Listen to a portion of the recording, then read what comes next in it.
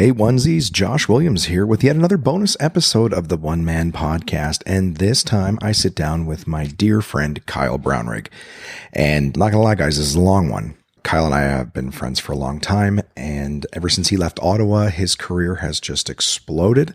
He's done every major festival in the country, he's done tours, he's done all of the TV spots over the pandemic, things like that. There's been so many things that he's done, and we talk about them on this episode. And normally, I'm not one to throw too much into this intro anyways, but because the episode's so long, I don't want to go on forever just even setting it up. There's so much that we talk about. We talk about his podcast called Best Actress, which is available online. We talk about, him starting out, just being who he is, honestly and genuinely. He has some advice for people looking to start stand-up. It's a good episode. I had a really good time. Both of us were like, holy shit, it went so fast. And we could have kept going a lot longer had both of us not had previous engagements. I had shows to do and he had dinner plans. So definitely I assume Kyle will be back another time to prattle on with me. Who knows how you say it, but we'll definitely chat again. I'll have him back on the podcast, but you guys can tell just by the way we talk, we've known each other for a long time and we're close. So I'm really excited for you guys to get a chance to meet him too. I really hope you enjoy my chat with Kyle Brownrigg. Yeah! What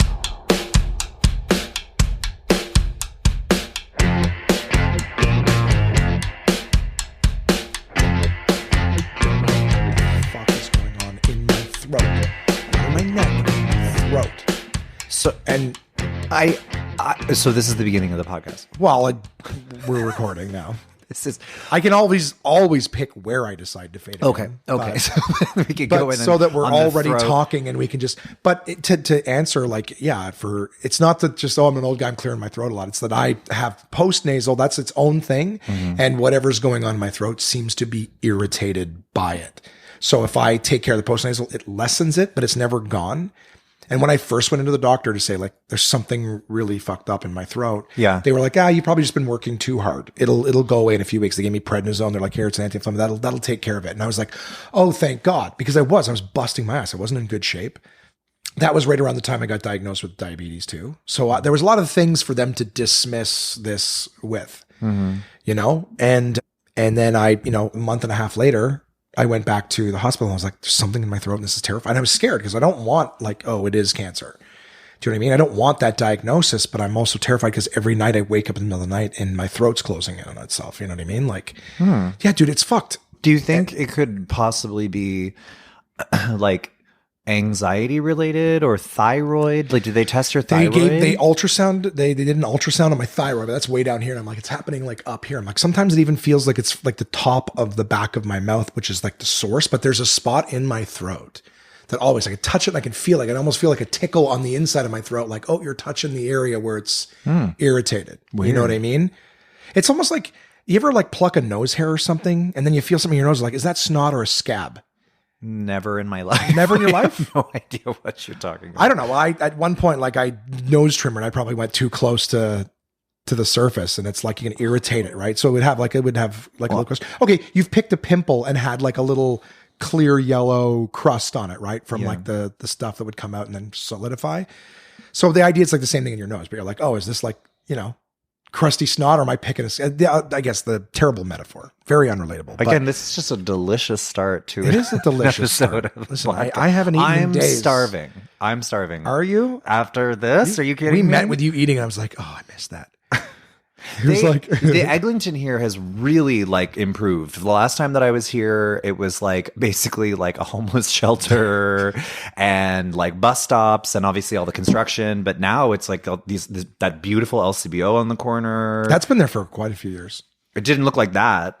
It's so beautiful now. And they have the Kettleman's Bagel and there used to be a Jack Astor's that was so sticky and gross and that's gone now. Good. And they have all these nice stores. And I miss the step back for me was when the Golden Griddle was on the corner there. Right at Redpath in Eglinton. So it was just a tiny, this was probably before you were even in Toronto that it closed. But for 15 years that I've been coming here, they had just a little Golden Griddle. The server, probably / manager, Khan, who worked there, it didn't matter. I'd see him once every 8 months, but he'd be, hey boss, how's it going? Good to see you, blah, blah, blah. They had, Golden Griddle has a hollandaise sauce there that's just like a hollandaise mayo. It's thicker, but it doesn't taste like gross. A lot of places will have a hollandaise mayo or a whatever. It was great. It was absolutely delicious. He even sent me home with like a carton of it one time. Mm-hmm. I was like, I love the mayo. He said, yeah, it always was Knorr brand hollandaise sauce, but sent me home with a carton of it. Just a good guy who I'm like, every 8 months he sees me, but still remembers me, my name, whatever. And it was a good cheap breakfast a block away from where I'm at. Great. But it's got, I was with Dambra, just to finish real quick. I was with Dambra and I'm like, oh, let's go to Golden Grill. And the marquee or whatever, the sign canopy was still out front. And I'm walking with Dambra. We cross the street and I'm not really paying attention because we're talking. And he stops at the corner and I'm walking right up and I grab the front door. I'm like, let's go. And I go to pull the door and it's like locked. I'm like, what the fuck? I look and there's fucking brown paper in the windows and everything. Like he got to the corner and reckoned like, oh, this place is nothing. I'm like, blah, blah, blah, blah. Like it's just one of those things that's always been there. So like my brain wasn't like, let's evaluate. It was just, there's a Golden Griddle in the corner, blah, blah, blah, blah. And I was like, what? And like, you were heartbroken. I was heartbroken. Well, that food, it does sound delicious. I don't know if it sounds as delicious as your post nasal drip. I'll be honest with you. All of it. Listen, it's the same texture. I was trying to make it more relatable. Yeah. Hollandaise sauce going down. Now, the short version is I went to the hospital, went to my doctor, got stuff. Everyone was like, it doesn't sound like it's a thing. I'm like, well, every day my throat will tighten and loosen and predominantly irritated in the exact same spot. So for the love of God, can we please have an ear, nose, and throat guy? Like I should have had an ENT for my post-nasal drip 10 years ago. So, but they're all saying like, well, now that it started during COVID, like they're all 2 years behind. My doctor, whom I love, it's almost like he's a comic in the sense that like, he'll just give it to you straight. And you're like, fuck, I could have used a little bedside manner on that. Sure. But he's like, when I first saw him, he's like, listen, the thing with being a doctor is like, there's always two things that are huge. One is being able to find what the issue is, because there's a lot of issues people have where just can't necessarily find it. It's not saying that it's not a thing, just not being able to find out exactly what's causing it. And then two is what can we do when we found it? And he's like, those are two really hard things. Everybody, I've said for years that everybody kind of goes to the doctor. There's something there. I saw a little scoff. I love you very much. I'm ready. I gave my self-esteem a pep talk. And we're like, Kyle's going to check me. No, it's not that. I'm laughing because I'm like, I'm going through your diagnoses and your health ailments. I told you I shouldn't have taken that Adderall. I'm like, dialed into the. And I'm just wondering. I'm like, what is this podcast? I'm like, it's about you. We're gonna get there, but we're getting this past. We also haven't caught up. It's fair to give the audience context that we used to spend, a few days a week together. Yeah, and then we haven't seen each other for a long time. So I've been admiring you from afar, happy for you, and just glad to see that you're doing well. And I'm like, you know what? I've been up and down. I don't want to get any of me on I want to hear more about your bodily fluids. There's no fluids in this. No fluids. But I'm saying that like, when you're a kid, just in life in general, you get older and some of the saddest shit about life is the fact that you realize, over time, Santa Claus isn't real. And, all the people in my life don't know everything. My parents don't know everything. And the worst one, when you're at least my age, is when you realize, oh, the fucking doctors don't know everything. Oh yeah. That's what I'm at, is like one of those like, fuck, like, you're sick, you go to the doctor. They're the pro, they spend 20 years. They know, they fix it. It's like the amount of, they don't know, like I went to the hospital, I went to my doctor, I went to a lot of people. I've had to go to the hospital because of multiple misdiagnoses. Our healthcare system is free, but it's not perfect. Yeah. You get what you pay for. I've been diagnosed with really like in very sensitive areas of my body. I've been diagnosed with, they were like, oh, that's HPV. And I'm like, oh, really? And they're like, yeah. And they would use acid on my fucking dick to treat it over the course of like a year, and it wouldn't go away because it wasn't HPV. But they were like, well, you're a slut. So it has to be. And they didn't do any tests. I went to a dermatologist for like $50. 1 fucking second later, they were like, you have a cyst. Do you want me to remove it? Because it's like, I'll just zap it and it's gone. And I'm like, are you fucking kidding me? And I spent a whole year getting my fucking dick burned with acid because they were like, it's HPV, you're a whore. So well, that's something I wasn't thinking, but I've experienced too, is like doctors with their preconceived notions or what have you in terms of just their own biases. Let's call it what it is. Bias or even yeah, the word is escaping me right now, but I've been discriminated against many doctors in my life. There was one time the one where mostly you kind of just put up with it, but then there was one where I was like, I'm out. There was this guy. He was obviously not from Canada. He was, I don't know, he was South Asian or something, and he basically explained to me, he was one of the doctors that also misdiagnosed. There was multiple, and he said something to me about how I'm giving this to other girls. And that I know, and that's what I was like, I'm out. Like, I'm like, he started like shaming me and saying that like it's my fault, and then he started like saying that like you have to stop giving this to girls, and I'm just like, oh my fucking god! Like, first of all, hi, gay, like so gay. Like, what are like if you as a medical professional cannot diagnose me as gay? Yeah, it's like, do you not? Yeah, that's really really funny. Yeah, but it's actually there's a lot of it, man. I was the Santa Claus photographer at the Rideau Center for like mid-November to December. It was great. It was an at-home gig. Like I just go to Rideau every day, Monday to Friday. So weekends open for stand-up. Oh, you mean like in Ottawa? A gig. Yeah. You meant from home. No, yeah. I was a Santa Claus like photographer. At the computer. I was at the computer. I would see it on a fuck, that would be great. And then click. I'm going to suggest that for next year. Yeah. I could just watch. You got an iPad there. Why can't I just watch and be like, all right, let's click. Because then you're like, look at the camera kids. There's just a man on a computer watching you. Dude, I'm telling you, these parents would be fine for it as long as they got their fucking pictures. It's a great gig in terms of consistent money, Monday to Friday, daytime hours. Cadillac Fairview's got deep pockets. Great. But there was just as an example of like kind of read the room or ask. There was like a group of 6 kids that come in to get the pictures done. Kids, teenagers, 14, 15. Okay, but they come in and it's like 4 girls and 2 guys. So they take a group shot. Cool. Next picture, guys. First couple, boy, girl, click. Second couple, boy, girl, click. And then it's 2 girls. In my head right away, they could be a couple. Santa's like, okay, so for this one, you sit down to me and wrap your arm around me, because the other couple shots are like they sit next to Santa with their arms around each other, the couple, right? And then Santa has the 2 girls. Okay, so you sit next to me, grab my arm and lean your head on my shoulder like you're, and then the other girl's kind of like just puts her arm around her partner. Like it's like one's focused on Santa, as opposed to the 2 previous pictures focused on each other. The love is there with Santa.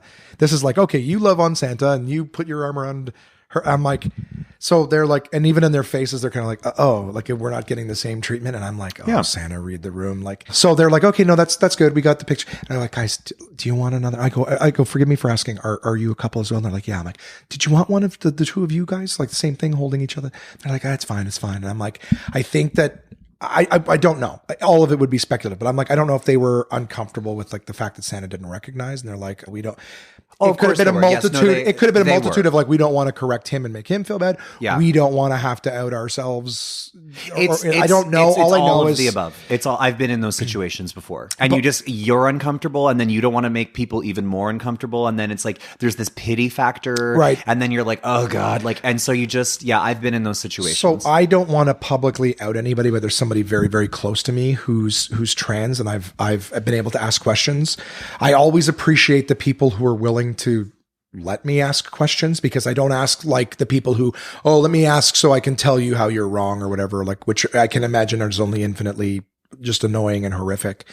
So I've asked whatever. And even they say that like, they don't want constant flurry of apology and whatever. And some people, from my understanding, it's not my experience, I haven't been there, but some people like overdo it. The apologies like 15 times in a night. Oh, I'm so certain. It's like, we can get past it. You know what I mean? They're almost like, I don't even want to address anything because I don't want that flood of like apology and you know what I mean? Mm-hmm. So I mean, I could see that being a reason too. My big thing was just that we're in a time where, maybe just ask. Would you guys like are you guys together? Would you like, yeah. You know what I mean? It's just, it's okay. I think, right? It's not, is it bad to ask? I don't think so. I mean, I guess it depends how you ask. Like, are you 2 fucking like, No. Like, but I mean, it's just like, are you guys a couple as well? Or just friends? Like, yeah. Oh, we're a couple. Okay, great. So let's get one. Let's just continue what we've been doing together, as opposed to like completely being oblivious to it. Now, again, he's a 60-year-old guy. Part of me is like, does the Santa, okay, I always wonder this, because like when the Santa, the guy who's taking on this job, when doing the kids and stuff like that, like fine. Once the teenagers start coming in, and sometimes there's even adults that do it just as like a laugh, that must make that Santa guy really fucking uncomfortable. Like, it depends on his demeanor. Some of them are cool. So like if some teenager comes in with his phone and he's trying to do like a clip for TikTok about look at me being a dick in front of Santa or whatever, or my stupid hacky joke that's gonna, yo Santa, I want a bitch for Christmas. Like, and Santa Claus is like, well, that's like, some of them are just like, well, that's going to get you on the naughty list talking like that or whatever it is. Like, some of them just, they have something that they dismiss stuff or whatever. His go-to material. Yeah. And they're also careful that like they can't snide back because they are being filmed. Yeah. So like if they make a snappy comeback back, Cadillac Fairview sees that and like, hey, you can't talk like that on camera, because all the other people that see it are like, the Santa's got a potty mouth, whatever. It's like everything, exactly. Like everything in our industry. It's like, I could have just said what I thought, which was probably really funny. And honestly, 95% of people would have laughed at it, but those 5% will jump on their keyboard and you know what I mean? Who have and they have the loudest voice all of a sudden. The smallest dogs bark the loudest. That's right. Yeah. Yeah. So I would imagine it's infinitely annoying for them. Also, I need to acknowledge something because I need to acknowledge, because I keep like giggling in my head at like everything you're saying, because I can't fucking take you seriously. I haven't seen you in so long. Oh, I'm sorry. And I remember we used to drive around when I was living in Ottawa. You used to deliver pizzas for Domino's, and I would sit in the car with you, and we used to listen to comedy albums, and we would just kind of laugh at everything. Yeah. So when we're here and we're talking about like post-nasal drip and serious things, 10 years. I can't take it seriously. I'm waiting for you to make some inappropriate joke, or I'm waiting for you to be like, and I'm like, and so I can't take it seriously. It's because we're wearing a wire right now. I know, I can't. No, I'm kidding. It's true. I can't take it seriously. I feel like I got like the church giggles. Well, okay, so I will be transparent before, and then we'll use this opportunity to get into it. So to summarize all the early stuff, I'm waiting for a proper diagnosis. I've had a lot of things. I had a hernia for 10 years before they even found it. Now they're like, you got to lose weight before we can send you for proper hernia surgery. Oh, yeah, I remember. So I've had pains and shit in me for a long time. I've had post-nasal drip for a long time. Like, I wake up every morning just fucking coughing, and I'm sorry it's gross, but like I'm not comfortable, and I'm not a gross, dirty person. So to have like these gross, dirty aspects of me, it's infuriating. I've been working hard at times in the last few years to lose weight, and I've had success. I haven't worked as hard as I can, because even when I lose the weight, dude, I have all this extra skin on the front, and I'm like, am I going to work hard and discipline? I'm unhappy with my body. Am I going to work hard, discipline, to end up still unhappy with my body? Like walking around with this fucking, from Click, Adam Sandler, giant tongue flap, right? So I'm like, how much is that going to, can I afford to even I don't get happy? that reference. If you haven't seen it? I haven't had the pleasure. No. It's actually, it's 50 First Dates. I liked that one. It was one of the sweet ones, right? Yeah. Click is like that. I saw it in theaters, and that was good. You haven't seen it again? I remember the ending very well. She wakes up on a boat, and I remember... That's the whole movie, guys. Yeah. She wakes up on a boat. It's a serial killer movie. I would be scared. A woman, yeah. She doesn't know where she is, but she's on a boat in the ocean. There's a lot of movies like that where when you go back and look at it, you're like, yeah, it was a sweet premise, but if you really decompress it, well, yeah. But that's the problem with society nowadays. Too much, dissecting, decompressing. We get paid. I get paid for it. I'm saying when people do it to our shit, that's when we, yeah, I found this. Right. Yeah, that's what I'm saying. Like too many people are deconstructing, not decompressing. They're deconstructing our shit and going, I found this thing in there. Like, no. Don't ignore the man behind the curtain. It's only okay if we do it. Yeah, we're doing it professionally, guys. Stay in your lane. Yeah. Essentially, whatever. The whole point is in Click, it's like he can control his life, fast forward, whatever. But it is very sweet. It starts off, it's an older one. And you're a movie guy, don't sleep on Click. Click is one of the good. I haven't seen a good Adam Sandler movie in like 10 years. Click is a good one. It's a sweet message where it's like, I need to get stuff done so I can, be with my family, whatever. So he finds this magic remote that he gets from Christopher Walken. So you can't tell me that. I'm just picturing in my head like the Bridge on the River Kwai, Casablanca, Godfather Part 2, but don't sleep on Adam Sandler's Click. Because I know that you've already seen those other ones, but I tell you, I swear to God, have you seen Bridge over River Kwai? I've seen everything because I had a podcast called Best Actress. I know that I was waiting very patiently to get an invite. Oh, really? Were you? Because I reached out. I was like, yeah. You're like, I'm doing one with Matt Carter next week. I was like, okay. Oh, I always felt so guilty every time I'd ask somebody because it's 5 movies and you're not getting paid for it. No, that's fine. It's 5. Well, I ended the podcast a month ago after doing it for 4 years. That's me, a day late and a dollar short. Yeah. Why did you end it? It was time. The episodes that were left were just in terms of like numbers and viewership. Did you have it? Was it always slated to end? Well, I mean, technically, there's only so many years of the Oscars, so there's only so many episodes you can do. Technically, I think the Oscars are on their like 93rd. Okay, year. so it was like I didn't know a lot about it. I know that you guys talked about movies. Yeah. So is it still available? Oh yeah. So it's available. Do me a favor. Tell me what it is. Plug it now. It's called Best Actress. It's anywhere that you can listen to podcasts, and the first like 11 or 12 episodes are free, and then like if you want to listen to the entire thing, it's just $5 on Patreon, and you can access the entire catalog of episodes from the very beginning. I'm very proud of it, and I did it for almost 4 years, and it was like kind of like a little part-time job, but I did everything on my own. I didn't have any sponsorships, I didn't have any ads or anything like that, and so that's kind of where the Patreon came in, because I'm like, I gotta like, this is so much work and I'm getting nothing out of this. You know, it's not like America where people get paid to do TikTok. You know what I'm saying? It's like in Canada, you know, we really have to hustle for not like no money. Everything. And so everything is earned in this country. Everything. Yeah. Which is why it really sucks when people tell you, oh, you don't deserve that. You're like, fuck you. Yeah, fuck you. Yeah. But yeah, called Best Actress. I'm very, very proud of it. But we did stop doing it because I think there were probably about 17 years left. But the years that were left were A, movies and actors that you've never heard of before. B, having to ask other comedians to watch these just garbage films. Like it would be, because roles for women, I don't know if you know, haven't been great historically. Sure, of course. Especially like pre-2000, right? And so when you go back, it's like of the 5, okay, so for example, it's like you'll have like a great year from pre-2000. It's like Jodie Foster, Silence of the Lambs. You have Susan Sarandon for Thelma and Louise, and you also have Gina Davis for Thelma and Louise. Like that's a great year. Of course. Those kinds of years are very few and far between, you know? Oh, there's years where you look and you go, holy fuck, how do they pick a best picture? That's right. All of them deserved recognition. And then you go the next year, but it happens in our industry too. A year where there's a bunch of great albums, only one of them can be the best. And then, do you know what's funny? And then the next year you go, oh my God, the fact that they had to give somebody an award for these pieces of shit. There was, you know what? Because we haven't had the Juno for Best Comedy Album. I won't name names because that's so tacky, but I will say that there was a recipient of one of the Best Comedy Album Junos, you know, since it started, right, that actually after they received it, they had to change the rules because it was a bit of a yikes. And they were like, oh shit, we kind of, and I know from some people that are like on the inside, again, I'm not naming any names, and you shouldn't really. But when we're done, I will reveal everything because literally, What is reveal? It's like got to do with RuPaul? Yeah. It's like she has this thing where it's like she has like this lip sync assassin that comes in to compete with the winning Queen of the Week on the All-Star season, and then it's a mystery of who it's going to be because it's just somebody from like other seasons, and they're like, reveal yourself, and this like big panel lifts up and they come out and they like reveal themselves. So right. So if just to let you know, I saw RuPaul live in Vegas. Oh, how was that? Drag Race.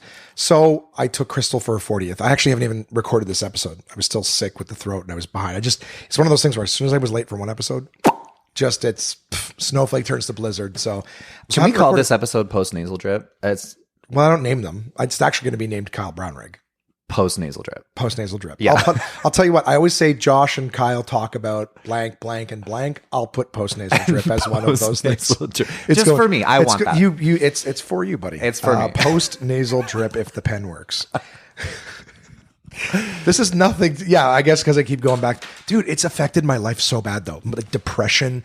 Like when you think you're dying, do you strive? I guess maybe some people do strive for that. For me, it was just like, I think I'm done. My body's breaking down. In a very small period of time, right? Because I used to drink a lot of water and stuff. I'm going back to RuPaul's Drag Race life. Don't worry. Okay. But for the longest time, like I've been a big guy as long as you've known me. But every time I go to the doctor, it's like, you don't have diabetes. Like your blood sugars are okay. Your cholesterol's okay. Your blood pressure's okay. You know what I mean? And I'm like, well, I drink a lot of water and I do try to stay busy. Like, you know, I don't sit around and eat chips and ice cream and cookies, which is probably a good thing for me. But then just on that tour, I started to have this throat issue. And the doctor is like, yeah, I looked at the blood work. He's like, you're definitely type 2 diabetes. I got tested maybe a month later for like my blood pressure because like I said, I got sick. Wouldn't go away. He does the blood pressure formality at the doctor's office. He's like, you're 160 over. He's like, that's crazy. And on the spot, they prescribed me blood pressure medication. And so it's just like all of me breaking down at the same time. And so depression, whatever. No, it's all good. All good. And this was during the pandemic, like where the certainty of our industry was already like, we didn't have a lot of comedy clubs to begin with, and we lost some during the pandemic, right? So I think Vancouver just got decimated, but Los Angeles too. Apparently, everything in Los Angeles. That's why everyone was jumping ship in LA, moving to like Texas and other things. They're like the city in terms of business is like decimated. So I was in San Francisco recently because I'm gay, and you think the homeless problem in Toronto is bad. I live downtown. It's bad. Is it? But going to San Francisco, it looks like, you know, a scene out of like The Last of Us. All of the buildings are boarded up. There's human feces all over the streets. People are living in their cars. There's homeless people everywhere, and no one is asking for money. No one's like, hey, you got any change? No one's harassing you. No, they're just like, we're trying to survive. Yeah, they're just trying to live. Like, it's bad. And they're such beautiful cities. Yeah. Do you know what I mean? Like if it didn't happen, like I was at Vancouver for the first time in my life in 2021 or 2022. And I've been again a second time this year. Like, so my 40s was essentially like when I got to see the most beautiful city in the world, but where we were was near Hastings. So like I'm walking down the street, I'm like in Ottawa, Rideau Street, you know what I mean? Where most of the homeless is, they're like sitting along the sitting on the ground against a wall. So you can still walk, and they're kind of along the sides. Ottawa's not that bad. I mean, King Edward is like, Well, that's what I'm saying. Like, but there's 5 homeless shelters on King Edward, which, by the way, for just someone who's formerly from Ottawa, the leases on those buildings, it's been speculated that the people who own those buildings are not going to renew the leases for the homeless shelters. All of those places are going to get shut down because there's so much money going into the downtown core that they're like, we don't want this shit here anymore. Clean it up, right? So they'll push it out. Vanier's got like a huge influx of money going to it to gentrify, whatever. So it's going to be the new Westboro. They're going to just push everybody the fuck out, which is sad. I have a ton of empathy for the homeless, but sadly, it's not one of those industries where you can get a ton of money. It's not sexy. It's not a sexy charity, right? It's not like here's $10,000 for breast cancer because it's going to go to like research. Like to rehabilitate a human being, we're talking about like doctors, prescription drugs, psychological, professionals, caretakers, subsidized housing. Like it's a lot of expensive human beings and things to fix one person. Yeah. Do you know what I mean? So it's just not, people go like, how am I going to fix it? I really hope, side note, because you and I both, I hope I'm not throwing you out there, but both you and I have some mental health stuff that we worked on over the years. Depression and shit like crazy that. Over here. Yeah. Up in this bit. But you know what I mean? So like, hopefully, I would say like we're functioning mentally ill people. Whereas I'm hoping, like I do know that at least we're at a point in society where we know that you don't walk by a person and go, oh, they're a bum, or they're crazy. Oh, get a job. You know what I mean? You don't have to. We have a little more empathy and understanding that this is not somebody who just doesn't want to work. We know that they're mentally ill. I think as a society, we understand that there are people who've fallen through the cracks. So there's some growth in our understanding there. I'm hoping that as a society, we are able to diagnose these things early when people are kids and adolescents, so that they can get the help that is covered by the system and everything like that at an early age, where you can get your prescription medication before your life goes to drugs and off the rails and everything like that. You know what I mean? Like, I mean, it is getting better now because my youngest nephew has just been diagnosed on the spectrum, and autism and Asperger's and things like this. These are all things that are not new, of course not, but they are things that we talk about more. And there's a lot more education. And there's TV shows like Love on the Spectrum that are going on. My favorite show of all time. I love it. I cry when I watch it. I cry. love it. I love it. And I was like, oh, there's another one. But then there was like Down for Love. and I keep falling asleep during the first episode. With because they were all about, you know, wanting to find love for each other, and they were like, but then when it came to the topic of sex, and they would sit down with like, I don't even know what you would call them, like Rubberhead? No. What like a she was like a coach, if you will. The professionals. And then she would be like, what do you think sex is? And they'd be like, kissing, right? And then you're like, wait a second. And then you're like, are you actually like equipped emotionally and mentally to actually be in a relationship? Because I don't think you understand. I don't know if you understand exactly what it is that you're, and that actually kind of opened my eyes a little bit, because I watched most of the show, but then I kind of thought, like, is it that they are looking for relationship with another person who has, you know, who's diagnosed with Down syndrome, or is it that like they like the idea of it? Yeah, Disney princesses falling for Prince Charming. Yeah, because they kiss at the end, but doesn't go further. But it doesn't go further. Yeah, and so I'm assuming that, like, you know, whether you have Down syndrome or not, obviously, like a human connection, that's just human nature, right? Of course. So I'm assuming that they would crave that, but the extent of it, I don't know. It's funny in my head just now while we've been talking about it, because I love the show, and it's like one of those things, like dating is hard enough for people who don't have issues with social cues, right? Like generally speaking, the love on the spectrum is a lot of people with Asperger's, predominantly, right? So people who don't pick up on social cues, whereas like even people who have no issue picking up on social cues for the most part, when you're on a date, your insecurities can run wild. You're like, fuck, do they like me, or were they just, you know what I'm saying? So for somebody who can't pick up on it at all, I'm like, this sounds hilarious. And it is a funny show. It's a funny show, but it is so charming and endearing at the same time. Yeah. Do you know what I mean? Where you're honest. just like, they are beautifully honest on that show. And I'm like, fuck, even I try to be as genuine as I can all the time. And I'm like, fuck, like I would aspire. Dude, that one guy who's talking to his mom saying, Sabat, I'm so proud of you. You're going to be on your first date. You've grown up from such a boy. When are you going to be done talking? He says to her. Yeah. I fucking died. I'm like, who hasn't thought that? Well, it's funny. It's funny that you say this, because I did a Rick Mercer gala during the pandemic, and because it was during the pandemic, there wasn't anybody it was this huge theater in Burlington, but there was only a limit of 50 people that could be there, and they were all spaced out. So it basically just looked like that's horrible. You know, it was almost like the teachers listening to the principal, like at like lunch, and they were. And was this over Zoom, or was this going to be for like CBC or something? This was a CBC television show. What they did is they actually edited it pretty good, and like they just added like fake laugh tracks and stuff like that. You'd have to, you know. But I had this whole bit that they fully cut about Love on the Spectrum and how much I love this show, because Michael from season 1 was my favorite. Yeah, Simon, Australian Simon. Yeah, these are my quarters. Yeah, and he has his toys, and he loves his toys. And I say that dating, it's so, I love the show so much because this is how dating should be. Because he'll go on a first date and he'll be like, I like toys, and then the person that he'll be on the date with should be like, I fucking hate adult men who collect toys, and that's the end of the date.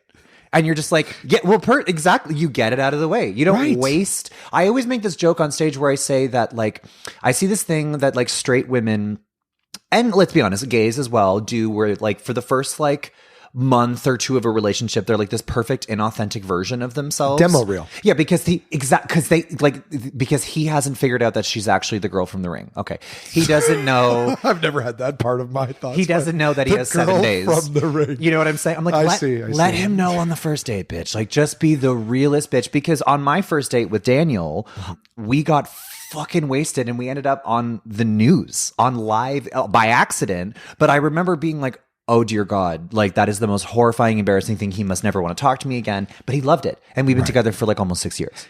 Okay. And that's great. It's a beautiful, beautiful story. Quick question, because you said by accident. And you and I both, words are very important to us. How we phrase things, very, very important to us. Yeah. We're very structured in that regard.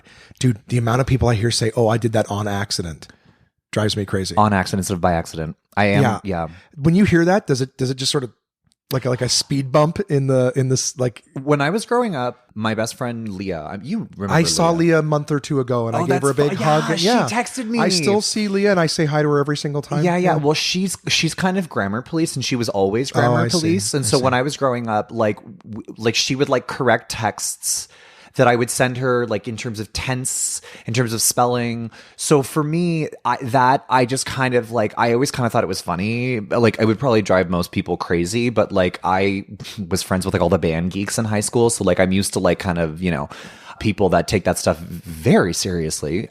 Maybe she's on the spectrum. I don't know. But so for me, I hear it and it's like nails on a chalkboard, but I just don't. That's what I mean. It's like, so here, and I just like, even though they're talking, I'm actively, I stop. Because I'm so used you're to like being by corrected. accident. And I'm like, I haven't heard someone say it right in a very, very long time. Yeah. By way of accident. Yeah. It's like on accident. No, it's like nails on a chalkboard. Conversation. Like comedy, it's music, right? It's like da da da da da da da da, and so whenever you're like da da da da da, I'm like, like they plucked the wrong chord, 100%. And even though they didn't hear it, they're like, I wonder if anyone. I'm not a grammar Nazi or language police. When I was young, I used to do it, and I have over the years realized that when people feel the need to stop you and correct you, it's an insecurity on their part because they're like, I need to show everybody, I need to put myself above this person, like I know this and you don't, so I don't. A lot of times, I even have friends who are younger, and I'll ask them, I say to them, hey, just out of curiosity, if you were using a word incorrectly or mispronouncing it, would you want to know? And if they're like, yeah, I'd be like, okay, you just said blah, blah. They're like, nah, I don't care. I'm like, okay.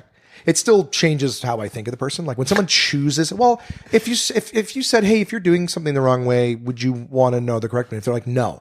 I'm like, well, okay, that person just said I choose ignorance. I would rather do it wrong than learn. Yeah.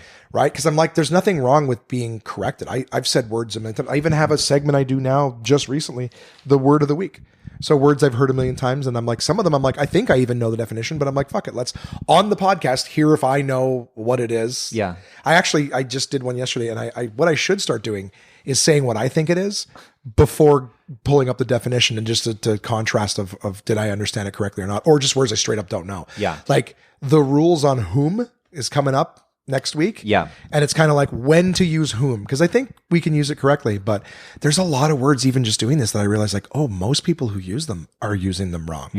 Did you know the difference between imply and infer? Not off the top of my head. But you've heard both words, right? Are you inferring? Are you implying? Like, I don't think I've ever used the word infer in my entire life. Okay, that's fair. Yeah. That's fair. But you've heard it. Yes. Okay.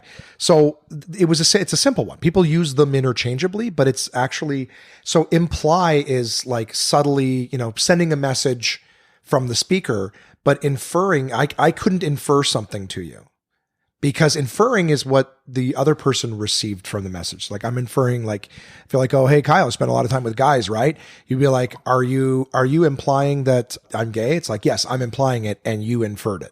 Yeah, right. What you understood subtly like is the the giving inference. and the receiving. Exactly. So the giver is the one implying. There's the a top and a one bottom inferring. situation. Right. But a lot of people, will say, oh, I'm inferring that da da da. It's like, well, I can't give you, I could say I'm inferring from what you're saying that blah, blah, blah. Yeah. Right? You implied, I inferred, the giver receiver. Yeah. But a lot of people will just say, oh, I'm inferring that you're gay. It's like, well, you're not, because you didn't say anything. I mean, what a perfect segue to get back to RuPaul's Drag Race in Las Vegas. You're hosting this, by the way, just so everybody knows. It's about Kyle, but he's going to host. He's going to keep me on track. I'm just enjoying the conversation. I haven't spent time with you in a long time. In a long time, I know. 2016 to be exact. I hope it's equally enjoyable. We see each other once a decade. It's sad. Anything more than that, I pull the fire alarm. In my head, I'm always like, people who I put on stage for the first time, I always have this odd, like, it's the only relatable thing is like siring you into comedy. Do you know what I mean? So I'm like, I feel the need to just, nothing elitist or arrogant or possessive, but just that, like, Trevor Thompson put me on stage for the first time, pushed me to get on stage for the first time. So I will always, I didn't know that. At any time. Yeah. It was at his little show in the basement of the Royal Oak on Laurier, which is no longer there anymore. And I'd done all sorts of different other shows, even one-nighters in that stupid room since. But Trevor Thompson encouraged me. He recognized that we were coming to shows all the time. He pushed me. My friends pushed me. So his show was the first time I ever got on stage. He booked me for it, got on. So whatever I ever achieve in this industry, a part of me will always be grateful for him. And he hates that I tell, I'm like, hey, Trevor put me. I say, stop telling people that. You know what I mean? I don't know. I don't know if he's embarrassed or doesn't like me. It doesn't even matter. But all I'm saying is I appreciate that. Now I didn't push you to get on stage. I'm just the one who put you on Open Mic Mondays or whatever. Do you know what? I actually didn't even sign myself up. Oh no? No, it was my friend Emma. I don't really talk to my friend Emma anymore, but I will always mention her because it really was her. She found your at Monday absolute open mic night email, and she literally was just like, "You're doing it." Sent an email. That's kind of how my friends did it. We were the big group of us, and Trevor's like, I have a show on Sunday night, and all my friends are like, do it. So I was just like, what? Like I tell people all the time, every story, and it'll be the first question I ask. So we're going to get on track with this interview, if you will. But yeah, I tell people all the time, I was the last person in my life that thought I should do stand up. I wasn't I want to do it. I always thought I was the last person. But my point about seeing you on the first time is that I'm grateful that I got to see you in the beginning, and I've been able to enjoy the fact it's not because of me, but just I'm grateful that I'm like this person who's very funny, very successful. I got to see the growth as opposed to like my listeners who are going to hear about it now. Yeah. You know what I mean? I remember that show very well. Do you remember who the host was? And do you remember who the headliner? It was Matt Carter was the host. Brendan McKeegan was the headliner. He had just gotten back from, I think, Sudbury or something like this. And yeah, he probably just recorded a special because that's what he was doing in Sudbury around the time. Joey Houlihan was there, as well as this guy named Itzy Camille. Yes. Sounds familiar. Like I remember names, but well, it's funny because where I grew up in Orleans, I went to a Catholic high school, and I lived in a very waspy, white privileged suburban neighborhood. And I remember the first day I ever did comedy, I met my first Jewish person. Really? Yes, it was Itzy. That's hysterical. You probably met Jewish people before. They were hiding. Yeah. Which in Ottawa, I don't know. I don't think Ottawa has a very large Jewish population. Kirkwood. There's I believe there's synagogues and stuff. Like you'll see like Orthodox where they're walking around, like looking like Quakers and stuff like that. That's true. Yeah. But other than that though, because Toronto obviously has a very large Jewish population. As does Montreal. I have a lot of Jewish friends, but in Ottawa, no. Itzy was the very first Jewish person that I ever. So I was like, "Are you openly Jewish?" Like, no, I wasn't like I wasn't like that. But I'm just saying, no, like he just kind of mentioned that he was Jewish, and I thought, "Oh, geez, I don't think I've ever met a Jewish person before." Yeah, I was 23 years old. That's crazy. I'm surprised. That's insane. Like my mom was part of so many different groups of like just charity. Like my mom was a volunteer for as long as I can remember. So like when we were little, we used to volunteer at like the Black Canadian Scholarship Fund dinner. Like that was my doctor was Jamaican, and it was like this thing that they would do every year. They'd raise a bunch of money to send like a promising student to university, whatever. So we would all volunteer to help like serve tables and everything like that. Yeah. So I guess all sorts of different cultures I was very open to from a very young age. Open to like I'm willing to accept. I was exposed. I like the idea of the Jews. Yeah, I was exposed to, and I was around. Exposed to it. I'm into it. Yeah. That's crazy. So that sounds like a fun show. I remember I was so nervous, and my sister made me more nervous because she thought I was just going to eat a dick on stage, and she came over and she had this big glass of red wine, and it was hers, and she was like, down it. Like, just drink it. Because she was nervous for me, and I remember it did nothing because I was just adrenaline, and I honestly don't remember doing it because I was so nervous. There's a video of it. Is there? There's a video of it, and I'm like a sound tech taking the cord and like wrapping it around my elbow and like collecting the cord. And I think it was like I was nervous or something. I don't know. I don't remember. I was so nervous I blacked out. I've never experienced anything like that in my entire life. Yeah, well, that picture, that's not your first time, right? The one in the picture in the green room at upstairs. Yeah. Where I have a collared shirt up really high, and I have a cardigan, and I'm holding the microphone like this, and I'm like to the side, you're like, yeah, it was just disgusted. It's a great picture. And you did have the Lyle Lovett haircut. Yes. And everything. Yeah, no, that was not my first. My first time was I was wearing. You remember what you were wearing? A white t-shirt with a black blazer and these like pants that were way too big with like the Lyle Lovett haircut. And then afterward, I was so like, oh my God, like I was like, that was really great. And because I had like a decent set for my first time. And afterwards, I think Matt Carter was on the patio outside. And I think he was trying to get my attention, being like, hey, like, you know, good job. And I remember I didn't think that he was talking to me. And then I realized, oh shit, I think he was talking. But the moment passed. So I kept walking and I'm like, oh fuck, I think he thought I like fully ignored him.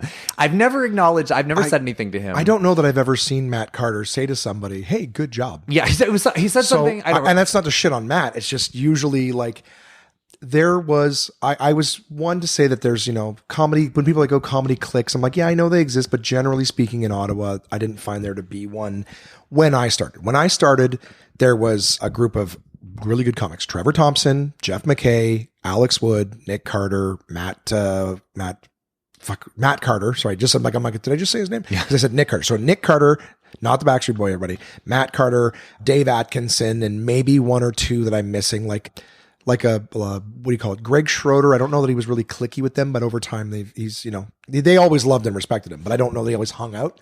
You know what I mean? There was a group of guys that were hanging out every time. That's the straight white guy special if I've ever heard of it. Holy, yeah. Well, I haven't. And the thing is, some of those guys were really, really nice to me. Well, what about Brandon McKeegan? Wasn't he? No, he wasn't in Ottawa. He was in Toronto then. Oh. Yeah. So, and Brendan came to Ottawa as a headliner. So it wasn't like this was all the guys who were doing, you know, the Wednesdays, that's all there was at the time. There was no Tuesdays, there was no Mondays, the Wednesdays at Absolute and Yucks. And some of these guys would get to host or, you know, middle sometimes, but none of them were headliners.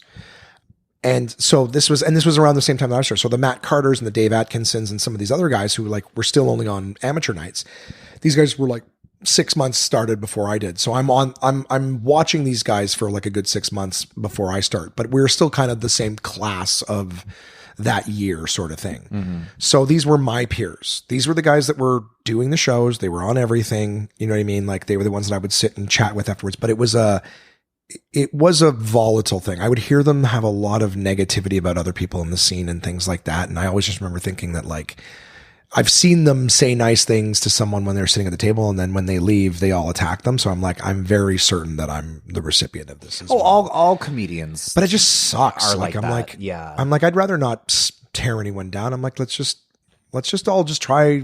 It sounds so sad, but let's just try our best, man. Like I go, all the guys who are working hard. I remember one time a comic, and I'll tell you afterwards, but a comic like walked in the green room because I'd done a weekend of hosting at like the Comedy Nest. And this was like, oh, like you're doing shows outside of the city and not Absolute. He's like, who calls you for that? And I was like, who calls me? I reached out to them and asked for a while until I got that. This industry, as much as Yucks has got people convinced that, oh, you sit around and wait for the phone to ring. It's not.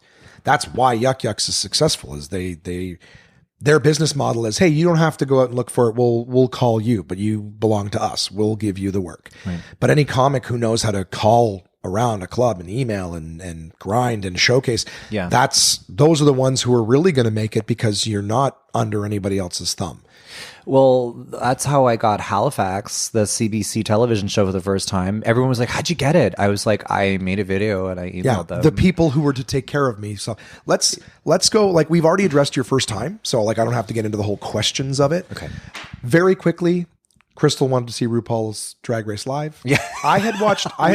We made it. We got back here. I watched. Oh yeah. Like again, maybe that's the Adderall just making me slightly capable of remembering what I'm talking about. But we went for her birthday. I saw Canada's Drag Race. Thought it was great. Just threw it on because I thought there was a dead pixel on my TV. So I'm like, okay, Crave, first thing on, Drag Race, boom, on. And I'm just looking for the dead pixel. I'm cleaning my room. I watched the whole season in a day. It was great. I love the creative aspect of it. I love the character. Like, it was great. I absolutely adored it. But I knew nothing of RuPaul's Drag Race. There's no pit crew on the Canadian one. There is. I actually am best friends with like one of them. Not best friends, but like I'm good friends with one of them. Well, maybe there was now, but that first season, there was no pit crew. Unless they walk in to move the stuff and then walk right out. But there's like this, whatever. Or maybe they just did more in the I never heard them called the pit crew. I watched the very first season. No, one of them is Frankie, one of them is Evan, and I don't know what the other one's name is. That was from the first season. What did they do? Showed up with the stuff and then walked out of the room? Yeah, basically. Is that all they do in the RuPaul one too? Or does RuPaul's not even in the Canadian one? No, you and I both know she recorded all of the segments in LA or in whatever. 40 minutes once, and then that was it. And then that was it. So, easy breezy, beautiful, collect your paycheck and go home. Situation. Exactly. Get your royalties. Exactly. Yeah. Right. We want to put your brand on this Canadian version of the show. Yeah. But I thought that was great. I love the creativity of like having anything where you just make a dress out of fucking recycled. I don't care. Like if you're doing something creative, I'm in. Sure. I'm in. Yeah. I like that too. So it was a different experience because I guess they kind of did different stuff. I didn't know any of the people. I was going to say characters. I didn't know any of They kind of are. the people from the RuPaul's ones. I never watched it. Right. So, but I went and the host was a fat girl. Do I say girl when they're in drag? I mean, queen. Okay. Fat queen. Fat. She was fat. Okay. They were fat. Whatever. But like so expressive. The face was so expressive. Hosting, like as a comic and someone who's hosted, I'm like, I was just like, oh, I am so like in love and so much respect with you are hosting the shit out of this. Like fucking the face is so like they were really doing a good job. Yeah. The events were interesting, but it was predominantly lip syncing. Mm-hmm. So I was like, I wasn't disappointed, but it was just like, oh, we're not seeing any real competitions. It's more of just like, it's a lip sync. One of them is lip syncing. Then the next one's lip syncing to a song. The next one's lip syncing. Yeah. And sure, one of them just kept doing the drop. I guess that's all I do. They would just do like got the splits and whatever, walk around, blah, blah, blah, and then drop. Like, so I was like, okay, so your thing is that you can do that, but they weren't really selling anything else. And they were almost in like a one-piece bikini outfit the whole time with like nothing else going on. Do you know what I mean? As opposed to like the big Canada's outfits. Drag Race is very low budge. And but this was in Canada. This was the RuPaul's Drag Race live in Vegas, in Las Vegas. Well, see, I'm so dragged out. I'm like, there's Drag Race, Australia, Canada, US, UK, France, Philippines, and All Stars. And then they have like UK versus the world and Canada versus the world. And you're just like there was a time during the pandemic where like I used to go to gay bars and every episode and like everybody is like drinking and you're all and the queens that are on those episodes are in the club with you and it's just a fucking party. I remember that fondly, but then it's like Kevin Hart was in every movie for every 2 months. Like there's a new Kevin Hart movie every 2 months. You're like, can we just have a break from Kevin Hart? Like I don't need him to be in everything. Yeah, it became oversaturated, and then it was just kind of like it was almost like there was like a golden age of like drag or Drag Race specifically. But now, like, bitch, I can't fucking watch that show anymore. Well, yeah, and this was 2 years ago in 2020. So, but it was the show that I don't want to say I didn't want to go to. I have nothing against it. I was just like, it wasn't one of the things in Vegas that I wanted to see. But we were there for her birthday, so I'm absolutely happy to. Bought her a nice cabaret table right up by the stage. Like, oh wow, this is gonna be great. That must have been expensive. And it was a great show. I don't remember, probably like $200. You're kidding. American for close to the stage. Yeah. Really? Yeah, it wasn't horrific. In Vegas? Yeah. I would have thought it'd be like 1,000, 2,000. Oh God, no. No. But this was like this was just random cast members from the seasons. Mm. It's not like RuPaul was not there. Right. So we have a host and there's a part where the phone rings. Oh, hey, Mama Ru. Oh, what's that? Like, of course not. Of course not. She's not on the other end of the phone. Like we all know. But it was a great show. Mm. The production value was great. I loved the energy. Again, you're in the southern part of the United States, and even though it's like a big city, I'm like, it just was really cool because I'm sitting here going like, I loved seeing all of the LGBTQ community. You know what I mean? And I was like, I love that this is a room full of those people in Vegas, allies, in Vegas, and it was such a safe space. Everyone could have fun. I was like, and I just love that. I love people being able to be themselves. I don't give a fuck what you are, but I just was like, I love this. People aren't walking around going, oh, I don't want to, can I say that here? There's MAGA hats and shit like that in Vegas, right? Because people are coming from all over. Yeah. You know what I mean? And it's the worst is that all the most fucking closed-minded people are the ones who think everybody thinks like me. I'm going to wear this so that everybody knows I'm one of the good ones. And like, ugh. Do you know what I mean? Somebody there's a gay beach here in Toronto. It's called Hanlon's, and it's like exclusively like an LGBTQ space. And I remember years ago, there was this guy that was on the beach. And this is not like you wouldn't walk on and sit down and then kind of look over your shoulder and be like, is this a gay beach? Like, it's so fucking gay that you can see like the rainbow from like 200 miles away. Like it's very clearly a gay space.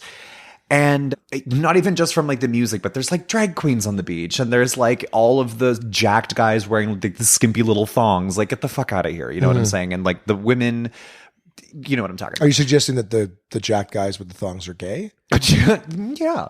Well, I'm not suggesting that they want, but is that a thing? Like if you're a huge big muscle dude in a Speedo, you're probably gay. But people are fucking in the bush. Right. Like it's cruising. People are fucking. And so it's just a very obviously gay space. Anyway, and there's also big fucking pride flags. Like, come on.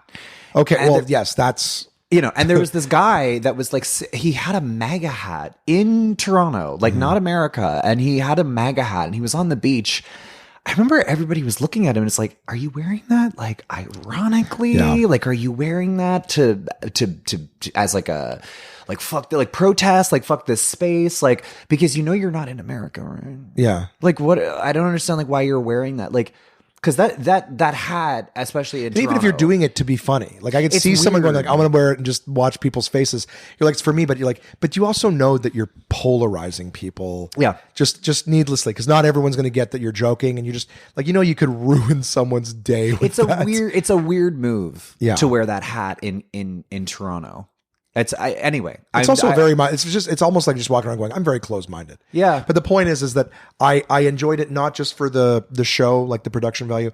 It was really cool. Again, being whatever, straight, cis, whatever I'm allowed to call myself. As I don't know. I don't say that like ignorant, dismissively. It's just like I'm trying. Is all I'm trying to say. I'm trying to say it right, progressively. So as a cis white male. You know, I've always considered myself ally, even though I've had people tell me that I'm not allowed to refer to myself as ally. I'm supposed to have someone else knight me that or whatever it is. I'm like, I'm not allowed to say like, hey, I love you, be you. And you know, I don't know how, so many rules. Why can't we be just genuine people? Why does someone have to come along and say, you're doing it wrong? I'm like, well, that's a quick way to make somebody, like, a forced lesson is not learned. Yeah. Do you know what I'm saying? So when people are yelling at you, you're like, that's all Toronto. But that's all Toronto is. Now, a lot of places are like that. They're like, I'm just going to yell at you. And you're like, you know that, like, just from a psychology standpoint, when people feel attacked, they attack back. I use the Santa Claus Merry Christmas example because I'm like, the first time I said, you know, hey, Merry Christmas to somebody, and they're like, you're not supposed to say that. You can't say that. You have to say Happy Holidays. There's other holidays. And I was like, and knee jerk. I was like, fuck this person. You know what I mean? Like, fuck that. But I'm like, but then I stop and I'm like not in this moment, but just like, I was like, oh, what? I was trying to be kind. I was just really, and I'm like, I'm not even religious. Like, I don't have a dog in the fight to begin with. Yeah. It's just that in that moment, I was trying to be kind, and I felt like I was met with hostility, punishment, and reprimand. Yeah. And so I'm like, but that's kind of the thing now, is people nowadays like to create a personality out of being morally superior to others. Right. Yeah. That's kind of the truth. But the thing is those individuals and people that are like that, my whole thing is whenever those moments happen, I'm like, okay, keep being that person and see how far it gets you. I feel sad because I'm like, okay, so earlier we were talking about something. I don't even think that the mic was on, but I'm surprised at how many people have never heard of the 3 stages of truth. Do you know what I mean? And are you familiar with them? I go to bed with them every night. Is that I assume you're joking, but I didn't get it. So I'm like, well, the 3 stages of truth. I know when something is considered to be true. Grief. I'm sure more people know those, but I thought it was something everybody knew. So the 3 stages of truth for something to be considered true is stage 1 is ridicule. Stage 2 is violent opposition. And then stage 3 is acceptance. Yeah. So anything that has gone through life to be considered truth has had to go through them, right? The world is round, even though that one's fucking being questioned for some reason. But you know what I mean? Like ridiculed, violent opposition, whatever it is, right? And then finally acceptance. And I feel like the gay community has had a long period of the ridicule. You know, I feel like over the course of time, there's been a big bunch of the violent opposition. Yeah. And I feel like for the gay community, and this is just from my experience and my armchair observations, is that I feel like it's really coming out on the acceptance side. Like, I think it's really hard to find someone who is just like, no, gay's not a thing. Like, I know they're out there, and I'm sure that being in the community, those ones who want to oppose are right there, probably in your face infinitely more than mine. Yeah. But I find that I feel like, at least in terms of societally, at least in big cities, because I know that the second you step out of a big city into a small town, you're like, what fucking year is this? Yeah. Like, even from the shit they'll say to me, I go, what part of... You know, to be honest with you, I wouldn't even say I felt that way in Alberta and performing in small town Alberta. It's actually East Coast Canada.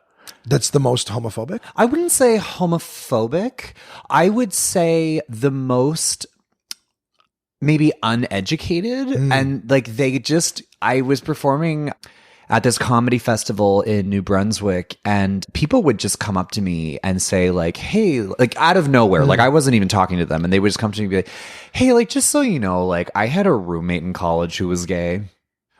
And what do I do with that? Okay, cool. Like, enjoy the show. Like, what the fuck? I'm like, cool. Pull out your card. I'll stamp it for you. Yeah, like okay. Or they'll be like, they'll come up to me and be like, hey, just so you know, like, I don't have a problem with gay people. I remember I was with Rebecca Reeds, and we had just smoked a joint, and it was after all the shows and stuff, and we went back into the bar area, and we were just going to hang out, just like kind of, you know, they ordered a pizza, and we were just going to be high and be stupid and annoying. And one of the producers of the festival just came up to me and just like straight to my face was like, hey, like gay people like don't bother me.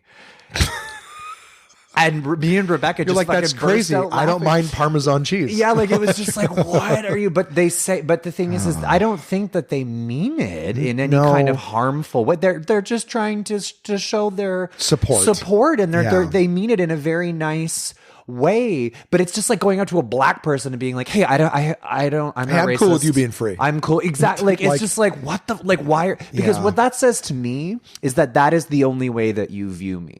You don't see me as a person. You see me as a gay. Yeah. Your sexual preference is your identity. Is who you are. Yeah. I used to say that to my buddy Dave. That was what I was trying to tell you earlier with Dave, was that like one of the comics, he came out to a show one time and he was hanging out with us, and one of the comics just wanted to keep asking him questions about it. And he did say like, do you mind answering these questions? And he's like, no, I'm good with it. Like, but it was just like his fascination was purely his sexual preference.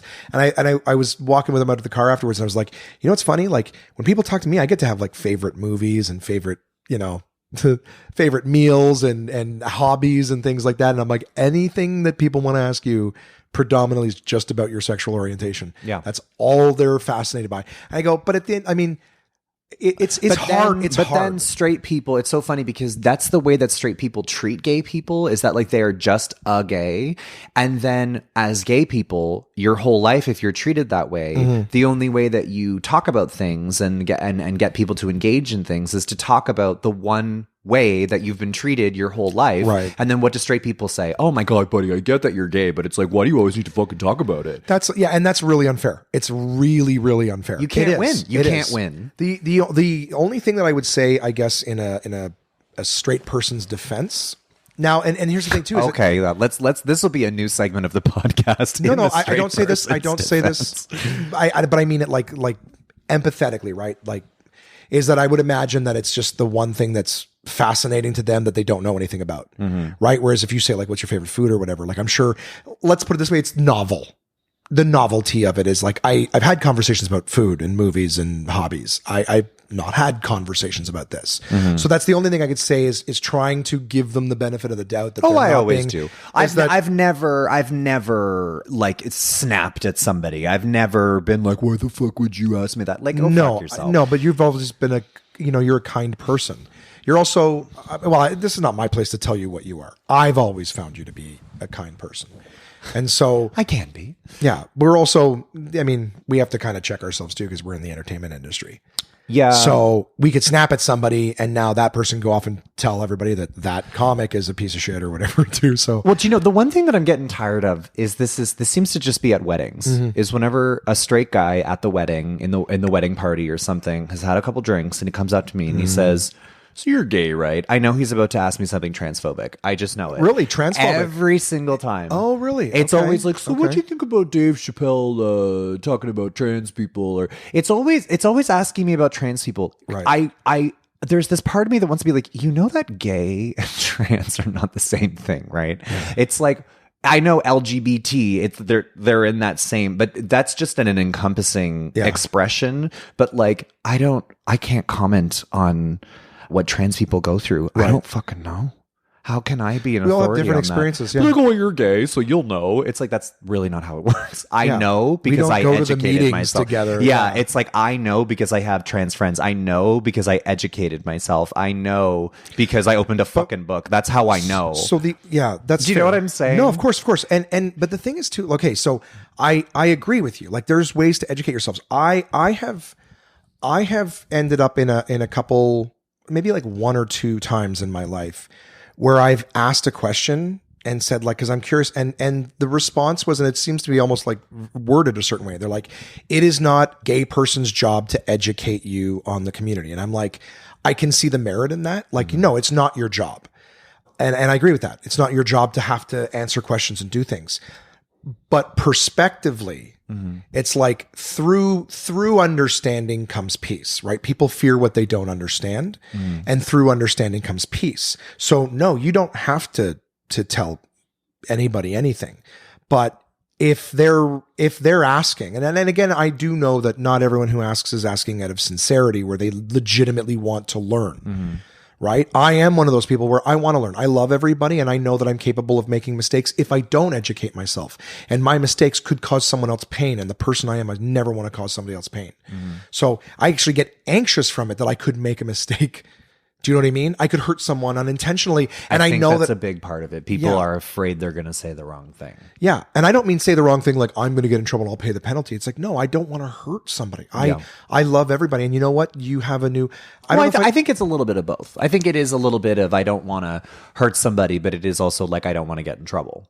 I don't care about getting in trouble. Like, because the thing is, I know at the end of the day, like we talked about this earlier about a different thing, but I know what my intention is. Yeah. So even if I can't prevent what narrative someone's going to put on what I said. Yeah. Do you know what I mean? A lot of comics and people in the public eye can't. Someone will pick something, they'll put a narrative on it, and you may never convince people otherwise. But I can sleep at night if I know that I wasn't trying to hurt somebody. Yeah. But if I did regardless, yeah. That's what's going to haunt me, is that I hurt somebody, not that I got in trouble. Yeah. I'd be like, hey, look, I didn't have to talk about it at all. But then that goes back to me saying, even about the choosing your choice of words, do you want to know what this word means, or do you want to know how to pronounce it properly? Is that if I don't ask, then I feel like a part of me in that moment was choosing ignorance. I chose not to know out of fear of hurting or fear of that. And I don't want to act out of fear. I don't want fear to be the reason that I didn't learn more or grow or expand. I don't want to hurt anybody, but I also don't want to, I feel like the risk of hurting people more is to just not learn about things we didn't know, right? Because that's how we grow as a society, is to have conversations, everything like that. However, that whole, someone comes up to you, well, let me ask you about that. And it's like, they're not asking to learn. They're asking to challenge, to correct, and I can't imagine anyone wanting to be in that conversation. Well, no, but I mean, I answered the question. He asked me what I thought about Dave Chappelle and him talking about trans people. And he asked after I had just done stand-up comedy at a wedding, which, by the way, don't ask me to do stand-up comedy at your fucking wedding. It is not the space for that, because people are there. Why did you do it? I didn't want to bring a gift. Why don't you do what I do? Don't do either. No, but it's funny because it actually ended up being kind of an amazing show. Because this crowd was ultra conservative. They were very right. And I remember when the bride walked down the aisle, it wasn't like that fucking song from Twilight, like it wasn't that. Oh, the 1,000 years. Yeah. It's every wedding. Or like a piano. What it was. If your legs don't work like they used to. Yeah, exactly. Yeah, right. But what it was instead, when she was walking down the aisle, was this country, like Jason Aldean, kind of Garth Brooks, kind of Brad Paisley kind of song. And I'm looking around, and because I just got there, and I'm realizing, I'm like, oh shit, like we're in a barn. And I just looked at Daniel, and I was like, you walked into the barn before you realized you were in a barn? Yeah, because we were like in the back part of it. And then there was like a rooster. You were in the back wing of the barn. And then the second that the country music started and she's walking down the aisle, I looked at Daniel and I was like, start the car. We need to. So when I did my stand up, I was so nervous, but it actually kind of worked so well, because they were like, I've never seen one of you before. And it ended up being one of you kind of really funny. And it ended up working. Did you know you could hire one for your wedding? Yeah, like it was so funny. And so I was kind of like the token comedian / gay guy. And so they were like, oh, this guy's like fun. Like he's funny. So this guy had the confidence to be like, what did you think about, trans people and Dave Chappelle and all this? And I answered the question, and he did not like my answer, to the point where he actually walked away from me. Well, that was the thing, because the way you originally kind of postured his, hey, so like, what do you think? Like, I was like, okay, so he came up with almost like an arrogance, or did he? We were having a really lovely conversation up until that moment. Okay, so he didn't come up No. and start with that. No, Okay, no. so I apologize. I was going in context of like, No. So like, what do you think? I'm like, oh, he came up and challenged Yeah. you, which is why I wasn't like, hey, benefit of the doubt for this guy. I'm like, no, this No. guy sounds like he's starting shit. So I'm not giving. But it was funny because one of the other groomsmen saw it happen, and then he came over, and then for the rest of the night, like we were kind of like, there's this. He was the straight guy. He was there with his wife. She was gorgeous. They had like so many kids, and we just spent the whole evening together. And we had the best time. Right. But the thing is this is not the first time that this is it's always at a wedding. People get drunk and they're like, well, you're gay. You must be the authority on trans people. Let's talk about it. And it's weird that when people want, it's hard to talk on behalf of anything. Oh, yeah, well, I'm not the authority. I'm not trans. I don't know.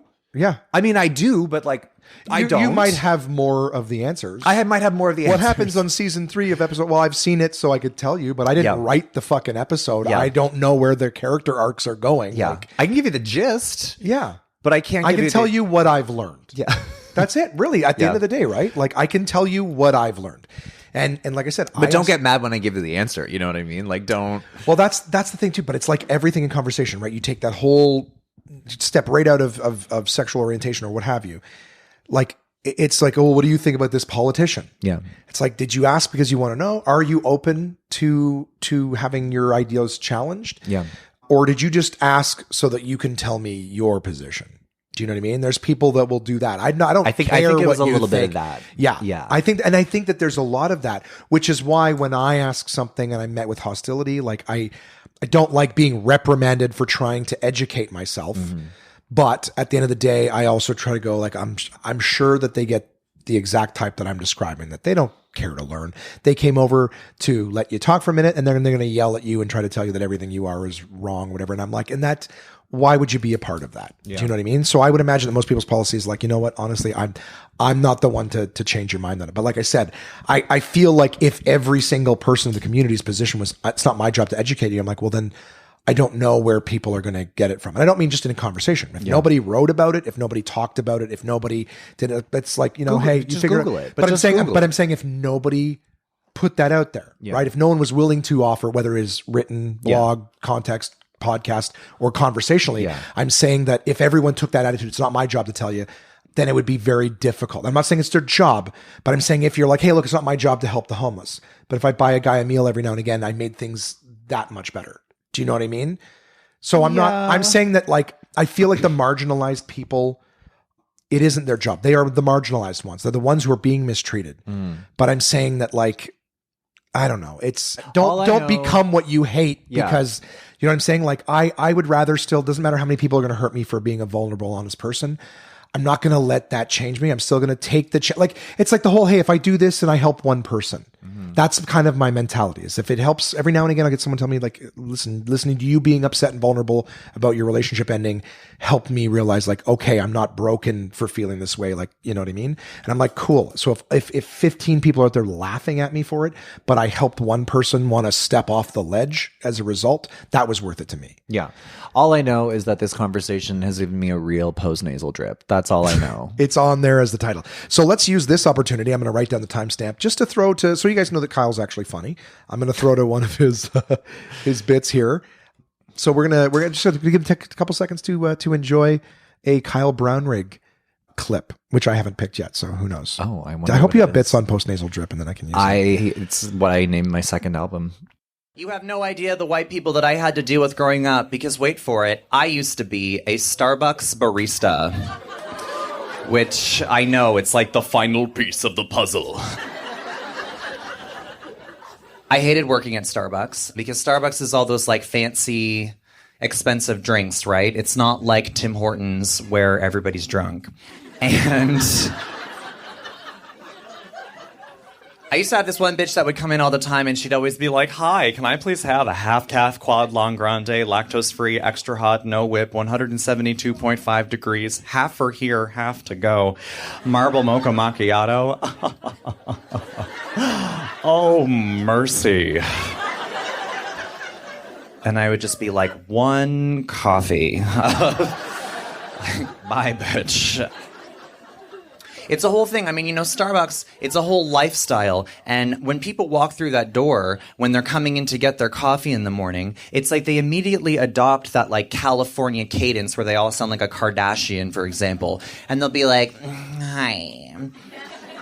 And they're on their phone like texting and they're like, can I like literally get a grande half sweet? Just a second, I just have to answer this.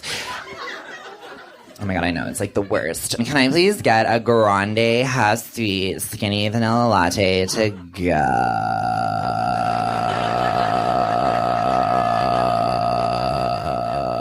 You're like, bitch, you're from Barhaven. Why are you talking like that?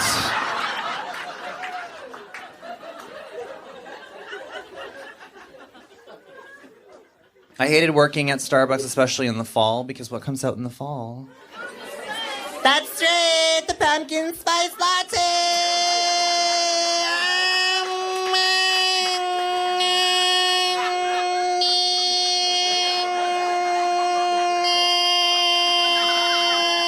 It's gonna be on debit.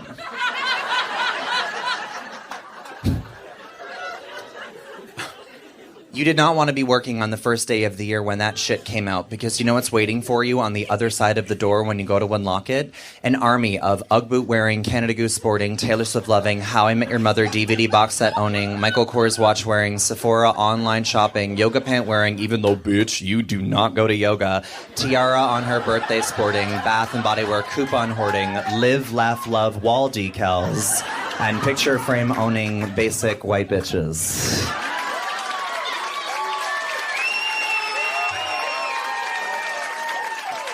Oh my god. When they came into the store, it was violent. It was like watching the first 20 minutes of Saving Private Ryan. Only terrible people order the pumpkin spice latte. Like if Hitler was alive, that would probably be his drink. All right. And I'm not saying that if you personally order a pumpkin spice latte like you hate the Jews. Okay, but I'm not saying it. So it's like, ugh. Right. And we're back. So we already just, again, conversationally got through some of these things. I didn't ask, you answered the how did you get into stand-up? Your friend signed you up. Your first night went well. Yeah. I always like to ask, who were you before you started stand-up? That's funny. That's a good question. Because it's almost like for us as comics, like there was that part of us. Yeah. It's almost like we're born into our second life once we get to sort of do what we do. More like we've become our true self. Yeah. Like we've kind of... We found an outlet for the expression that we've always wanted to say but felt like we couldn't. Yeah, but also we were like, oh, that's why I always need attention. Like, that's why you're like, oh, because as comedians, we're all, the one thing, we all have different styles, we all come from different walks of life, we all have different perspectives, but the one thing that we all have in common is we are all inherently insecure. And we have to be, because in order to need validation from like 150 strangers in a basement on a Thursday night. The audacity to stand on stage and say, you all be quiet and listen to me talk. That's right. You have to be inherently insecure. And so before I was a stand-up comedian, I was a professional illustrator artist. Mm-hmm. I used to do contracts for like the Globe and Mail and the National Post. So it would be like an article and they'd have a little drawing that would go with the article. It's like I would do the drawing. Right. And it somehow paid less than comedy, if that's even possible. And I remember... I saw some of your work. You showed me some of the stuff that you were working on at the time. Yeah, I did magazine covers. Yeah. You did like a future court that had like a RoboCop judge. They had like visors on and stuff. It was a great picture. It was a great picture. That was of all the things I ever did, that was my least, because it started as a great image and then it got turned into something horrible. Because you take edits, right? Yeah, it's not like I draw a picture, here you go. That's what you asked for. That's right. You take notes and change. And, it's art directed, and this person had no taste and art directed it into the trash. And it was one of those things where when it was finished, I never showed anybody except for apparently you.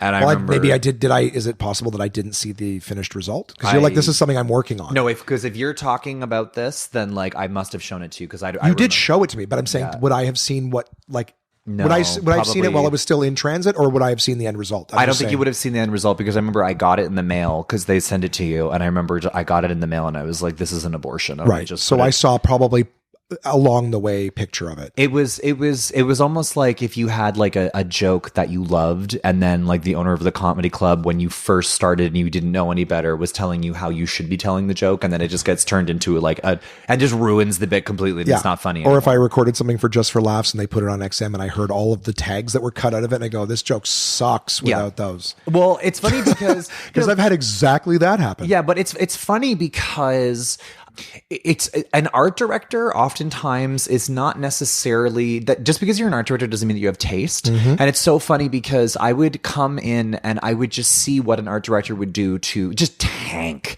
And you're like, why is the artist who has professional credentials and is doing the work being told by someone that has no experience in what I'm doing? Yeah. Telling me how to do it and then just ruining it completely, and then my name gets stuck on that when it's published. Right. Do you know what I mean? It's like, that doesn't make sense to me. But anyway, so before I was a stand-up comedian, I was a visual artist. And you went to school for that? I went to school for that because I thought that was a slam dunk.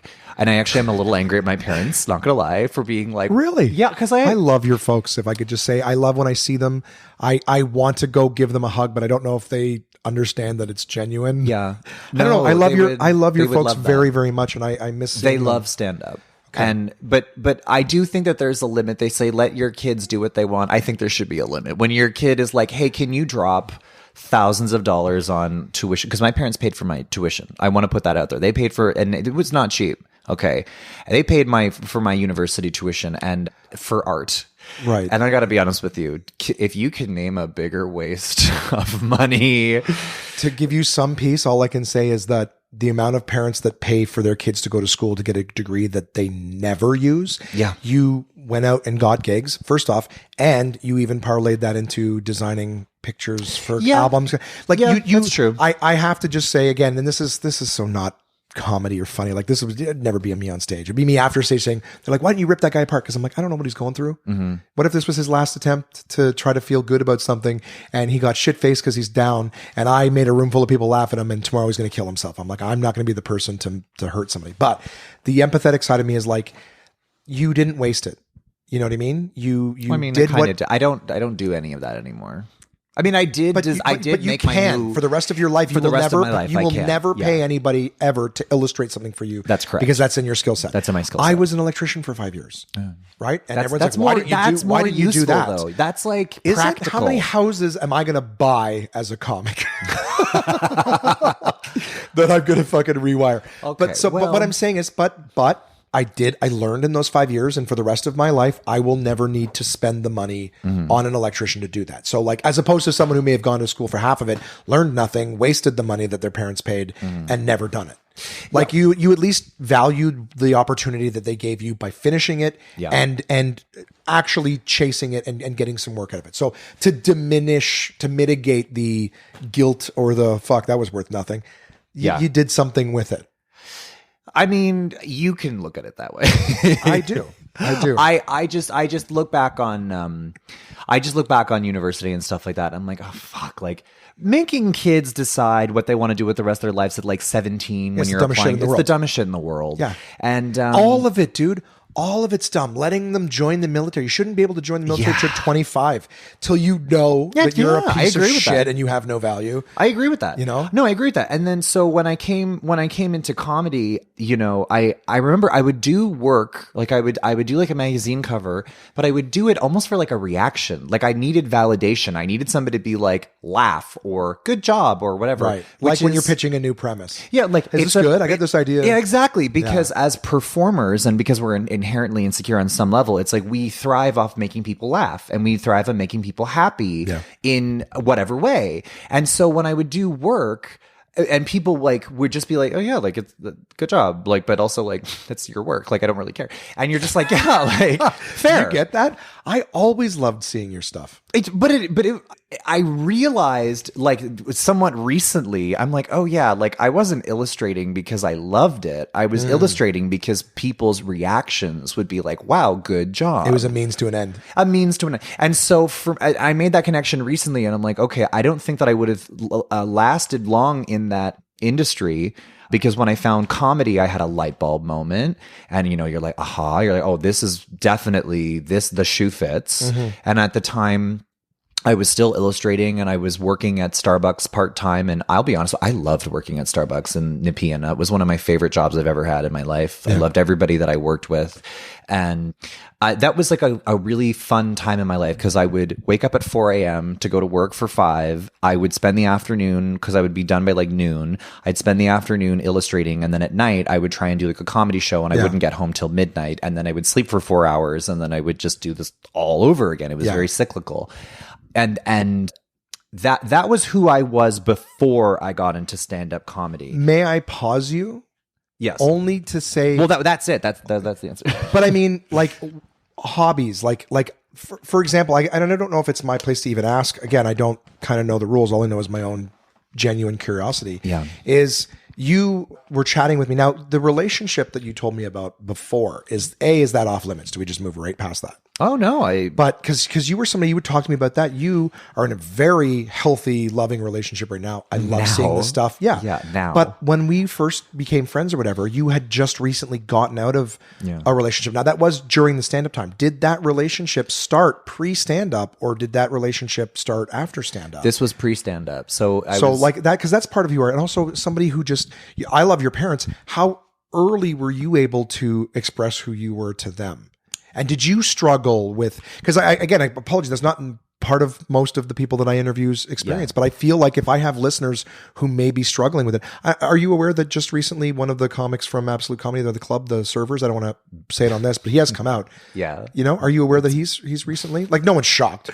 Yeah. But like sometimes people really, even in an environment where everyone's supportive. Yeah, but I've known him since I was in high school.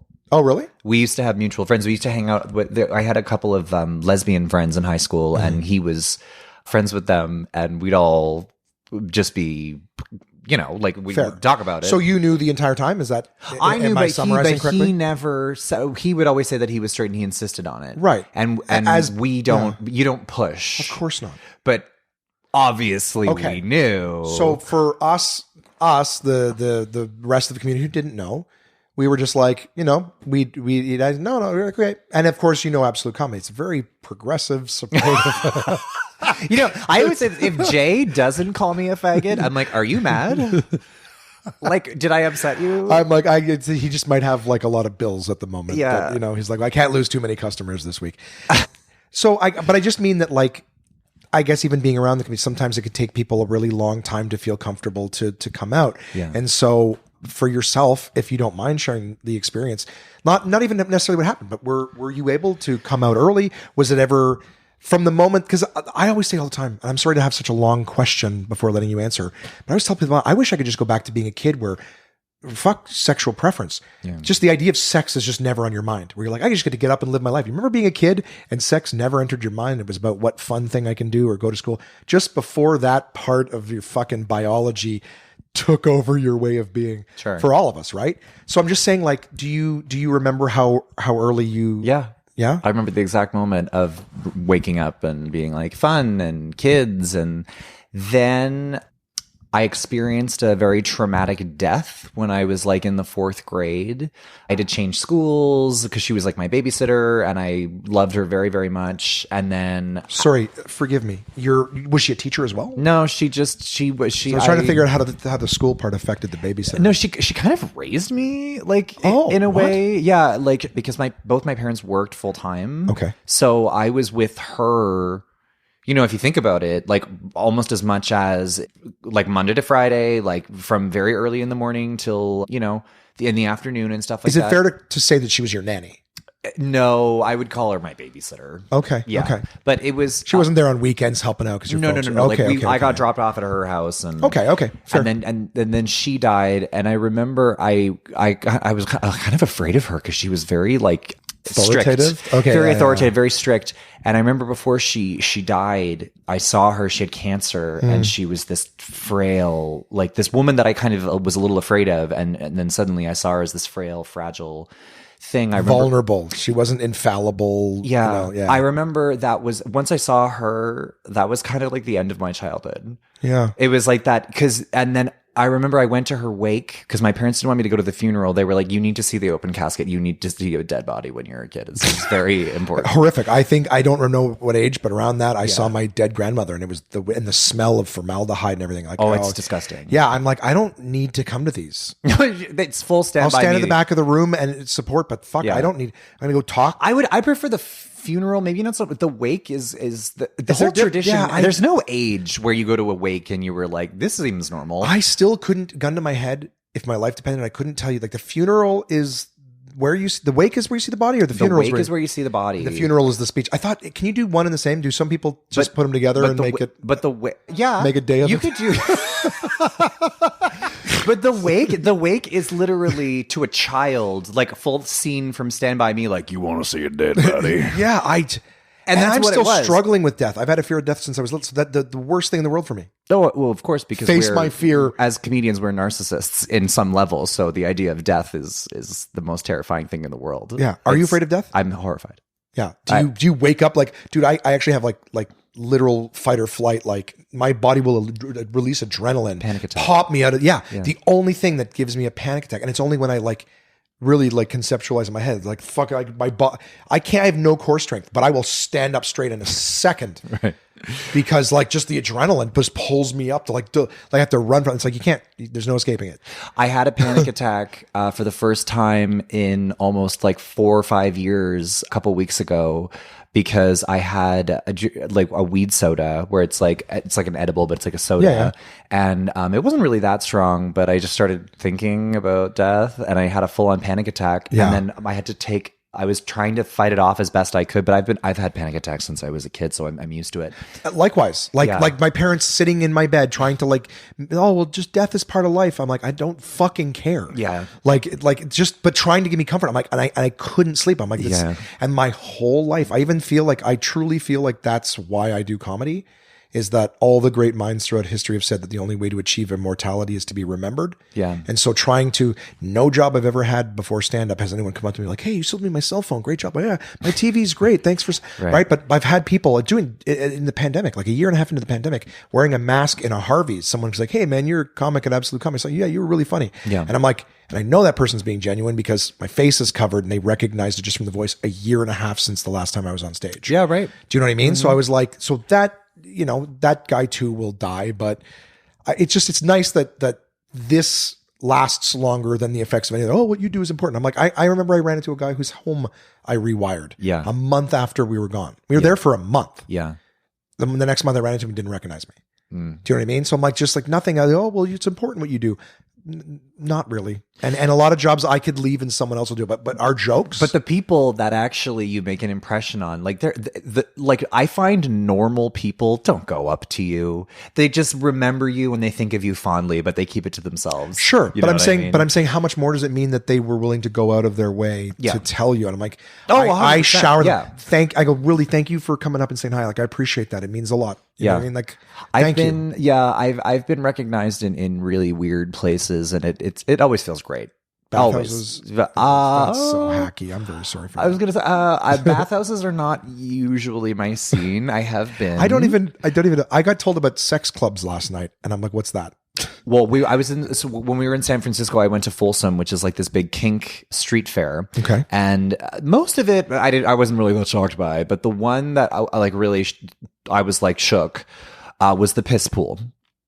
No explanation required. Yeah, you just go and you just pee on somebody. Okay. I thought you just bathe in it. There are people in the pool And like it's like a kiddie pool, them. and people go up and piss on them, and they drink your piss. And at first, I kind of thought I was watching. And you're gonna give me shit for post-nasal drip? Yeah, now we're even. Piss pool is also one of the tags. Yeah, it was a piss pool. Yeah, it's the piss pool. Piss pool, post-nasal drip. This is gonna sound like a Garbage Pails Kids fucking. Yeah. And I'm watching pool. this person, but they have like a leather thing, like over, not like a latex thing over their Yeah, face. the sorry for the bad term, but the GIMP mask. Yeah, sure. And they're being, but there's a bunch of people that are being peed on. And then I was so drunk that I was like, fuck it, I'm gonna go. What do you pee on call somebody. them? Are they a gaggle? I have no idea. So, but then I thought, I was like, fuck it, like I'm drunk, like I'm gonna fucking pee on You somebody. went and pissed on someone? No, I almost did. I went up, and then my parents love me, I can't. And I just like walked away. I was like, I'm sorry.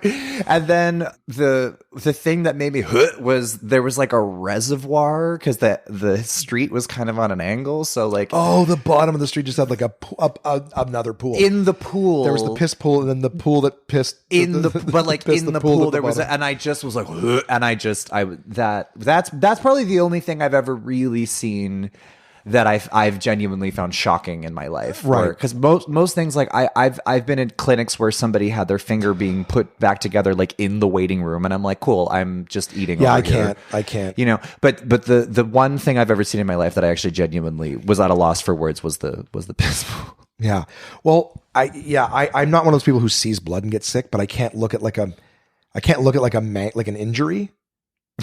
like Oh, I know. Yeah, no, I fell on a glass bottle a few years ago, and you relive the pain of it, right? No. I just didn't comprehend what I was looking at.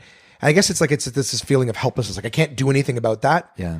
So I'm just like, maybe, like, I've never thought about why can't I watch surgery or something. It's just like, it's almost like the same feeling.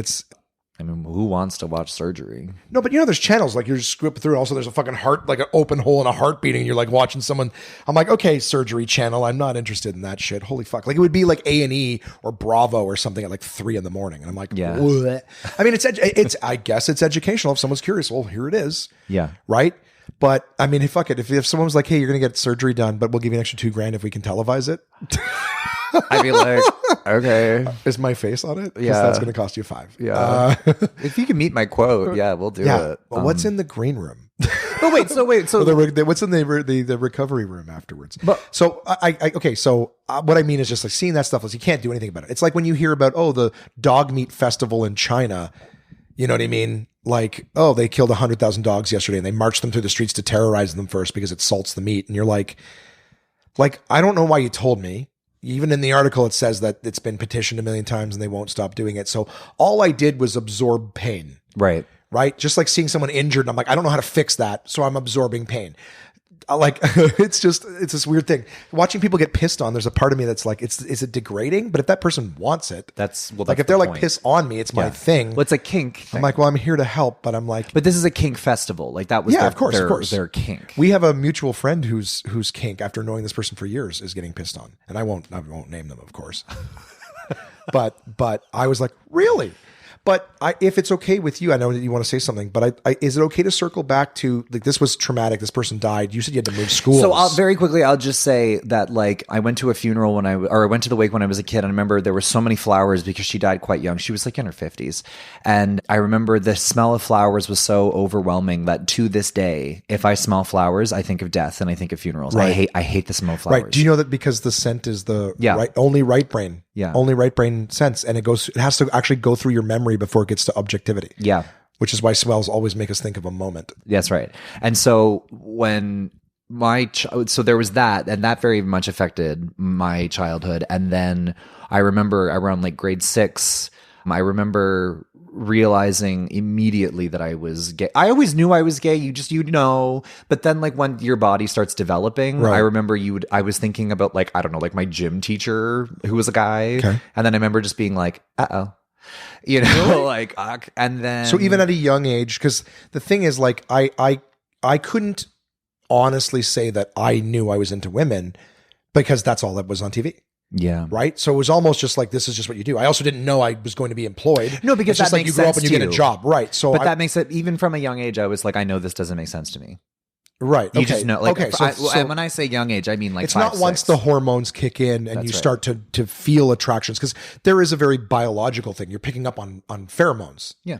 Right. So well, if children can have little crushes, then they know. Yeah. You know. No, that's fair. I'm not saying you were wrong. It was just one of those like, I always just assume that it's like once all of us start having little crushes, because I can't even tell you a point in my life where I actually remember just being interested in girls. Yeah. It was just there. Yeah. But I don't know when. But then you like bargain with yourself as you're like getting older. Like you'll be like, okay, like you can jerk off to gay porn if you take this girl out on a date.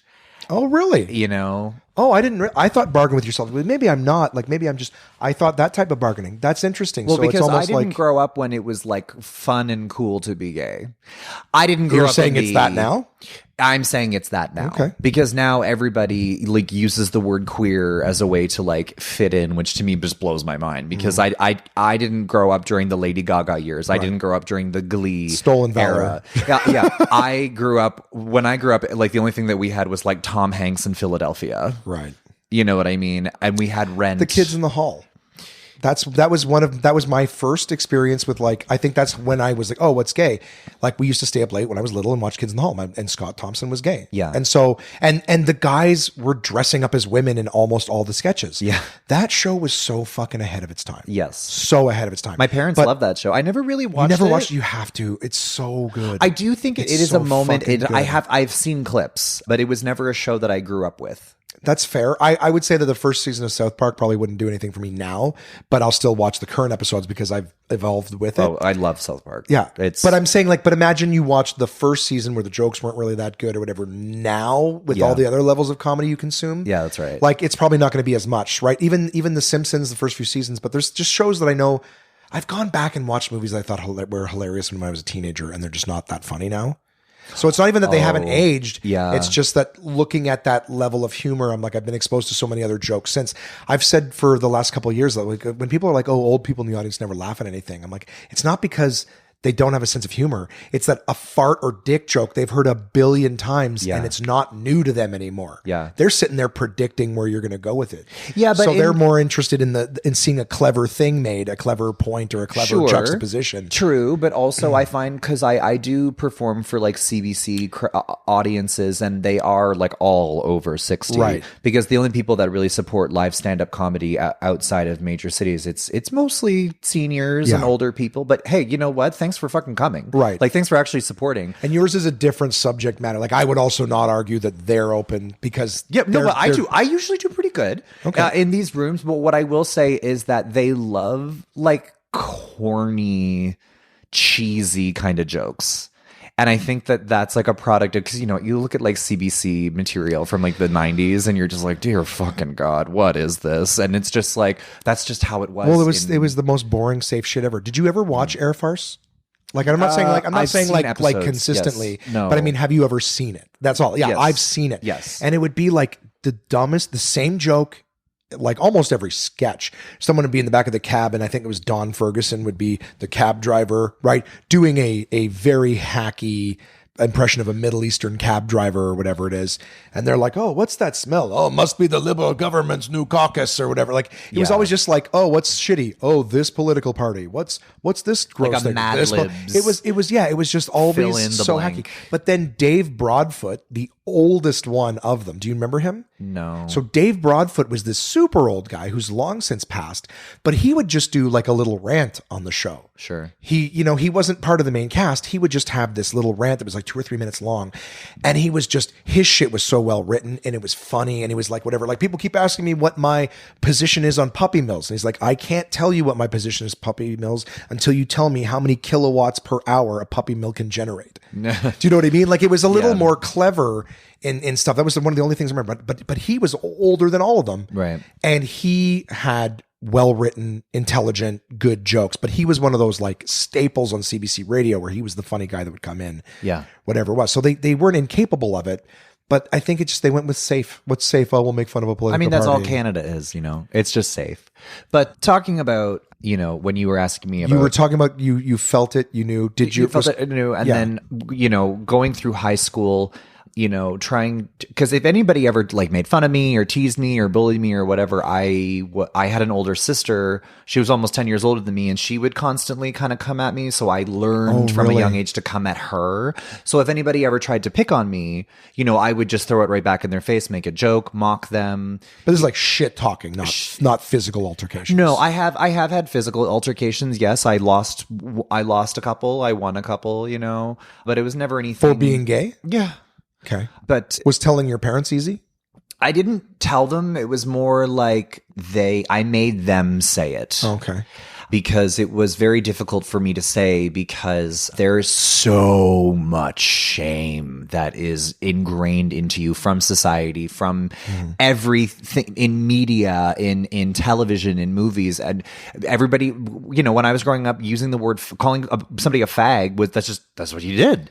And so that is so deep. When you are that thing that everybody says is the worst thing in the world, from as far back as you can remember, that deeply affects you, how you identify as yourself, how you see yourself as a human being, and how you see yourself in this world and where you fit in. Right. And you're less than, and you're told that you're less than, and your life I think the most terrifying thing in this world would honestly That's how you end up in the piss pool. That's right. That's right. You're like, so I'm just what you poor thing. And so, but the thing is that most gay people, the timeline is your teen years, high school is just surviving. Your 20s is you maybe have some kind of independence and you're trying to figure yourself out. And you're maybe a little bit of survival, maybe a little bit of making a lot of really fucked up mistakes, maybe getting into drugs. It's very common in the gay community. Well, drugs it's an escape. It's an escape. If you don't like, I can only imagine how difficult it must be to be like, where do I belong? There maybe a feeling, I don't want to project anything, but the idea of like feeling, oh, am I broken because I'm not like everybody else, or am I this, am I that? Like, is there even a mentality of like when you're in high school, like if I just get through high school, like I don't have to see these people ever again? Is there ever this like, is there a sense of like, oh, this will end? Like I'll get past high school and then I can go be who I am and I don't have to worry about all these people being in my face all the time. Like, is there any, I've never thought of that before, but just when you were saying like you're in high school and then I'm like, do you just try to get through it? Yes. And nobody knows? You survive. Were you openly gay in high school? I'm sorry. Yeah, I don't know if you like mentioned. I was, but like. So this wasn't people thought you were gay and were coming at you. Like you said it and people came at you. I'm a very honest person. I'm a very real person. It was like it wasn't something that I was like screaming from the fucking top of the bleachers, but it is one of those things where if people asked, I would answer the question. But I also had a girlfriend in high school for 3 years. And she was just like, I don't know. Like he's never, thank God he's never pressured me for sex. And then I'm like, no, thank you, bitch. Like, there's just really quickly, I remember reading the audiobook. The book was called Things I've Learned from Women Who've Dumped Me. And one of the guys was Dan Savage. He's a writer in the States, comedian. Savage, do you know him? Yeah. He referred to like, the first time he was like forced to finger girl is like, fingering hairy lasagna. He's like, I'm so glad. Like all these women who like didn't make them fuck them or whatever. He's like, oh, hey, listen, if guys like that hairy lasagna, whatever, blah, blah, blah. I don't know why that popped in my head. It was just like, thank you for not, because to me, I'm like, oh, vagina's great. But to some, like I could completely understand why it would be super repulsive. Super repulsive. Like, I mean, I don't really think of it necessarily like that. It's more just sort of like when you look at a guy's ass. I'm sure that does like nothing. That thing. Yeah. Like if it's like I get so I find gay men to be incredibly clean, neat, and shape, but there's bears. Yeah. I'm sure there's guys who look like me who are like, yeah, I'm gay. I'll take it. Yeah. And I'm like, now again, I take care of myself, but if I was looking at a guy who looked just like me, I'd be like, the over under is that guy does not care for himself physically. Sure. So I'm like, that guy, no chance, but I find his garbage chute to be the thing that I would want. Yeah. Well, I actually heard a really interesting, it was a psychological discussion about how every relationship has a masculine and feminine role in it. And it says it doesn't mean that there's a man, it doesn't mean that every relationship has a man and a woman. Because they're like, you can see a relationship where you can tell that the guy is the feminine archetype and the woman is the masculine archetype. Yeah. He's a tiny little mousy thing and she's really out there. Like, but they said that like you can't, for the most part, there's exceptions to every rule, but for the most part, you can't have an effective relationship that didn't. Yeah. I would say dominant, submissive. Yeah. I'm sure more that. this was a talk from the 90s, and they were not attacking they said in gay relationships and lesbian relationships, every relationship, there's one that is predominantly even more aggressive to submissive or what have you, right? Like, but it's just it was a fascinating thing because I'm like, you see a lot of relationships and you're like if you were to say like which one has a more, I don't know, is saying feminine and masculine necessarily gendering it? Like if you said what's masculine? No, I guess but I think maybe we too. Don't say masculine and feminine. We say feminmask.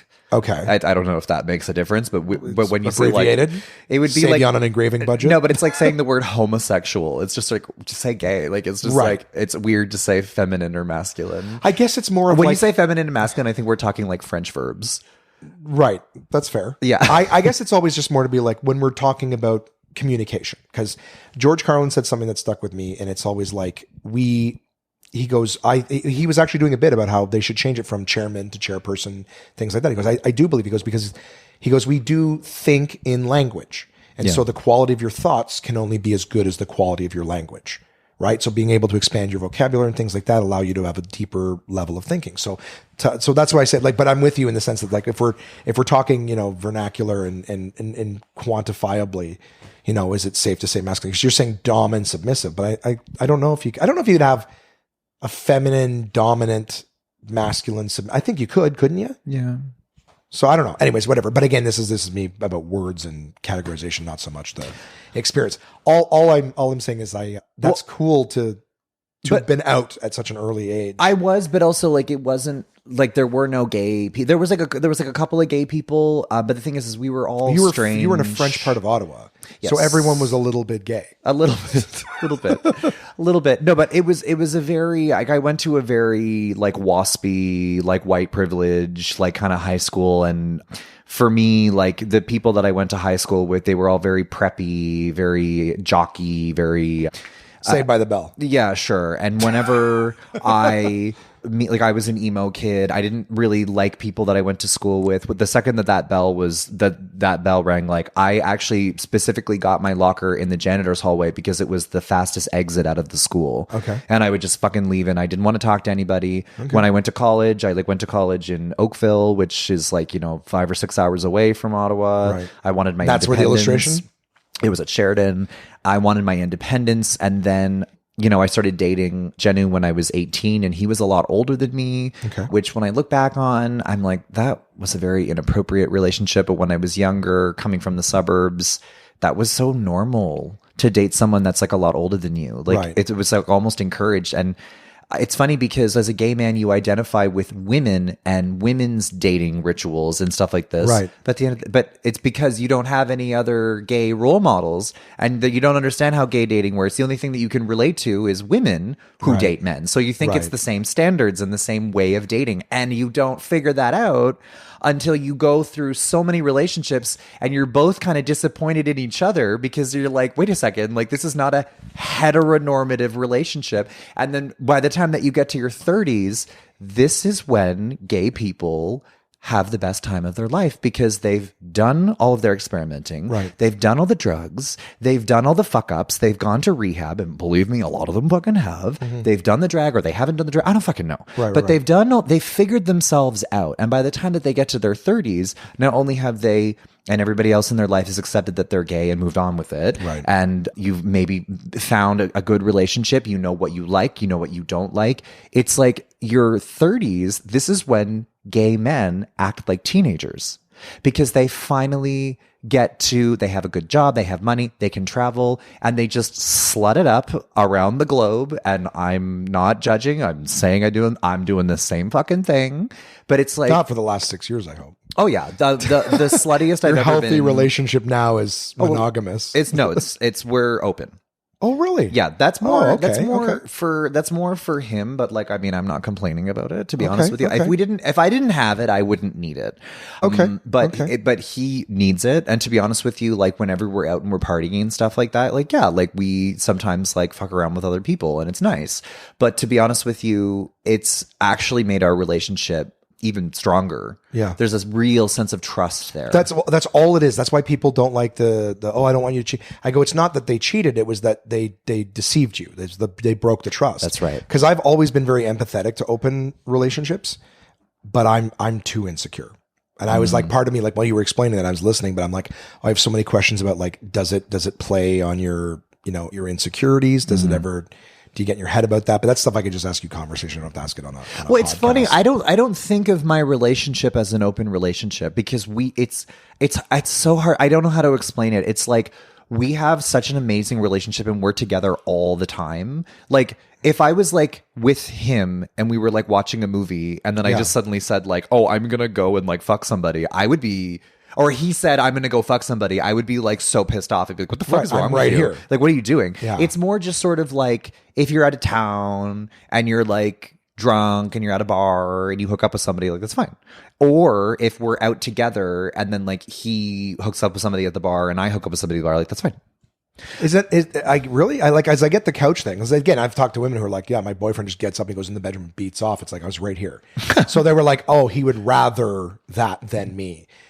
But that's the voice of insecurity talking. Like, I'm not good enough. It's always being able to internalize someone else's actions that have nothing to do with you. Yeah. And I'm not 40 years old, not past that kind of thing in my life. But I'm fascinated by because I get it too. You're on the road doing shows and stuff. After a while, you're like, hey, I need to get more. So I get open relationships in that regard. But I am a little fascinated by you're together at a bar and he's like, I found someone else. Yeah. That I feel like that would play back to the insecurity of sitting on the couch. Like, I'm here with you. If you want to do something right now, like, am I not? No, because when we go to the bar, it's like we go with our friends and we get drunk and it's actually, if anything, like our time away from each other. Okay. Because we're together all the time. I see. Yeah. So the road doesn't sort of absence make the heart grow fonder kind of thing? Oh, it does. No, it does. When I'm on the road, I don't really hook up with anybody. I don't want to know who goes to local shows in like Collingwood, Ontario on a Thursday. Course. You know what I'm saying? Of like, course. I don't need to hook up with those people. No, that's fair. I just fascinated by it. That's all. Like, because I understand the ethics. Yeah. If you're safe, you use protection and you're honest about it. Yeah. You're not like, oh, I'm going to go get some, I'm going to go do some errands. Or Oh, something. condoms. Like, that doesn't exist in the gay community. We take pills. We take like PrEP. Okay. Which is PrEP is like birth control, but for AIDS. Okay. And HIV. I believe I've heard of that AIDS. before. But that's where you see this mark right here, like a little blood work done. That's where I was coming from. I was coming from my PrEP appointment before I came here. Okay. PrEP appointment, like to get the prescription or I've already got it. Renew it. You just renew it. But like basically what it is you go in and they just like check your to make sure it's worked. To make sure, but make sure that like your kidneys are okay because it can affect your kidneys. Oh, okay. And you also get tested to see like because they're basically whore pills. Let's be honest. And when you does it protect from all STDs? No, like you could still get something that isn't going to kill you. No, but it's going to ruin your fucking month. No, it's so funny the way that straight culture is with catching things is there's so much stigma and so much uneducation because when it comes to STIs and things that you can catch, you go to the doctor because you go like, I have a gross thing like when I pee, they give you a pill and it's gone. That's it. It's everything. Like, I don't know. I can't say this is not a stigma thing. I'm not like, oh, gays. I'm just going with unprotected sex, regardless of whom. Yeah. Is that it is a risk, right? So, but you're not going to die. And the way that we are educated in Ontario, right, and in high school and in sex ed and stuff like that is Mean Girls just put it perfectly. They're like, don't have sex because if you do, you will get pregnant and die. Right. And that's how they teach you. And when I was growing up, obviously there was no gay sex education. That's another issue. Right. But when it comes, there's so much stigma with the point that I'm making is that there's no such thing as slut shaming in the gay community, like lesbian or gay or whatever. There's no such thing as slut shaming. And I just know about human beings. Yeah. I know there's human beings that are selfish regardless of their orientation, who are like, if they have something, they're not going to not fuck you because they told you. Yeah. So that's where I would just say that, like, just knowing that there's selfish people in every community that are still going to want what they want despite of what it might do to you. So I was just in that regard. I'm like, is it not safer to just every now and again wrap it up? I would say gays don't really do that. Okay. I mean, you're not wrong. Yes, there are, but like, is it a bad thing? Is it insulting? No. Like, is there a cultural thing with it? No, not at all. It's just most people just don't. Yeah, it sucks. I was talking about just in the podcast. I'm not one of those guys. When I was little and I heard a guy going, "Oh, I could fucking feel anything with condoms," I was like, "Shut up! You're getting sex. Shut the fuck up. Wear a condom." Sure. And then when I started using them, I literally can't feel anything. The ring on the end of it feels like it's choking it out. I'm not a super long dude, but I'm thick. Yeah. And I have yet to find something that I can fit into where it's like it's like a portal. Everything on the end of it is like, I could feel the ring squeezing it, and I know that there's a solid piece of meat there. Yeah. But I have no sensation. So I was talking about how I wouldn't have a one night stand. Yeah. Because I'm like, I wouldn't just fuck somebody without protection. Because I get them pregnant, which is the worst STI. But it's a lifetime sentence. But I'm an accountable person. So I'd be like, if I got you pregnant, I also like, sure, it's your body, your choice, which means that I may be financially obligated and tethered to you in some capacity for the next 18 years. Yeah. Is that worth the fucking coming one night? No. And so just fucking someone without a condom, for that risk, no. And wearing it, I'm not feeling anything anyway, so I'm not going to get where I'm going. So again, there's always the risk that the condom can break, something can happen, whatever. So I'm just not a one night stand person, just because I'm like, I get too in my head. It's like all the things that could go wrong. I have to be drunk. Yeah. Well, I'm sure that if I was drinking, there'd be some different discussions I would have with myself too. But I guess it's just one of those. Yeah. So if it's just that you get something, you take a pill. Yeah. That's it. Is it not a night? Like, can you just see your doctor the next day? I don't have my doctor's pretty fucking slim. We have specialty clinics where you literally just walk in and swipe your health card, and that's it. Really? Here in Toronto, or just Toronto. It's specifically for like men who sleep with men. Yeah. Oh, okay. Yeah. Do you have to pay for that? No, that's free. Well, and it's funny because like. Privilege? Yeah, it's kind of. I want that. Well, we just have that because we're more at risk, but it's all preventative, But I don't, it's funny. I am in an open relationship, but you'd think I'd be having sex like all the time. I don't. It's just that once in a while, if we're out, something might happen. That's pretty much it. But some people that are in open relationships are just banging everybody. But you know what? Like, that's their fucking business.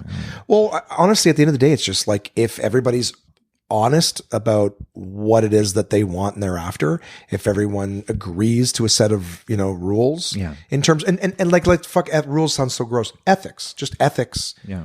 You know what I mean? Then at the end of the day, it's like, if we both agreed, then we're both adults, and that's the thing. If we can both live with this, I just find there's a lot of people who are like, will agree to be in an open relationship because they're like, I'm going to lose this person if I don't. You know what I mean? Like, it's when adults start lying.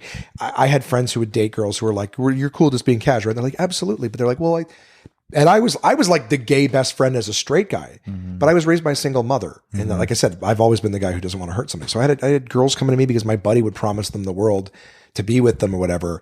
And they're like, I'm like, he told me that you guys are like, it's just cash, whatever. And they're like, well, yeah. And I'm like, so then what do you, well, I thought he would, eventually over time. And I'm like, yeah, so you weren't honest about being okay with it being open or whatever. Yeah. That is also a fear with like a one night stand thing or whatever. Like, I also know that once those home runs start going, you get a little like, I'm going to do whatever it takes to fucking land this. And you're like, that's an ugly part of you, letting those hormones fucking take over. And I'm like, I would hate that. It's the rhetoric of a predator, I'm pretty sure. Maybe. I mean, I've never done anything horrific to anybody, but I'm like, there's been times where I'm like, I'm so fucking horny.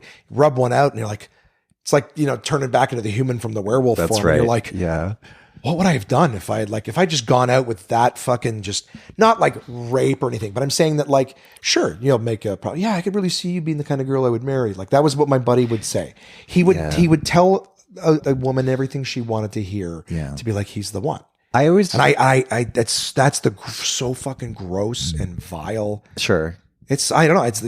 I try to be genuine. It's so disingenuous, but it's human nature, Salesman, salesman tell you whatever to make the sale, and then once you get home with the product, you're like, oh, this is nothing. That's like, yeah, but you already got your money. You got your money. Know what I mean? Like, so who cares? And I was just like, that's a horrible thing to do to another human being. Yeah, but I always think about like whenever, like if you're like watching porn and it's just something it's just something that's fucked up. And then, you come and then you just kind of think like, well, that was weird. And I always think like, but they have to keep going. I feel bad for them in the scene. I'm like, oh, what happened to you? Yeah, like you close the laptop, but they're still going. You know what I mean? I never use my laptop. So for me, it's my phone, and it usually just gets tossed down in the bed. So even after I go wash my hands and come back, like I still hear the sound. And I'm just like, you poor thing. Like, what happened to you that now there's 8 dudes just coming on you? So this is the video. I'm like, oh, I'll watch all sorts of stuff. I'm very diversify the portfolio. No, but it's just one of those things where it's like it's debaucherous or whatever at times. Yeah. I don't the whole like fisting and weird shit. I'm not super into. But I don't shame. Do girls it's like different. fist their pussy? Is that a thing? I don't know. Let's be honest. Probably. Okay. Because I'm like, you would just ruin your pussy, wouldn't you? Well, that's what I'm saying is that these things, and I watch a lot of porn documentaries. I actually find it. I think we talked about the other night. You've already recommended. Yeah, I absolutely recommend it, and because it's fascinating because you're like, you see somebody, if you get a crush on one of these people, you can put their name in. There'll be tons of videos that come up, but that's like a 3-month circuit. They're used up now. They exist forever on the internet, and that was 3 months of their life that they can never get back. You know what I mean? And it's quite literally using up a human being, which is just horrific. Mm-hmm. It's sad. I mean, every guy's like, oh, I'd love to be a porn star. It's like, really? You love to turn that fun thing into work. All right, hurry up, guy. All right, flip her over. All right, go. Okay, come. Let's go. Come. We gotta, dude. You couldn't possibly. You're dead inside after a while. Yeah. I know a lot of people that work in the porn industry, like a lot of people. Weirdly, comedy attracts those kinds of people. I don't know why. Maybe because it's like being honest, still insecurity and real and stuff. Yeah, totally. Or just we recognize the whole "why are you doing this?" Yeah, I wasn't funny, and I wasn't quite ready to get a government job yet. So God. just sell your soul in that regard. Do you gotta pee? Okay, cool. Well, I'll use this opportunity to tell the listeners that we're going to throw to our second Kyle Brownrigg clip, and we'll be back in just a second, guys. And listen, if you want to be a performer in Canada, you got to work on the road. We do not have a star system or an entertainment system in this country. So it's like, if you want to do this for a living, you got to perform like in the middle of nowhere. And I get to perform in places like Elk Lake, Ontario. I just did a tour through small town Alberta, or as a gay person, we call that rolling the dice. Oh my God. Holy shit. Nobody warned me that everybody out there drives a Ford F1 hate crime. Oh my God.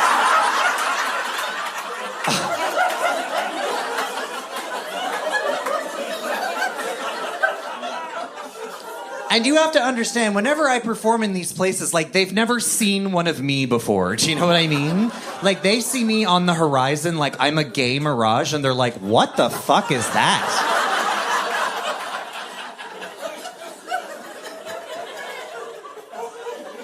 Get the gun.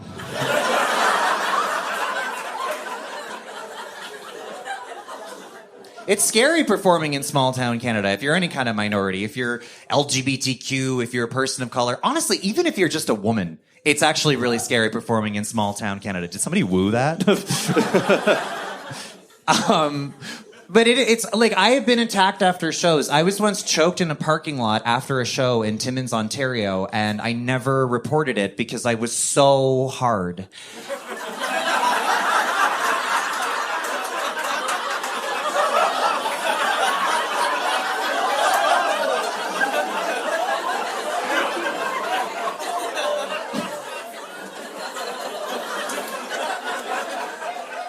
I was conflicted, you know? I was like, stop in a minute. All right, so Kyle's back from the pee room. The piss pool. The piss pool. Yeah, can you imagine? I did my research. I didn't want to ask. Didn't want to make someone educate me. So I researched. I heard about these piss pool things. I went to Canadian Tire and bought one. It was out of season, so it was hard to find. You were like, but weirdly, I found a kiddie pool. I found a kiddie pool in the clearance section. No, so we've been talking about a lot, and I do. For those of you listening, it's becoming dark outside since this conversation started. I'm loving it. I think too. We were talking about on your way to the washroom. You're like, I think you said you make these an hour. I try to give them at least an hour. Oh. So when people are like, how long? Well, at least an hour. Yeah, I go at least an hour. But there's no hard stuff. Ryan, my colleague from the Sharon tour and the hometown hockey tour, we did a 5-hour podcast in like Detroit one time because the conversation just kept going to these fascinating things that he was researching. Like, right. The universe is like a lung.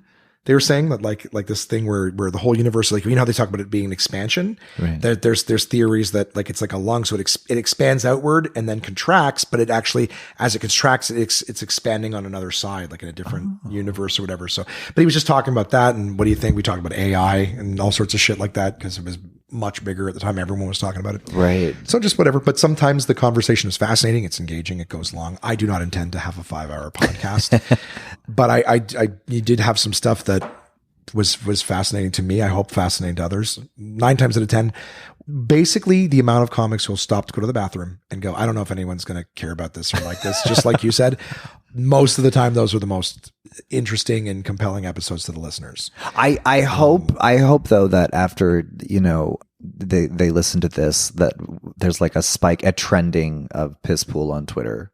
That would be great. Can you guys do that? Let's make that happen. On Twitter specifically? Well, X? that's where the trending, or X. Yeah, right. So stupid. Sure, X. Yeah, that's what it's called. Do you know, like I read something the other day that said like 17% of Twitter followers like left after Musk took over or whatever. Or since it became X or whatever, they're just not it's not as much of a thing. It's Threads now, and I don't even understand. Dude, I've never opened Threads in my entire life, not once. I'm so old that I'm like, another new thing to learn and have to, you know, fight the algorithm. When's the time? Like I meant today, like last night I was going to come home and do my little promo for like this week's episode that came out this morning. Right. And I'm like, I'll just do it in the morning. More people will see it in the morning. I fucking slept until 1:30. So I'm like, well, I guess maybe I'll do it on Thursday. I'll do it Thursday morning.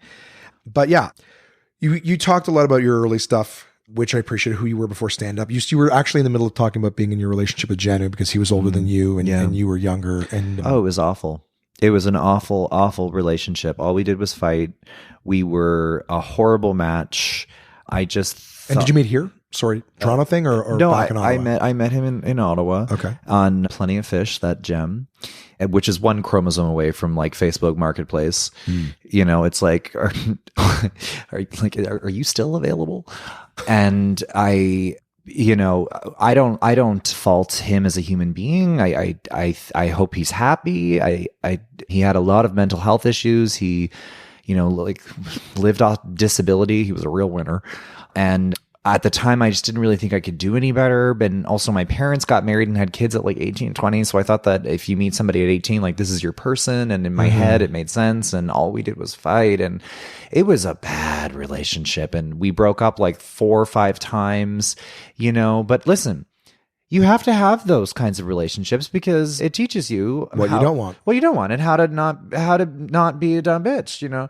And I was a real little cunt. Really? And oh yeah, like I am if you piss me off, I make it quite clear that you have pissed me off. This is where my drinking problem comes in. But that's where it really comes out. But I have such a temper and I have such a lack of patience for people that are disrespectful or don't consider you when they make their actions, when it's like a two-person situation.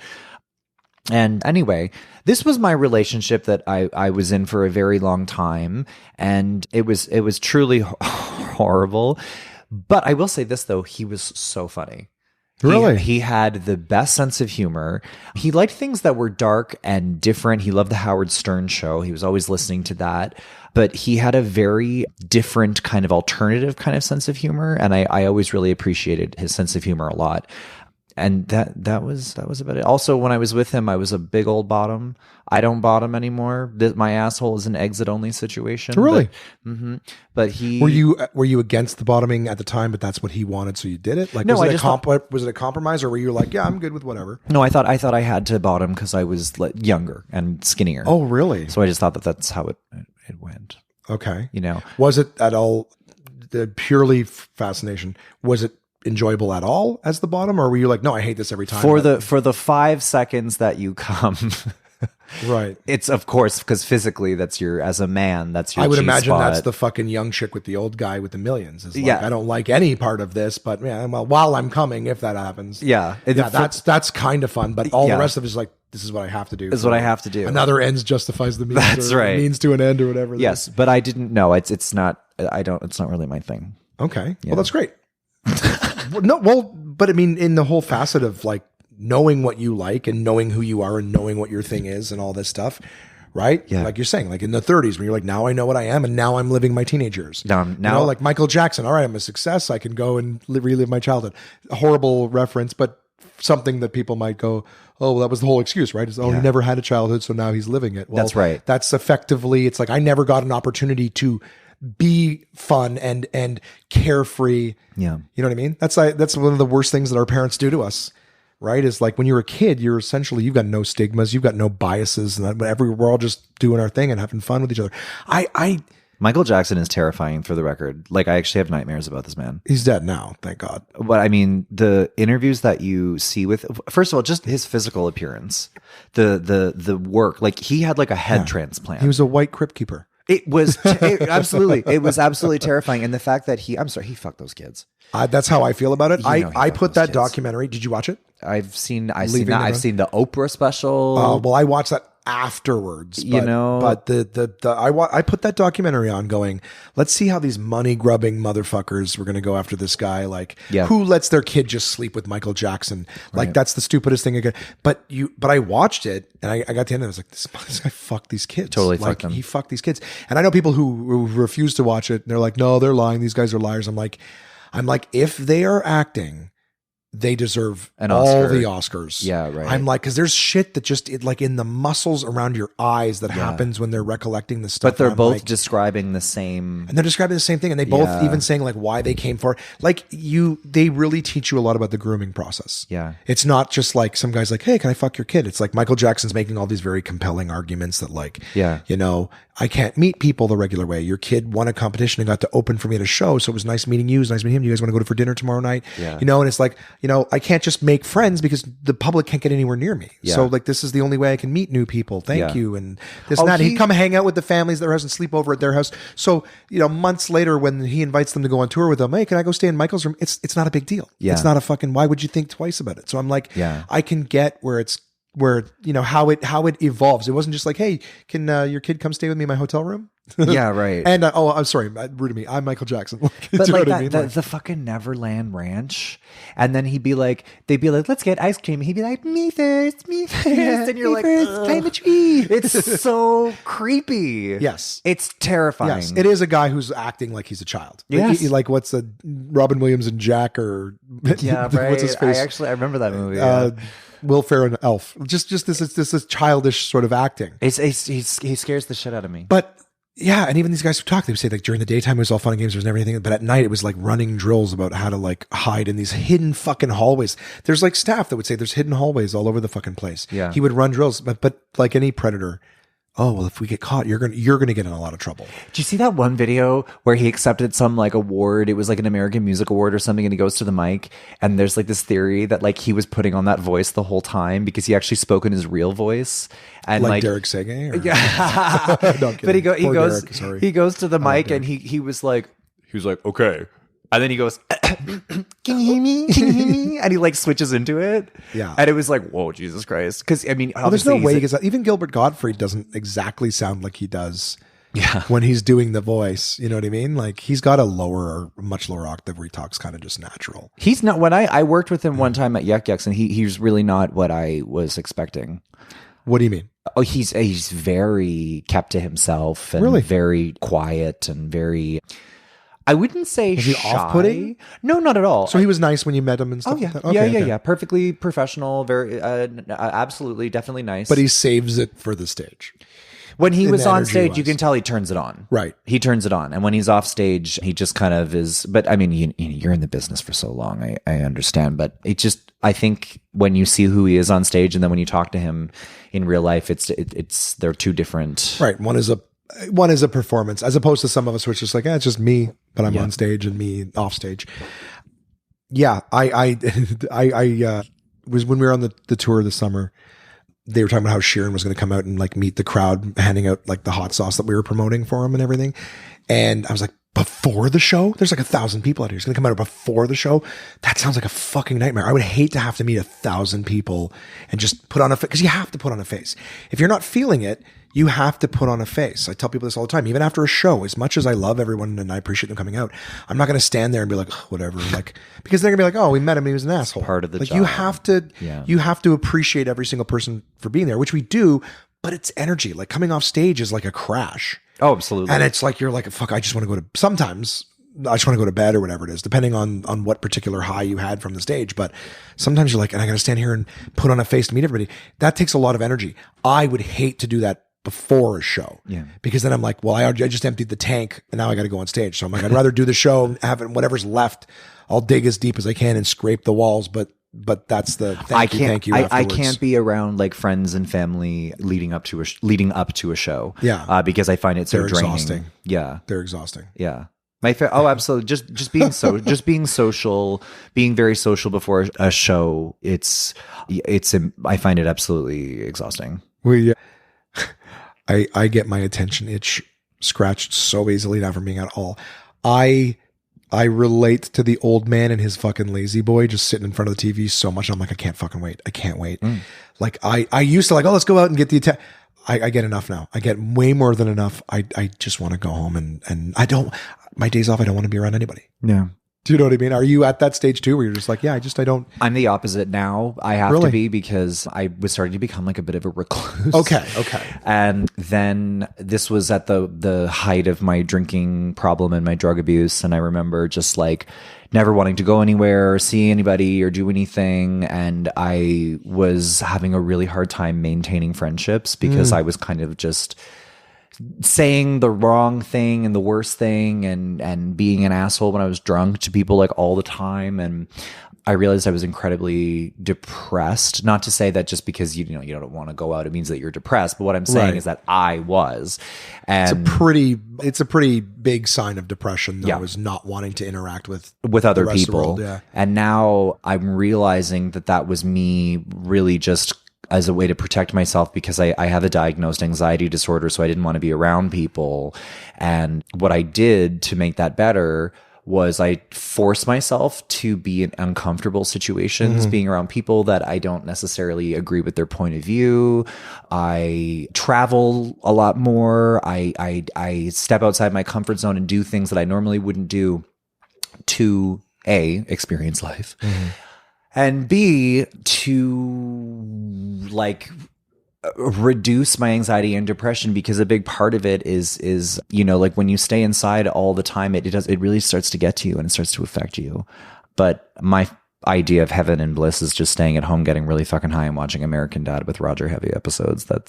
I love to eat Maynard's wine gums in the order of orange, yellow, purple, green, red, because I have OCD. What's up? Really? Yeah. I think I have OCD, but not in everything. Yeah. I got it from my father. He's like Jay. Oh, really? Yeah. Okay. I've always gotten on with Jay because it's like I'm talking to my father. Interesting. Jay's very controlling, though. Is that necessary? Is that OCD? Absolutely. Well, I know you have to have control to be able to handle your. Yeah. You have to be in control of everything, and everything has to be exactly in a very specific way. And if it's not, it's the end of the world. The only thing I can say about Jay, though, he's not always like that. He'll say in a moment that this has to be like this, and that when he's giving direction at his club, but then you could follow that and then something happens and goes wrong and he'll be like, oh, you should have done it. Do you know what I mean? Like Jay's a very hindsight is 2020. He'll always tell you what you should have done after dinner. Like, well, everyone knows what you should have done afterwards. Do you know what I mean? Like, so yeah, I don't know alcoholics have their good days too. You know what I'm saying? Oh, well, Jay is a functioning alcoholic for sure. For sure. Like every time it's like 1 o'clock. All right, let's fucking do this thing. Like he'll work hard, but it's like, all right, fucking, when are you going to think? I don't have anything to drink there. So we can't, I'm like, it's 2 p.m. Can't we just?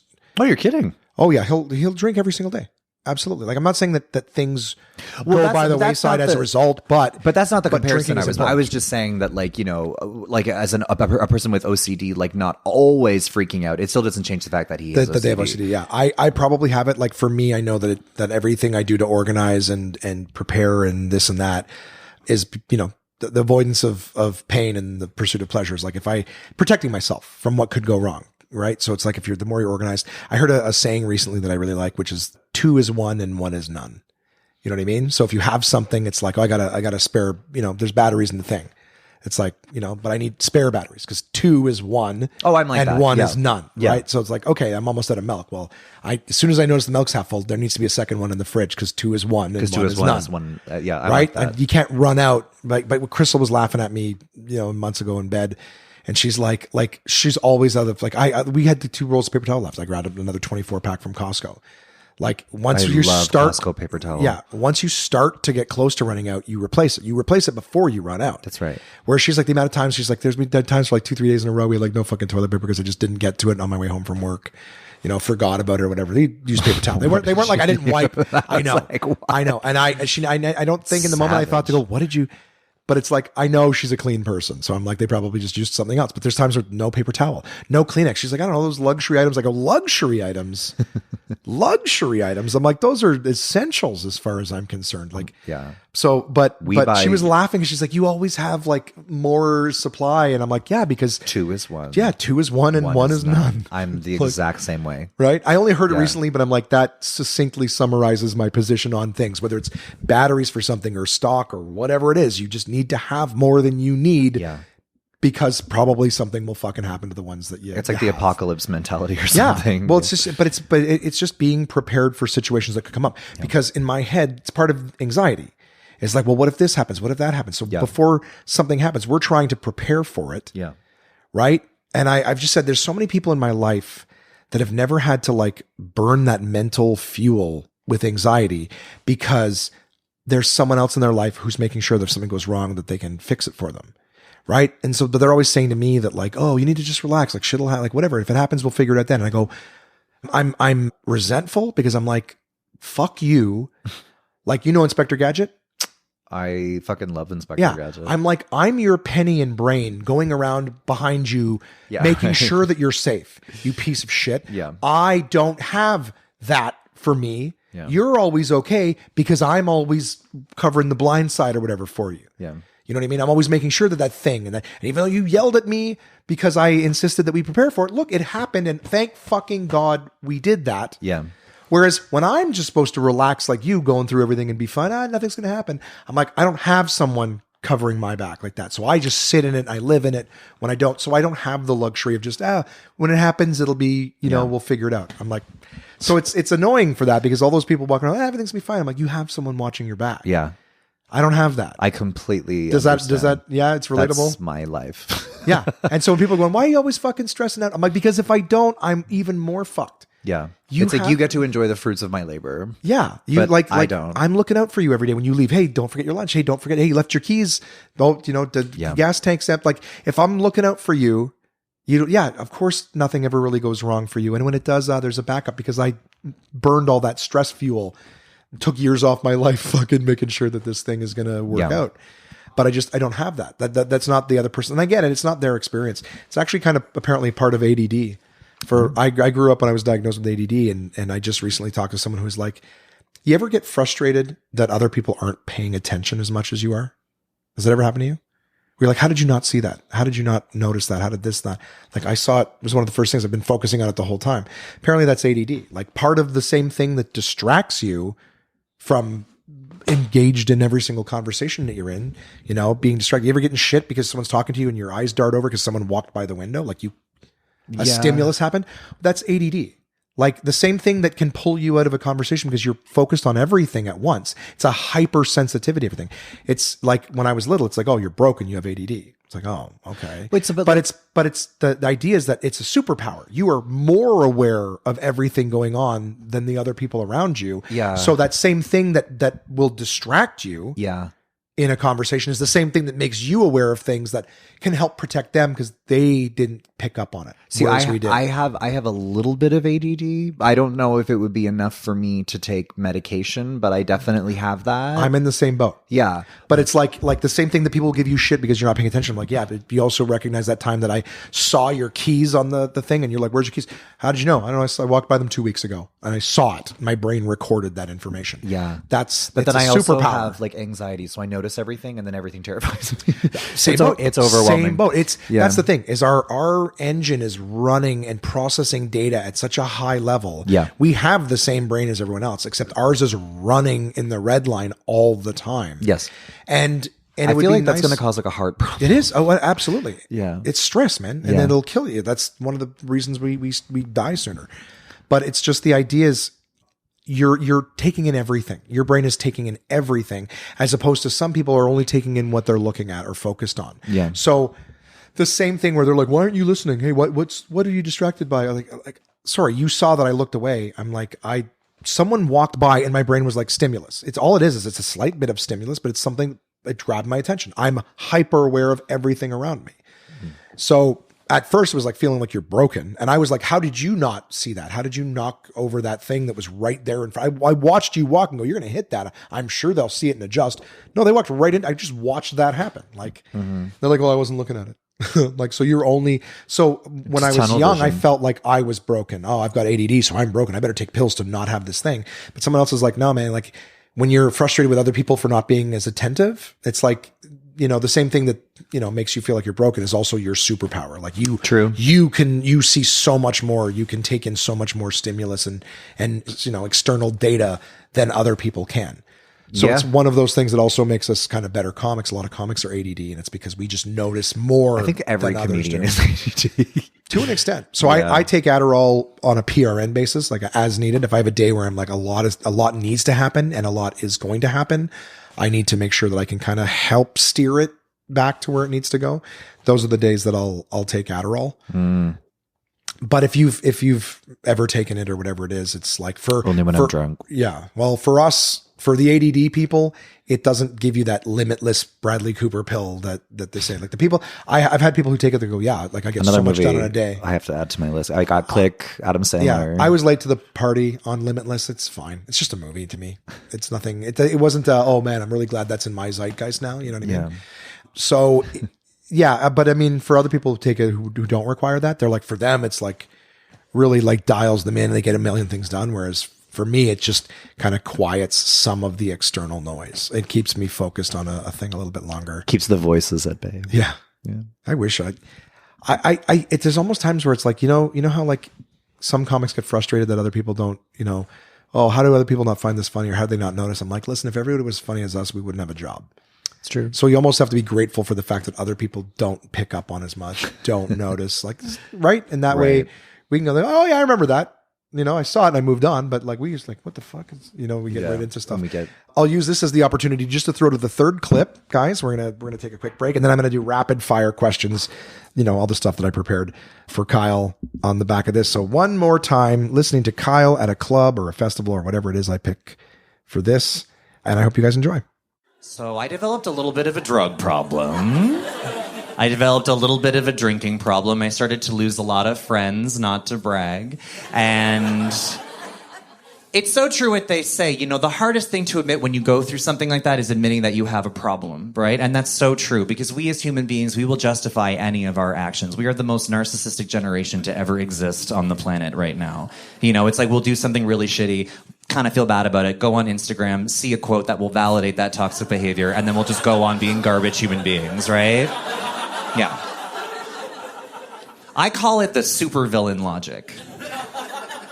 Right? Because a supervillain does not think of themselves as a supervillain. They do not think that they are the problem. They all have their reasons for like blowing up the bank. You know what I mean? They have their point of view. I'm pretty sure Hannibal Lecter just thought he was a foodie, like Michael Myers was just family oriented, And the reason that I found out that I had a problem is because my friends told me. And so my name is Kyle, but whenever I drink, everybody calls me Lyle because I turn into Anna Nicole Smith from the Billboard Music Awards, okay? I know a lot of you don't get that reference. Google it, trust, okay? It's just a hot mess. I ruin parties, My friends, if they saw that my name was on like a guest list invite, or for a Facebook event for like a party, they would call it a liability. That's very clever, but whenever your friends start nicknaming your drug and alcohol problems, that's a yikes right there. That's very troubling. So I was like, okay, I'm going to get it together. I am going to quit drugs, and I did. I quit drugs, except Saturday. And no, I quit drugs, and then I quit booze for 6 months. And I find the criticism that I often get for that is people are like, well, why didn't you quit booze altogether? It's like, I'm not going to abandon my best friend because we got into one fight. You know what I mean? You quit drinking. But if you ever go through that journey, by the way, if you're ever trying to go through a very difficult journey, I do very much recommend therapy. For me, it worked really awesome because my therapist just fully blamed my parents, which they're here tonight. Give it up for Dave and Liz Brownrigg, everybody.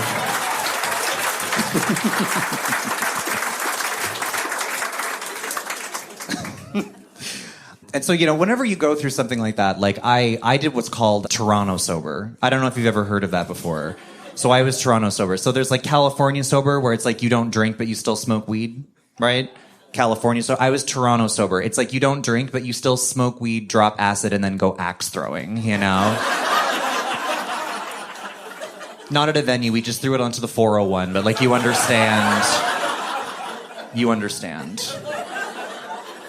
And normally whenever you go through something like that and you tell people that like you quit booze and you're getting sober and all stuff like that, people are always like, oh, good for you, honey. Good for you. I know. It's hard. It's hard. But you don't look like Beetlejuice anymore, okay? You look great. Tell your mom I said hi, sweetie. I'm so happy for you. Good for you. God bless, okay? That's what people would normally say, right, in that kind of moment. Whenever I would tell people that I quit drugs and alcohol, they were like, good. You ruined my baby shower.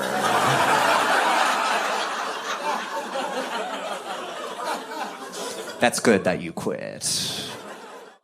So now that we're back, the last little part before the outro, and I always play an outro clip too. It'll be like one of your big ones. Okay. One of your big ones.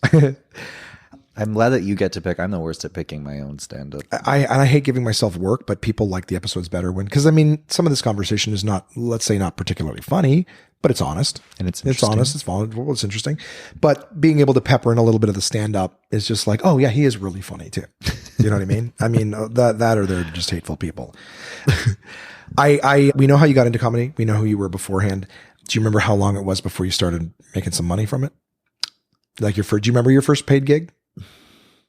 Well, I would say probably not then. Yeah, it was the Prove You're a Comic competition. That was the first time you ever got paid for stand-up? Yeah, I was like about at that point, because the first time that I did stand-up was like in September, and then I did it like a handful of times. And then I made it into the competition in that draw. And then I made it all the way to the finals. And I just fucking bombed the whole week. You did well. You did well. But I also had literally done stand-up like 5 or 6 times. You know what I mean? That's it. Mm-hmm. Prior to that. Because I only could get on like once a month. Right. So that competition, you did the competition your first year in stand-up. Yeah, I wasn't even a year in. Yeah. That's great. Okay, that's great. I apologize because there's a lot of people's timelines in my head. Well, then at the end of it, I remember Jay gave everybody like, at least like $100 or something. I think that was it. That's a great first time paid story. A lot of people, it's like, oh, I did some bar gig or whatever. For me, it was like a golf bullshit, the horrific thing in my first year. So in your first year, you got paid, which is good because a lot of people do it for a very, very, very, very, very long time before they turn a corner or someone's willing to pay for it. In Canada. So good on you. Yeah. And something I liked was that you came in, you were the for everyone context wise, this competition, you have to perform on a Monday. There's judges, there's 9 competitors, and it gets whittled down to 5. Then those 5 compete the next 2 nights, and the audience, every single audience member gets a ballot, and they rank the comics on the show from 5th to 1st place. So Kyle would have been ranked 1st place on those next 2 nights by realistically somewhere between 200 to 400 people. Yes, right. So it's not even like, oh, you pick your favorite, whatever. They literally rank everybody. So even someone who didn't think Kyle was the funniest would have ranked him high enough that the average would have put you in 1st place. So you earned your way to the finals through 200 to 400 people's choice. And that hideous photo of me in the Absolute Comedy Green Room, that was from the finals that week.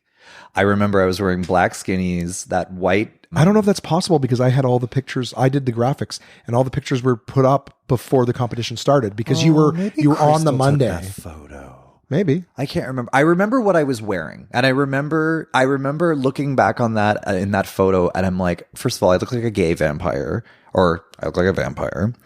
And I remember looking at this photo and just being like, this is the funniest photo. Every single comic that goes to Ottawa it's hilarious. Sends me this photo. It's like I get it like every couple weeks. Somebody says I'm probably going to put it, honestly, when I post the picture for the episode, I'll have it so you swipe on Instagram and you'll see the little picture there. Because you dress... It doesn't look like you me. Dress so good. You dress so good now. Your hair is phenomenal and everything. And listen, that's telling a gay guy that he takes care of himself is really not noticing much. But I'm just saying, like, you look great. You really present yourself in the photo. all the time now. Oh, thank all you. the time. Yeah. No. I mean, like you really. It's the law. If we don't, they call. And the that's what I'm police. saying. Like it's the but law. but at the end of the day, you know what? There's so many comics that are like they're doing something and they're showing up at a taped special coast to coast televised in a hoodie and jeans. Oh, I know. You know what I mean? Oh, I know. And if I was in shape, I would dress in suits all the time. I miss dressing up. I loved wearing a suit. I loved coordinating things.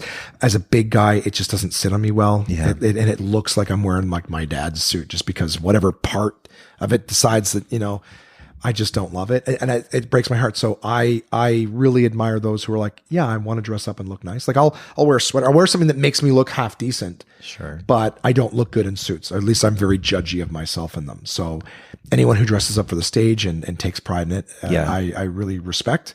I always dress like business cash. And I remember one time Jay was telling everybody what they should be wearing, which whatever. If they're wearing like a dirty one size too small t-shirt and like, you know, shorts, I totally understand as a club owner being like, don't fucking wear that. Sandals on stage. You know, like, I get I just walked in off the street. You know, but I heard him say to women, like, don't wear skirts. It's distracting. It's like, that's a yikes. Don't say that. Yeah. I haven't heard that, but I've heard like, oh, you're going to wear a low cut shirt and show off your tits. Like, you know, are you funny or are you just trying to, and I'm like, a part of me, egalitarian, a part of me is like, you know, does he have a point? Maybe. But also maybe not. Also maximize your advantages and mitigate your disadvantages. So, you know, why not smoke them if you got them? If you're a good looking person, be comfortable in your own skin. Wear whatever the fuck you want. At the end of the day, like maybe this is you projecting, Jay, that you're not paying attention because they've got their shirt down. Like maybe not everyone's doing that. That's right. Do you know what I mean? I think you're projecting in that moment, and you're kind of just saying how you view a person. But that photo is so funny to me because I remember, you know, sometimes when you're like, I'm gonna try something different, like I'm gonna wear something different. That's what that was. That's what that was. And then it's been funny because I didn't even captured. I didn't even not recognize your dress in that. Like you dress different now than you did then. Yeah. Overall. Yeah. Because now every time I see you, you're in a suit. You got a pocket square. Like you take very good care, and that takes time. That takes time. Like it's effort to put yourself together. Love takes time. But I also respect it by that because believe it or not, I mean, I just woke up before this happened, so I'm not doing well right now. But I'm someone who I have a regime for my self-care in terms of like my hygiene. I do a lot of stuff. Like my beard alone gets 3 to 4 different products in it every time I shower. You know, my hair gets one thing, my face gets another, beard gets another, body gets another. Like I put effort into taking care of myself. Yeah. And it takes time, and a lot of people are lazy and they just don't do it. But at the end of the day, what you present out to the world, right? It's like a lot of people don't realize that someone will look at you and go, oh, well, if you're not taking care of yourself, like how can I rely on you to do other things? Like, you should take care of yourself. It shows effort, you know, and if you want somebody like I show up to gigs in Toronto, and you know, it's very hipstery now, and when was it not? And I find the younger comics, they're all wearing mom jeans. That's like the new style. That like you're referring to the women or the gay comics both men, straight men, mom jeans. I'm not familiar. The big chunky 90s mom jeans that are like really unflattering and just very bulky. With the like white over shoes, the hips, sure, yeah, okay, like up like to hip here, hugger or whatever, and then the Adidas white shoes with the black, you know, through on the side, and then this like gigantic like Club Monaco sweater from the 90s, or like, and you're just I see. You're just sort of, it's like you look old and musty. Right. This is the image that you're putting. Do you think out they're into trying the to put on world. like this vibe? Like I don't care. Like I'm just whatever. Oh, they probably are. Yeah. But I've always taken, I think it's just because I'm a gay man. I think all gay men are like this, but I think that we take the way that we dress very seriously. I don't know why. Well, I've got, you know, a lot of gay friends, and all of them offer me like, oh, like you, a lot of them have told me how judgmental the gay community is. Yeah. So like you can't just be comfortable. That's right. You have to try super Stay on your fucking toes. hard. Yeah. Yeah. And they're like, because like you, even if you're in great shape or whatever, if you're not just killing it all the time. But then if you're a perfect 10, they're afraid of you and they don't want to talk to you. So it's like, you can't win. Well, that's the thing, right? It's almost like, and I feel like a community that's definitely been judged and whatnot. I'm like, why are you doing it to yourselves? Yeah. It's gotten better. It's gotten better. Well, that's good. It's gotten better. That's good. Because they were just saying like, yeah, gay community is very, I don't think fickle's the right word. Fussy. Yeah. It's just, it's Judgy. very, it's, come on, brain, give me some words back. It's very vain. Of course it is. So Yeah. superficial. Yeah. And that's what I mean is like a group of people who, in my opinion, I've always loved the gay community. And that sounds like such a virtue signaling thing. But what I mean is that like, it's a group of people who've been marginalized, been treated shitty. And so it's almost like it's a group that's very accepting because they know the value of not being accepted and valued. Yeah. So I've always enjoyed my time with my friends from the community because I'm like, you guys you've already leveled up part of being human, which is to know that like, not everybody's just what they are on the surface. Yeah. But then I've always found it kind of like, what the fuck are you doing with the whole being so vain about how someone looks? But it's different And I'm depending on what city you live in, though. Because like Ottawa, there's not really much of a gay community. There's not really much of a gay scene exactly. I wouldn't know. I know a lot of gay people, so Sure. yeah, We're I all don't know. Is scattered. it hidden? Would it be an underground scene, or is it just that They have like because I'm straight, I one don't know? bar, and like it's kind of more of a lesbian bar. Swizzles? Swizzles a gay No, bar? but I did perform at Swizzles once, and I didn't know it was a gay bar, but I saw there were condoms available on the wall that you could just take, and I was like, "What the fuck is this a fucking?" Yeah. Oh, very much so. Yeah. I haven't been many times, but when I was there, I was hit on many times, and I said, "I'm sorry to disappoint." And they're like, "I could switch you." I'm like, what a thing to say. I'm like, I know that you're the way you are, and I'm the way I am. I'm like, what? I think isn't that disappointing? I go, if I give off the vibe, I feel good. Yeah. I'm like, if I give off the vibe, I'm like, I think gay people are better people. Yeah. Right? No, gay men love to, because there are like straight guys that it's like, you can just lie there and I'll just do everything for you and you don't have to reciprocate. And then they're drunk and then they're like, okay. That's a thing. I guess if it's a sales pitch, hey, look, and by all means make the pitch, but I'm sorry if you don't get the sale, I apologize. But yeah, I'm not insulted or offended or angry that you tried. I'm the fat chick in a gay bar. Do you know what I mean? I'm like, this is 2 a.m. and you're trying to go home with somebody. I get it. Yeah. Let's go back to the questions. Yes. I was asking how long before you got your first paid gig, the competition. I wanted to close that off because you went off on a tangent with the picture and how good you look now and everything. But thank you. You're welcome. You again, it's effort you put in, and I believe in recognition. But you did come in fifth. You came in last, whatever, the week of the finals. But I wanted to make sure people understood how you earned your way to those finals. Yeah. And you came in last. There was a lot of really good comics. People that, again, the person who won is still actively doing comedy now, but not one person on that show has hit the heights that you have. So whatever, little pat on the back or whatever. But the won. rule was you were not allowed to do it again the following year. No one was right. allowed to do it again because they didn't want the finals to be the same 5 people. Yeah. But you did it 2 years later and you came in first place and by a landslide. It was no competition. Yeah. And I won. I remember because the first time that I did it, I'd never done jokes more than one day in a row. And then I remember I hated the jokes that I was doing, and I was just doing them because I thought that was the jokes that I was supposed to do because I was gay, and they were looking at me and they were like, oh, he needs to say jokes in a certain way. And I remember by like the Tuesday show or the Wednesday show, I was like, I fucking hate this. I hate these jokes. I hate everything that I'm saying. And then that's why I came in last place because I wasn't enjoying it. Right. And I hated all the jokes. But it was the most invaluable learning experience I've ever had in my life. What was the longest streak of night after night shows that you had done ever? But I learned if you do comedy, like I actually had to learn this. Why aren't you doing jokes that you want to do? Right. You don't do jokes for other people. You do jokes for you that people hopefully will relate to. And that was like a learning. And I was like, oh.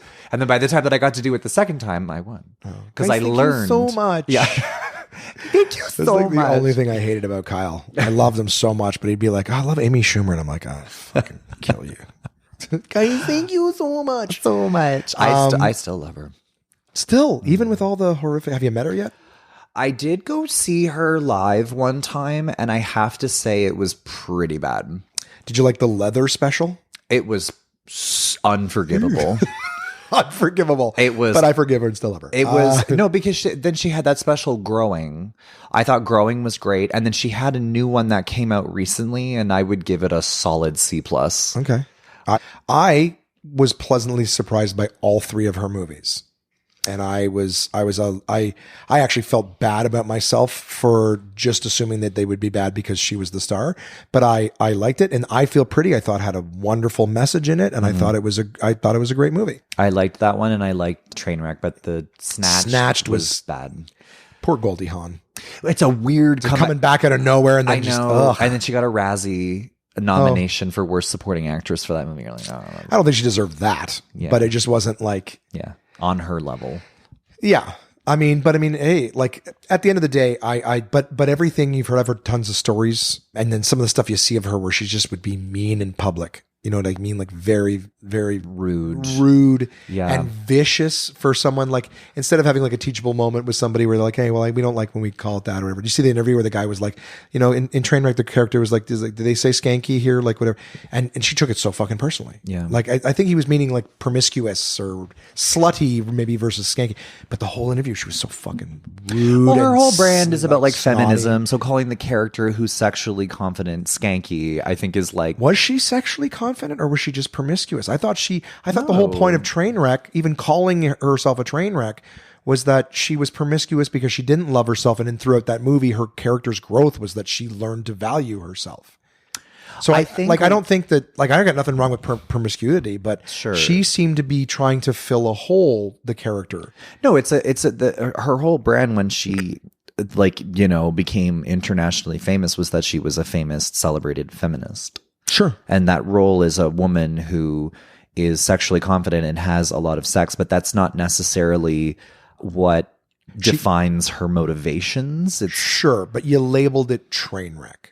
So what are you supposed to think? I think about like the drinking and the drugs and also like her relationship. She's kind of just like an awful person. Right. And that's very relatable, but also like, being kind of like a rude person in those sexual because she was pretty rude in some of those sexual relationships. I think that's what she means by train wreck. I don't think it's. I just thought sex. I just thought it looked like it was somebody who, not just through sex, but like the drinking and the drugs and all this stuff, it looked like somebody who was trying to escape. They didn't value themselves. And I thought that the arc of the movie was that she learns to value herself, especially with this relationship with someone who does care for her and does show her love and acceptance and things like that. So I was like, I didn't think that it was like, oh, I drink and do drugs because I'm a train wreck, but I'm very like confident with my sexual promiscuity. I thought the whole thing was a package of not. So I didn't feel like that guy, at least, so I could be in the same shoes as that guy. Was like, oh, were you trying to say like this is somebody who's doing all these things as an escape and then learns to value themselves? It's not like she stayed sexually promiscuous once her character had growth. She was, monogamous with this guy. So I thought, to me, looking at the story, I'm like, the promiscuity is someone looking for meaning or something through this outlet as well as the drink. Like all of it is part of the train wreck label. So if she's like, oh, how dare you think that her promiscuity had anything to do with a character flaw or whatever? It's like that. I don't know. That's what I took from it. He called her skanky. I would say he said the character is like, do they say skanky here? But I think that is the laziest summation and it's also, that word has a very negative connotation to it, and to be honest with you, I think the way that she handled it was like a little harsh, but that's all I mean. But I would correct also, the teachable moment is what I said. Like but also say, well, that term is like that. Like would slutty have been equally horrific? Yeah, I think so. What would you have called that? Sexual? I don't know. I mean, to be honest with you, I don't really know what the hell the point of his question was. I don't even. He never got to the end of it because she jumped on him for that. This interview was so long ago. I mean, like I didn't come prepared with notes. No. I didn't know I'd be talking about this either. I just remember like I'm an egalitarian. Feminism is part of that. So I don't go, I'm a feminist. I'm a feminist. I'm an egalitarian. Feminism is part of that. So I have nothing, like I think women should be empowered. I think that everyone has the right to their own sexual preferences and choices, and do your thing. If you want to sleep with multiple partners, that's up to you. I think it's important that all of us kind of know why we do the things that we do. Are we doing things to fill a hole, or are we, is it coming from a place of insecurity or a place of confidence? Whatever. But everyone should be allowed to do the things that they do. I just thought that with this particular movie, the arc seemed to be that it was somebody who was using a lot of different things, as a Yeah, but means then to fine, escape. but So- then to just be like, so she's a skank. What do you have to say about that? How are you going to But respond? I don't even think that was a question. It goes, the character seems to be like, do they say skanky here? And then she jumped on him. So he never even finished. If I'm not mistaken, I could be, but if I'm not mistaken, he never even finished the But question here's because the she thing, though. jumped on the term. Sure, And I thought, but like, I I didn't think I think we're talking in circles here, and I also that's think fair. that I'm not really that invested. No. I'm gonna be honest Sorry, it with was you. just- I don't really care that much about this conversation, but I will just say that she was very celebrated for the way she handled that, and it was literally in Time magazine. So let's just let history. Was it speak. really? It was. So let's just let history speak for itself. And I think everybody listening to this can take That's away what fair. they want. I'll drop it. But I didn't. So Time magazine was like, she handled that situation great. I don't. Again, I didn't come prepared with notes, but yes, it was Fine. in Time Guys, magazine. know that Kyle's just going with what's in his mind at the moment. This is not his thesis. Yes, nor this is it mine. I just remember, again, for me, anything anybody else She on can stage, be quite I'll rude. ignore. I Like, think that comes from the expectation that women are supposed to be sugar spice and everything nice, and I think maybe she goes a little overboard whenever she's like purposely being like, "Well, I'm not going to be nice because you're expecting me to be nice because I'm a female, therefore I have to be to coddle your ego." And maybe the reason why she comes off so is she's going a little too far with it. You know what I mean? yeah, there was a kid she talked to. She's like, "Oh, I'll fuck your dad" or something like that. She said, "Did you ever see that little clip where like she talking to some kid and asked for an autograph and she, I don't want to misquote. I'm also a big believer, believe none of what you hear and only half of what you see, because there's all sorts of things around what happened before, what happened afterwards. 2 is 1, What's 1 the is twist? none. Yeah. Sure. But I guess I remember just thinking like anything she says on a movie or stage, or whatever, that's all stand up, take it with a grain of salt. It was just like in personal interactions and interviews. I was like, oh, I find her to be kind of mean. And like I said, a teachable moment where you're like, if you are an empowerer, you don't have to be nice. If some guy calls a character that you believe strongly in, like these things, like correct him, and everyone watching, like let them correct. Because I obviously saw the character in the same light as this guy. I wouldn't call it skanky. I kept using the word promiscuous. Do you know what I'm saying? That's how I chose to view it. Sure. Right. And then you go, what's the psychology? I would just say we talked about sexual. porn stars earlier and why are they doing the things that they do? Yeah. We're not going, oh, they're empowered. We're not. Yeah. Right. Knee jerk is not. It's going, oh, Well, this they kind person of- is they this kind of person is are. doing something that you wouldn't just necessarily do. So it just comes from a lack of, like I said before, understanding. Through understanding, we have peace. What? This is giving me a postnasal drip. Is it? Oh, this for is giving me a fuck's sake. nosebleed. We Okay. need to move on. We're going to move on, buddy. We're going to move on. We gotta I move on. apologize. But you still love Amy Schumer, and that's the important takeaway. I do. That's the important takeaway. I do. Yeah, wasn't a big fan of the last special or the leather. I hated the leather one, but I loved I tried Growing. watching it and I didn't. And I've liked some of the stuff. She's also come on, again, we're going to move past her, but she's come under fire for the cardinal sin in our industry, which is joke thievery. Yeah.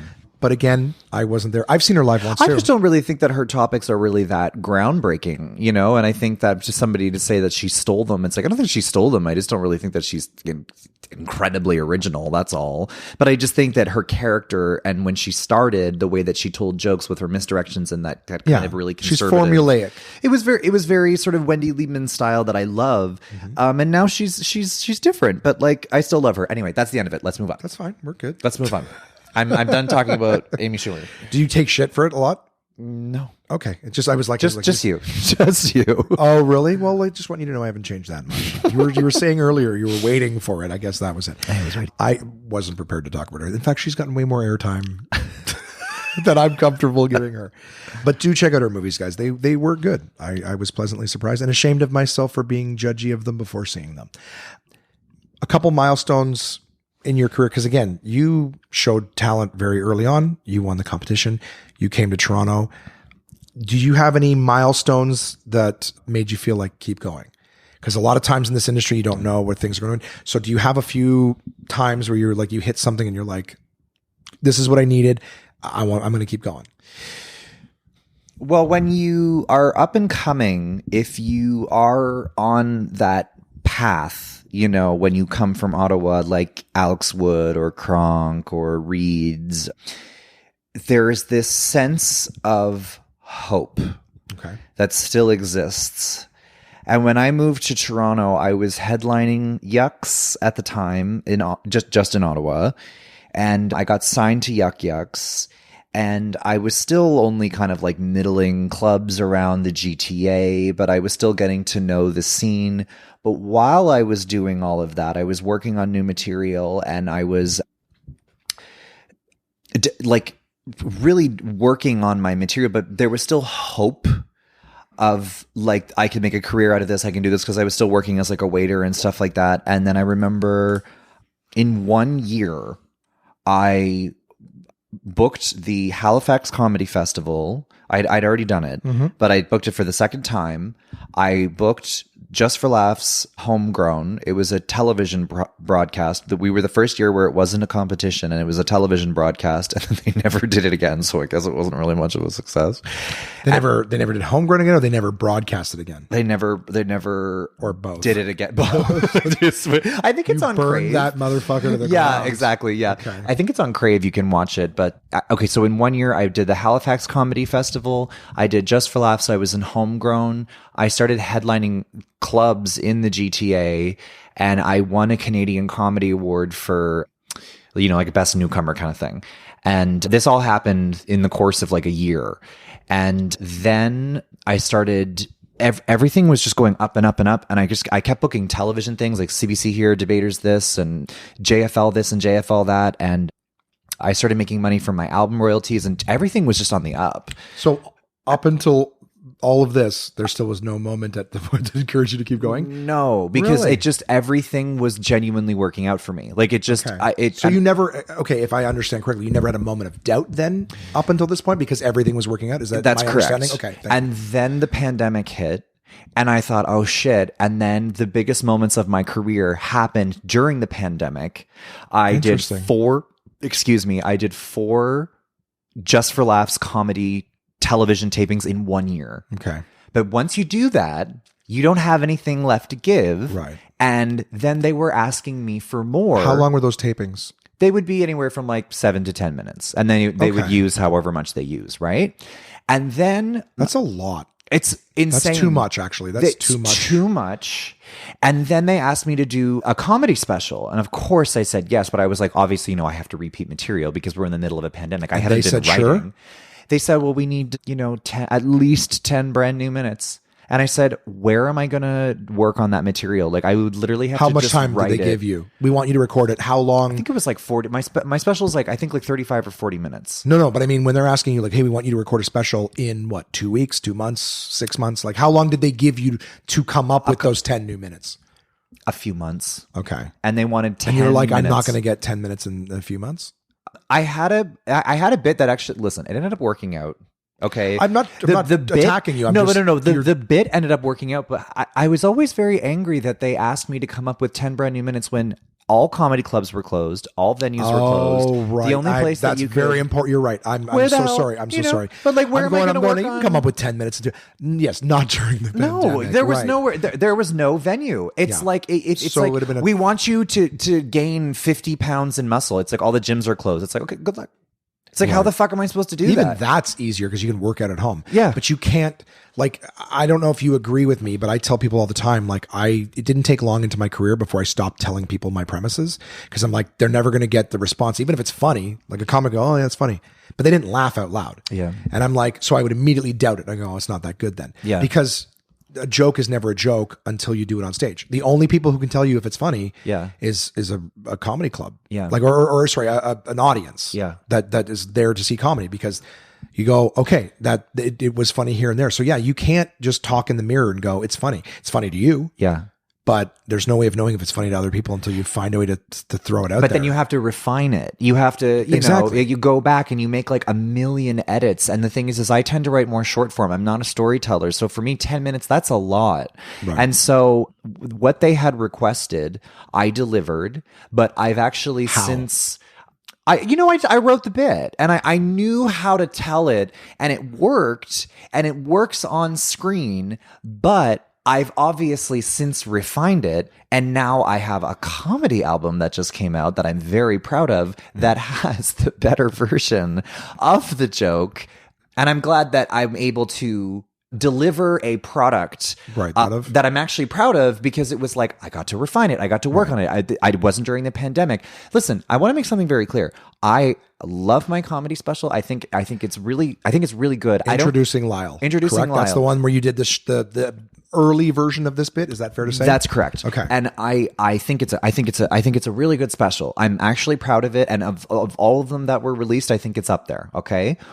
It was also all of the Netflix, or sorry, all of the Crave. Just for Laughs releases. The Just for Laughs, because I think there were like 6 or 7 of them. But I will say that just in terms of numbers, I'm not saying like my personal opinion. I'm just saying just in terms of numbers, mine and Paul Robloskis were the highest trending of the entire year for the comedy specials. It's interesting. I've never even heard that second name. Yeah, he has a show. He lives in the Poplar River Nation outside of Winnipeg. He's an Indigenous comedian, and he has a show called Acting Good that's on CTV, and he had his special. And ours were the highest trending of the whole year. That's great.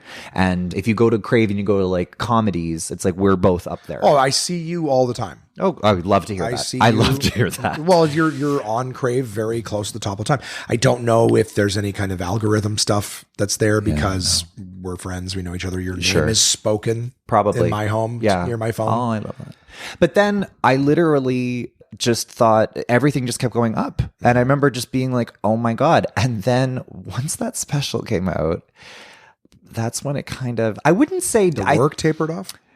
Yeah. I would say that I wouldn't say it went downhill. I think that that's very melodramatic because I did still book. I've done a Roast Battle Canada 3 seasons. I did a Halifax Comedy Festival this year, but I left Yucks and I became more financially successful by doing a lot more independent productions. Of course. But then I started to notice that, how do I say this? I noticed that when you succeed, and unless you're like kind of one of the guy kind of thing, like unless you're like one of the comics, because I've never been a comics comic, it's like when you really succeed, whether it's intentional or not, you get a lot of resentment from your peers. You get a lot of resentment from your coworkers. And I'll be honest with you, I really felt that. I really felt the resentment and the. I will say that I know that I have their respect, but I also I don't have their friendship, so I don't, I have to like beg on hands and knees to get like a 5-minute unpaid spot on Bloor Street on a Thursday night. Sorry to hear. And I that's when I started to realize, I'm like, stand-up comedy is really about relationships and the friendships that you make with people, because it's just very little to do with how funny you are. The funniest people are not on TV. That's 100%, which is that shade? No, but we've talked about it. We don't need to talk about it on this, but at the end of the day, everybody in the industry has advantages and disadvantages. Mm-hmm. You know what I'm saying? But I also knew from a very early time on that like, nobody sees how hard people work. I worked my ass off when I was new to comedy. When I was new and passionate and hadn't entered a relationship that would fuck with me for 15 years, I was passionate. I worked hard. I talked to the headliners, not the other open micers who were all sitting around talking about who should be getting what and what you need to do to make it. And I'm like, well, none of you are headliners. How can you say what it takes? I would listen to the guys that were headliners and ask them like, what did they do and this and that, and listen. I try to put on shows and produce my own shit, and you'd take shade because what are you out there trying to put on a show for? You know what I mean? That's I'm like, so Ottawa, but it's everywhere. It's everywhere. It doesn't matter. Yeah. People who are working hard are going to take shit. Yeah. And what I was trying to give you credit with the illustration and everything is that you've always been somebody that I've known of that works. Even the story of you get like, so my question, I'm gonna, did you hit any milestones that encouraged you to keep going? Yes. But what I'm saying is that even your Halifax, that first one, the last time we got to sit and be on a show, the last time we worked together was you telling me a story of how the people who were representing you, the people whose job, the people who get a piece of your money for representing you wouldn't sandbagged you. Effectively didn't give you an opportunity to be in front of the people who picked that festival. Yeah. You went and did it yourself and got it. And then they turned around and said, oh, well, we'll take our piece. And you were like, fuck you. Yes, which was the right move, 100%. And as always, listening to that, I admired you even more for having the balls, because the amount of people who would have taken that as and just been bummed out and sit around and play video games till the phone rings again. Yeah. You were like, no, I'm going to go do it myself. And you got it. You were rewarded for working hard. And that's a lot of the times in the industry, how it works is you keep working and working and kicking water uphill until it finally works and you get it. But you're going to take shit from all those people sitting around waiting for the phone to ring, because they will always find a reason to, what's the easiest way they can blame you for it? Oh, he's just gay, so he's checking a box. Sure. It's like, yeah, but there's no such thing as a gay email or whatever. You worked hard, you sent those messages. Yeah, but technically it's so funny because like these government funded things, they need gay people, they need black people, they need women, and when you're they can't get the grant without it. They can't get the grant without it. And so when you are one of the gay comics or the black comics or the female comics or whatever, it's like you're being booked and you're like, oh, awesome, and you're so happy, but then all the comics like resent you and you're like, hate the game, not the player. It's like, I didn't like, don't hate the game. Don't hate the player. Hate the game. Yeah, it's like, do you know what I mean? And so, but to answer, or go make it yourself, like Alison Dorr. Yeah, you know what I mean. Make your own fucking thing, and then you get to pick and choose what you want to do, and you don't have to listen to shit from anybody. But the thing that you're saying about to keep going and to not give up, this is the whole long-winded speech. And the end of it is that I actually, the last like 3 months have really been considering quitting this industry and moving on with my life, because I kept kind of going up and up and up and up and up. Yeah. You hit the ceiling. And then I was touring. I did a tour across the whole country. I did a tour through the Arctic. You know, I'm very proud of that. And I loved every minute of it, even the scary shows. But, you know, it makes you a better comic and everything like that. But then once you do all that, you're like, okay, like, so then I just do it again? And then I just keep going out there and doing it over and over and over and over. You're like, something has to lead to something. Like this can't just, but then you're like, no, that's just how it is in this country. And then I kind of had this very realistic realization where, you know, everyone's going to the States, everyone's going to the UK. And it's like, do I want to move? I don't know. And if I do, and then also like, you know, I put out a comedy album recently. I was very proud of that comedy album. And, you know, it didn't quite land the way that I wanted it to land. But again, like, it's a comedy album. Like, nobody listens to comedy albums. And you don't think so? After a while, you just keep doing the same goddamn thing over and over again. And then you realize that it just doesn't really lead to anything. And I think that what Canada does is they try to set you up for success to leave the country. Because then it's like, hey, like, you have all these credits.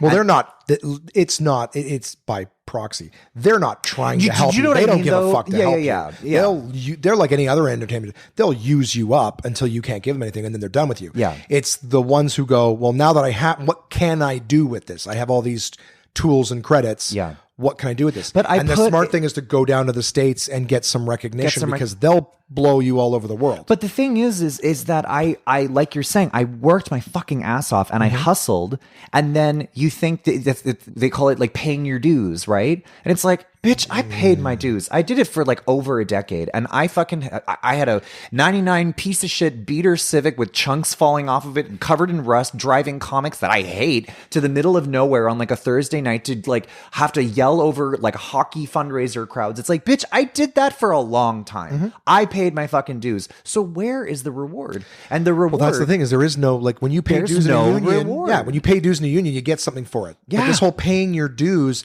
is just a way to dismiss legitimate grievances while you're coming up, and then you get to the top, you open the door, and there's an empty room. It's an empty room with like a but on the other side, a bucket, and then you're like, what the fuck? And they're like, you clean it. Like, and then I came to this realization like a few months ago, and I've been having a very difficult time mentally. I've been in a very dark place, and the thing that reminded me to keep going was I you know, I talked to you, I talked to Niall, but I talked to Eddie Delasepe. Actually said something very meaningful to me. He was like, Kyle, you know, even Niall said something very, he was like, you have to be like so optimistic and blindly so to keep going, because we can do something that like a lot of people can't do even if they try. Right. And you do have a talent. The mice in the bucket. I told you guys that. He was telling like the, oh, by the way, I guess I talked about that yesterday in the podcast. I remembered where it came from. Well, it's come from a lot of different things, but the movie I just saw it in recently was Catch Me If You Can. Christopher Walken is Leonardo DiCaprio, and he uses the metaphor like 3 times in the fucking movie. Oh, so it was said multiple times. I love that. Yeah, but it's right. It's 2 mice fall in a bucket of cream. The first one gives up right away and drowns. The second one struggles so hard that he churns the cream into butter and walks right out. I love that, and that's what you have to do. Yeah. To succeed, to live, or you die in the industry. Like, it's just like it'll destroy you. Yeah. But there is no like, oh, there's a ladder over there. No, you struggle and succeed, or you just give up. Like there is no one waiting to throw a ladder in, throw a rope in, whatever. Like this industry doesn't care about you. No. No, it doesn't. I heard another quote recently that's like behind if you look at inside every cynic is a disappointed idealist. Yeah, that's Do you know so what I mean? true. Is that like everyone comes into the industry going like, oh, I'm showing, progress and talent and there's a little bit of recognition for it. It's probably the first time in your life you feel good about something that you're sharing and expressing vulnerable thoughts, potentially vulnerable depending on how quickly you're open to, expressing those. But it's like you come into this thing and you're like, wow, I feel good because just my thoughts and my outlooks and stuff are getting like recognition. Mm-hmm. Right. But then you think, oh, it's going to be like, the right people are going to be rewarded, in this industry. And it's not. And reported. It's probably a Freudian slip. But it's like the right people will be rewarded because the funnier you are, all my favorites are the funniest. Yeah, but you know how many people you don't watch because you don't find them funny? They're still there. Yeah. You know what I mean? But it has very little to do with how funny you are. It's like, how is anyone going to know how funny you are? You got to put yourself out there. You got to reach out to places. It's a business. I did an episode with Trent McClellan years ago when he just announced that he was going to be on This Hour's 22 Minutes. And he has all sorts of great quotes and pieces of advice for young comics. He's like, all these young comics, they want to drink all night at the club after the show. And then they wake up the next day, play video games all day and then come do their set. He's like, there's a quote that I love, which is, show me where you spend your time and your money, and I'll tell you what your priorities are. Yeah. You know what I mean? And he's like, all these guys say they want to be great comics. It's like, but you spend all your time playing video games and drinking. Yeah. And he was saying how like he was opening for Jerry D, doing a tour across country. And he's like, I'm driving the car and Jerry's there on his laptop in the passenger seat, writing an episode of like Mr. D. Like the guy's working all the time. Yeah. So if you're working and you're getting rewarded for all the guys are sitting around with nothing better to do all day than on their phones watching your clips of something to bitch about why you got it and they didn't. Like there's always people trying to tear someone else down. And it's amazing to me. Guys that I know are funny and won't promote themselves have laughed at other guys who are, doing stuff online and creating content and stuff. They laugh at them. Oh, look at them. What are they trying to do? Why do they have a headshot on a website?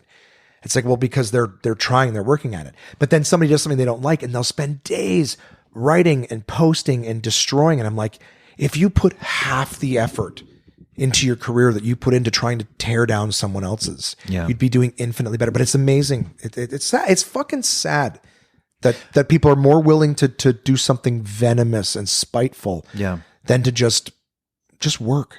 But the thing that reminded me to keep going is that there is a community of us that do believe in each other and do build each other up, and we remind each other to keep going. Of course. That's the answer to. So that's the first time in your entire career that you felt a moment where you're like, I should keep going. I know it sounds almost kind of bratty, but yes. No, I will accept that. That's just my experience. I will accept it as the genuine answer because I've never had the experience where just one good thing after another. And I'm glad I have thoroughly enjoyed seeing that for you. Yeah. As an outsider back in Ottawa, just seeing that you've got another thing that you're doing, I've been happy for you. Thank you. You've always been a good person. You were good to me when other people were trying to tear me down. You're like, I don't have any reason to hate Josh. You know what I mean? Like, he's always been good to me. Yeah. I'm like, I've been that same person to everybody. Yeah. But I'm like, I appreciated the fact you were, I felt that you were loyal to me and I've always been loyal to you. And I'm like, I'm happy to see the right people succeed. I love seeing K. Trevor Wilson get things. I love seeing Nathan McIntosh get things. I love seeing Dave Mirage get things. Yeah. You know what I mean? The guys who are nice and the ones that work hard, I love seeing when the right people win. And you've always been one of those people to me, is that like, I love seeing the right people win. Thank you. So it was important to me. I was going to ask if there's any moments that you had that you wanted to quit, and I would say it's probably the same one. It's same one where you're like, I'm just at this point where like just keep doing the same thing over and over, the same, and then nothing leads to anything. And I would say treat it like your illustration diploma, in the sense that it's a degree, like it's a degree. Yeah, but I'm saying, sorry. My point is that all the things that you've done in Canada, use that as your, like, for me, getting Just for Laughs, which I've never gotten. I've showcased a bunch of times. I don't want to say I've given up on it because I don't want to give up, but I know that I was never going to be a doctor or a lawyer. My mom was supportive very early on. And for me, getting Just for Laughs would be the closest thing that I could get to like being a doctor or a lawyer, because it would mean that I got nationwide industry recognition, that I deserve that spot, and that I'm funny enough to be there. So to me, it's not, a lot of people treat it like getting like a festival or a TV special or something, like it's like you've arrived, it's over. To me, it's just the diploma saying, all right, you've got the tools to do this. Now go do it. Do you know what I mean? So for yourself, I do, but you've you know got what? all of that stuff. If you There is such a myth in this country created by Just for Laughs Sure. that makes and breeds resentment between comedians because of who got it and who didn't. of course, and that's the shitty part. That's the shitty part. But I gotta say, as a person that has done it a handful of times, if only it's five just people another got gig. if only 5 people got to graduate in every fucking class, you'd see it in a school system. yeah, right. Do you know what I'm saying? Yeah. It's just that. But what I mean in terms of what it means to you. But I remember everybody puts such a. This is the myth. It's like you do it, and you finally get that credit, and then you're like waiting optimistically for the something to happen, and then nothing. But that's what I'm happens. saying. It's not. You can take a degree from school and wait for something to happen. You have to go out and get it. What I'm saying is all those people who are doubting, well, am I funny? Am I not funny? To me, like a lot of people act like it's, you get Just for Laughs and you've arrived. You're good now. And it's like, to me, it's not. To me, it's, you're all planes in an airport waiting for takeoff, right? Waiting to get the green light to go ahead and go fly. That's what Just for Laughs would represent.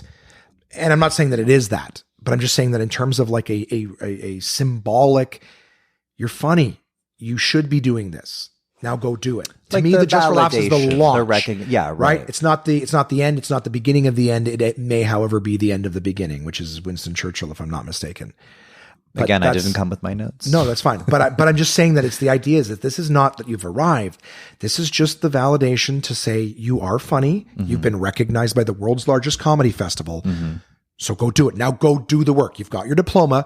Go do the work. True. And I'm saying, so for if I could offer you, anyone as somebody who cares about you as a person and as a comic, if you are feeling those doubts, is I would say that body of work you just described, if you looked at it like I have conquered everything I can do in my country, so now go do it. Go do it over the world. Yeah. You know what I mean? Like in whatever market you decide. That is like, I don't really want to. Yeah. Do you want to go back to school? You did everything at school. So what, do you do it again? Yeah, No. yeah. You take what you learned and you go do it out in the world. I don't want to speak to that at this moment, but that is kind of something that I've been considering. Great. And I'll leave it there. No, that's fine. And you spoke about it the other day. Yeah. So that's fine. We don't need to. Yeah. But I'm just saying, I hope, if anything, that, I'm proud of you, which I don't even feel like it's my place to say. You've achieved way more than I have in my comedy career, but I got to watch you grow, and I'm grateful for that. You were one of my mentors when I started. Well, and there's times where I've looked back on some of the advice I've given you, and I was wondering if I was out of place to give it. No. And well, no, there was I take times, everything with a grain of salt. I have to be honest with you. I take you take in what everybody says. It's up to you to decide what you're going to do with it. That's the same advice I give. I go, if someone offers you advice, take what makes sense to you, disregard the rest, and keep in mind that any advice you take is just going to make you more like that comic, and all the best blaze their own trail. Yeah.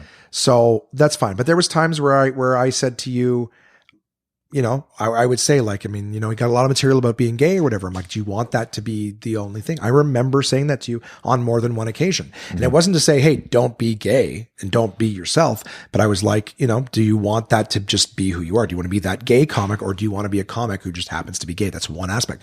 I don't want people. And I remember thinking that because people treated me like, oh, Josh, you're a fat guy. I remember times where I was losing weight. I felt good about myself. I was being healthy. I was losing weight. People were like, well, if you lose your weight, you're not going to have any more material. And I'm like, for starters, that's not true. I have lots of stuff about relationships, stuff that has nothing to do with me being fat. Mm-hmm. But people treated me like I was a one-trick pony. Because they're insecure and jealous because you're succeeding. So they only see you as a one-trick pony. Right. And it's like so funny to me because when your audiences are, it's so funny. It's like when you have gay audiences, and whenever you talk about, like, you have to change your material. But when you're, it's like, if I just talk about regular, boring, everyday, run of the mill stuff, people are kind of just like, okay.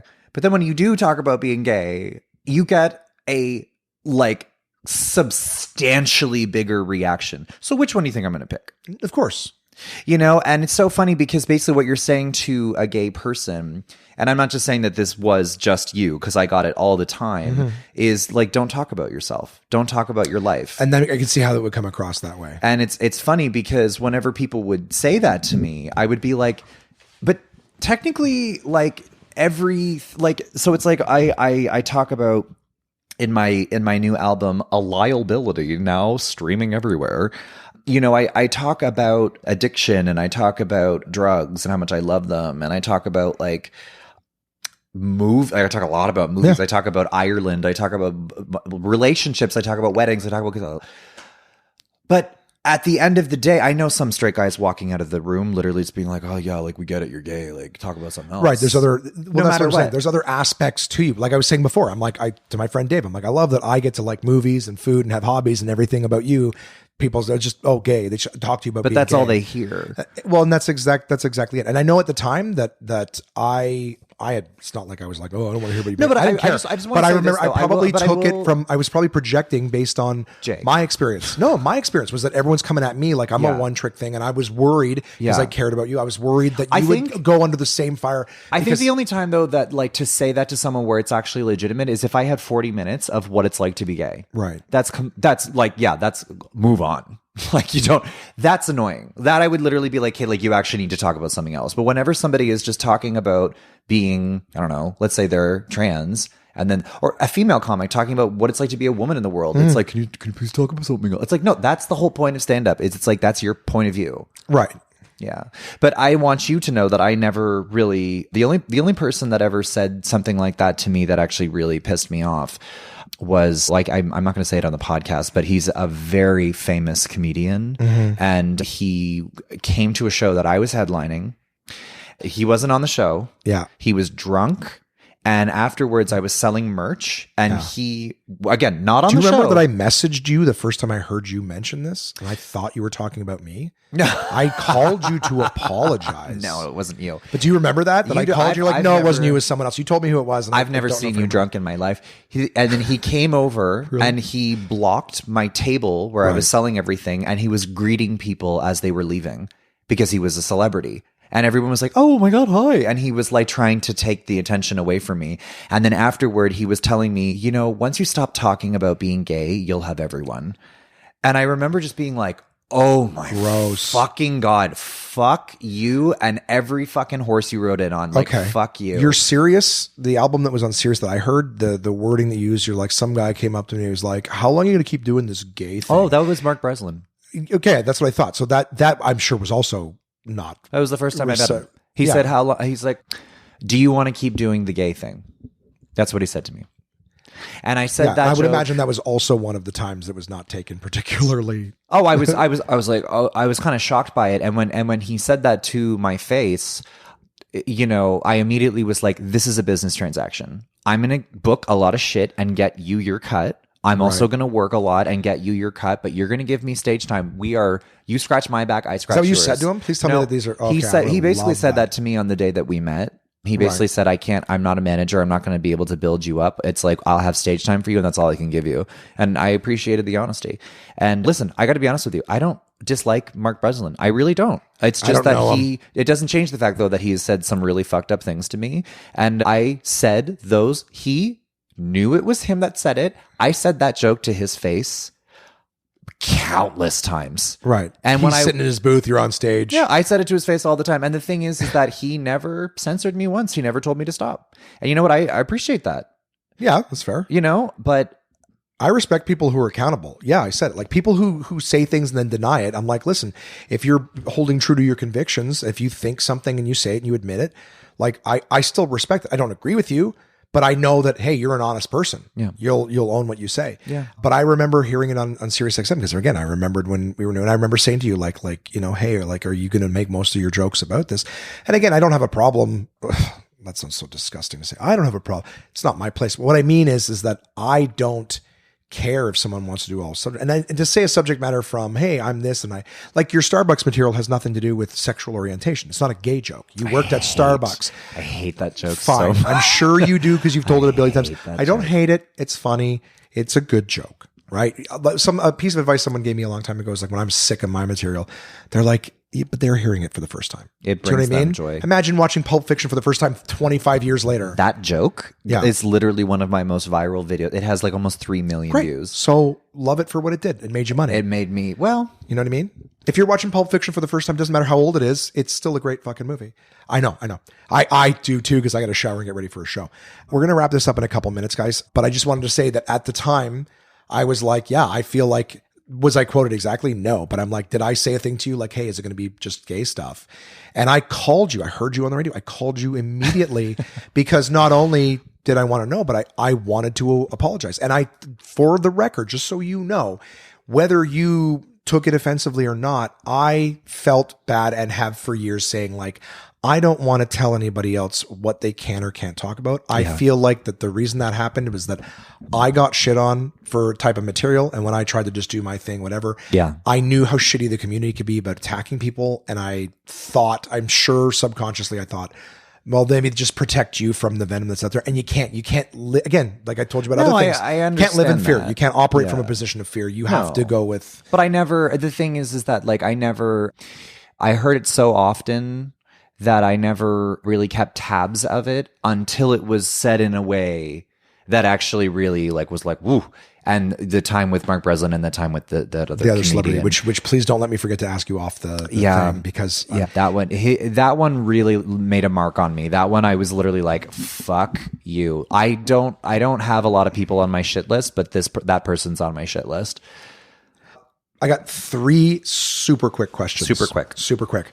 And we don't even necessarily, do you remember your worst moment in stand-up? Like a moment. It's literally doesn't have to be on stage. It was a month ago. Yeah. I'm not joking.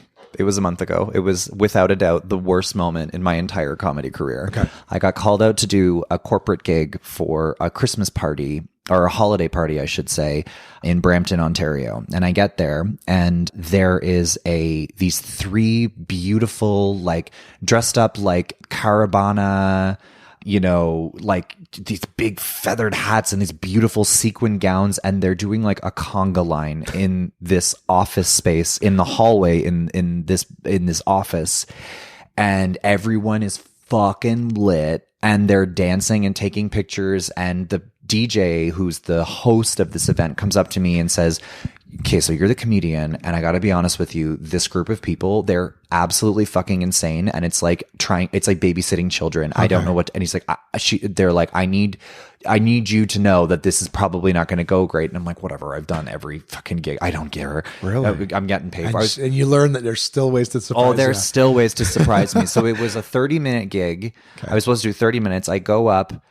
Half the people are sitting and half are standing right where I'm standing with the microphone. Like it was in a hallway, but they were just standing having the loudest conversation, getting drinks, talking about how they hate comedy. Right next to me. And the cherry, half the people in the room don't speak English. Okay. Because they're from wherever. I don't know. They're from some South Asian country and they don't speak English. I am so sick, by the way. I forgot to mention this. I was that will affect you as well. So sick. And they weren't laughing at anything. Their boss basically was just like, let's just throw a comedian on. But they like hated comedy. They were literally like, what is this? Why is this happening? And they were like angry that I was there trying. And I had a bottle of water that was on the ground because I kept losing my voice because I was so sick. Some guy was so fucking drunk. He came by and he fucking kicked the water and water just went everywhere, all over the floor. And I was like, this just keeps getting better. It was just a complete fucking nightmare.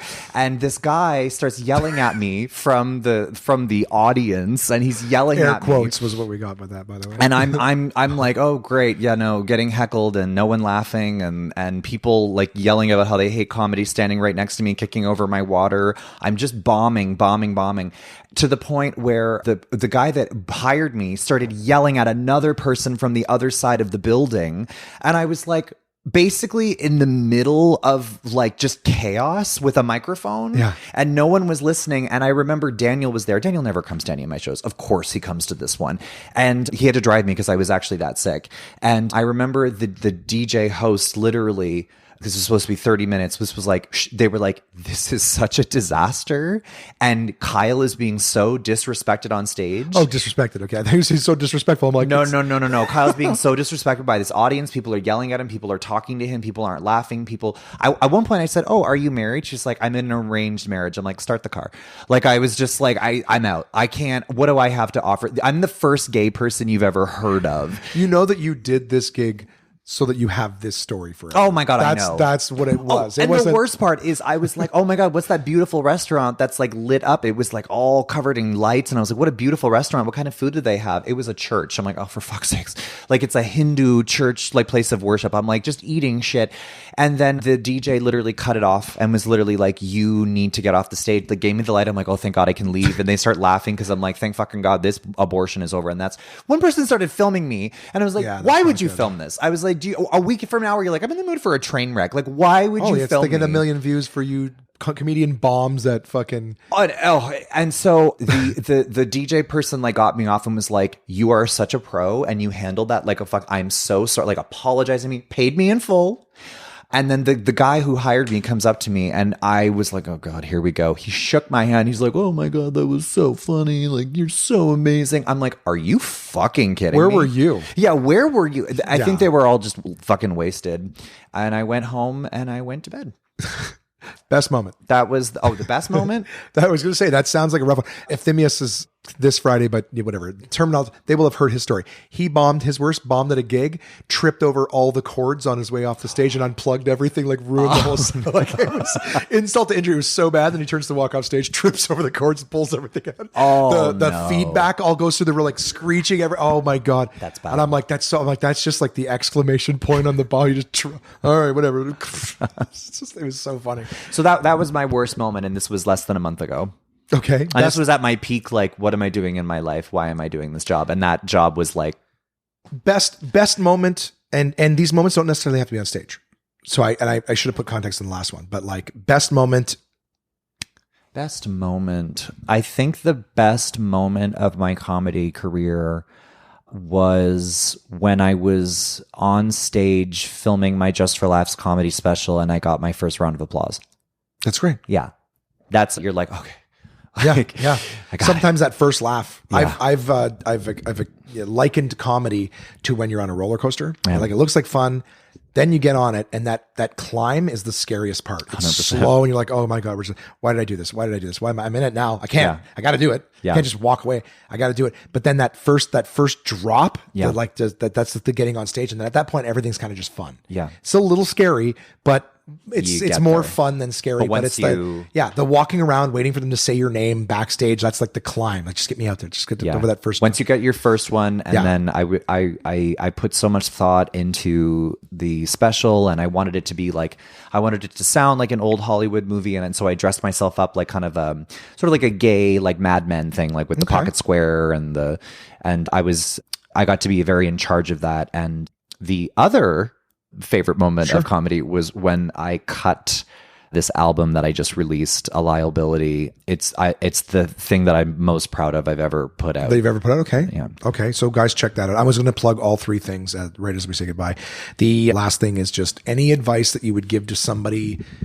I mean, every comic wants to knee jerk make a joke as the answer. Don't. But any advice you would give to somebody who wants to get into comedy? They're like us. They have something to say. Mm-hmm. They'll probably, but what would you give them as terms of advice? I know that when you're with your friends and you're making like racist, dark, homophobic, transphobic jokes that they think it's so funny, at the end of the day, especially in Canada and trying to work on television and radio, people, especially in the age of technology where everything is captured and published online, will only see you as that person saying that thing, and it will always come back to bite you in the ass.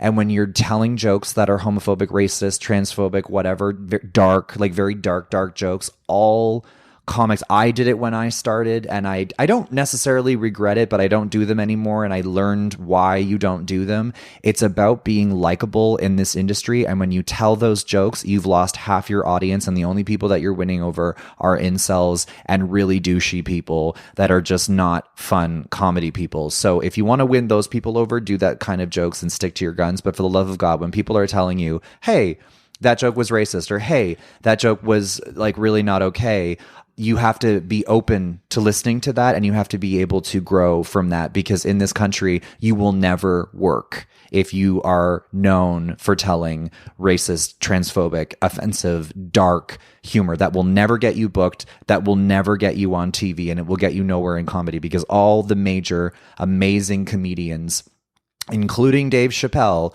don't say those kinds of jokes without any kind of sense of irony or purpose behind it. I find that Dave Chappelle's take on trans people, it's kind of annoying at this point, but like, I didn't find it funny. It's not funny. It just sounded like a stupid little, like the first one from the special a while ago. Yeah. I watched it. I didn't find it offensive. I was offended that it wasn't funny. Yeah. That's what was offensive about it. I didn't find it. But it will always come back to bite you in the ass. Yeah. My advice to anybody getting into comedy, if you want to do dark jokes and offensive jokes and edgy jokes and stuff like that, just know you're a dime a dozen. Have something to say behind it, as opposed to just, hey, it's low-hanging fruit. Low-hanging fruit. Racist, It's just prejudice, lazy. whatever. It's lazy. It's low-hanging fruit, and you might get a laugh, but it's not the laugh that you would want. And it'll always come back to bite you in the ass. Always. Because everybody in comedy talks, and there is such a diverse representation of comedians in Canada now. So when you say that about a group of people, it's affecting, at least you're talking about somebody that could probably be on the show, and it's like you're just an asshole. Yeah. So it's like, my advice, Maybe simply, even somebody who books a show. Yeah, just, you know what I mean? Like, there's just my advice: don't be an asshole. Yeah, don't be an asshole. and yeah, likability is very important. That's one of the things that about you is you're a very likable person. Oh, thank you. On stage. I mean, I've always found you to be likable off stage. You've told me for years these stories about you being bitchy and drunk. I've never seen it. You've never seen it. I've never seen it. And you know what's funny? I'm getting to the point You're lucky. where I'm an old, very nice Greg Schroeder type now, where if I saw you being vicious, I would come up and I would give you a hug and go, "What are you doing? Yeah, what's wrong?" I would go, "What are you doing? This is not, I don't believe this is who you are. I believe the fear behind this anger, but they don't matter.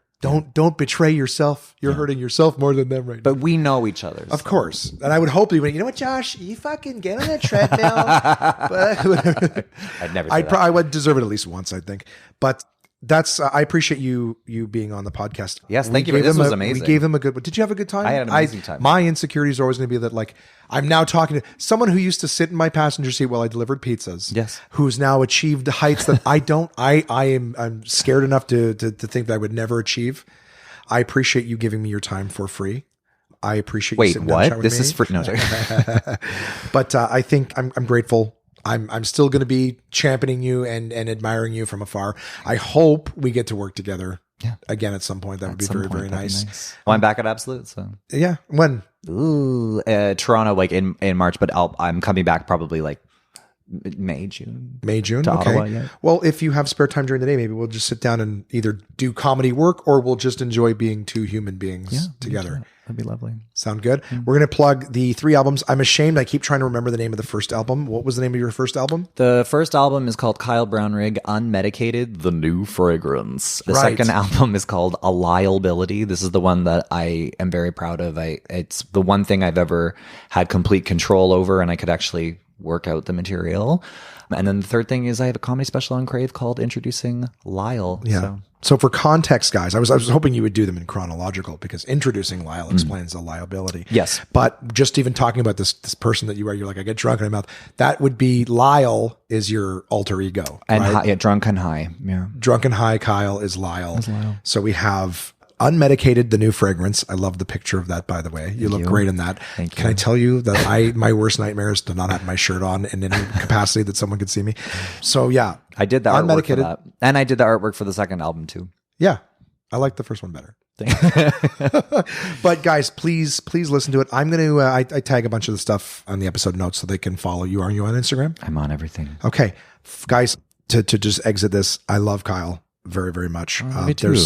I can honestly count on both hands the amount of people in the industry that I genuinely love. There's less people I like, but I'm proud of you. I care about you. And I just want to say real quick, when you're like, "Oh, I'm thinking of quitting," there's only 2 other people who one of whom you mentioned on this. 2 other people in the entire time that I've known who are like, I'm quitting comedy. And I was like, "Oh, please don't. That's such a loss."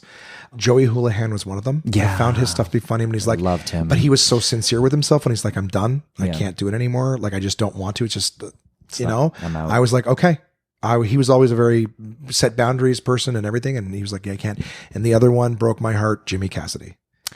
Yeah, I was just like, he went back to school. He went back to school, but he was just, a lot of his stuff was really, really good. But the industry and the hanging out part, like he would have been a guy who, if he, I guess, I can't, I don't want to be judgmental or say what he was, but if he was the kind of guy who would put his head down and just focus on the work part, do your writing, come out to the shows, do the stuff, you know what I mean? And then just go home. Yeah. Don't stay and drink all night, like where a lot of his dark stuff was coming from in terms of in his life. I think he was so funny. Like his jokes were really, really good and everything like that. And it's a loss to everyone who would have ever had a chance to hear him and his stuff that he stopped. Yeah. So I just, for what it's worth, I had to say like, no, when you're like, I'm just looking at leaving the industry, I'm like, that would be such a loss to everyone who could have an opportunity to consume your stuff. No, I appreciate that. Don't let the fucking, your what's her face there? Jennifer Lawrence in the Hunger Games. The industry is like, yeah, we're just going to use you up and kill. No. You fight back against them. You win. You go do whatever it is that you're going to do. But for what it's worth, from this old, broken, diabetic, high blood pressured shit comic still in Ottawa, please don't stop. I appreciate that, and I love you so much. Love you too, buddy. And I got a nasal drip that I got to talk to somebody. Post-nasal drip. Post after my nasal. Yeah. Thanks for doing this. Thank you for having me. So I'm going to leave you with this. This is going to be my big closer. So I said that I wanted to be a stand-up comedian, right? But I don't actually dream of being a stand-up comedian because I feel like my dreams are probably more important than that, right? For example, I dream that one day I will own a Dyson vacuum.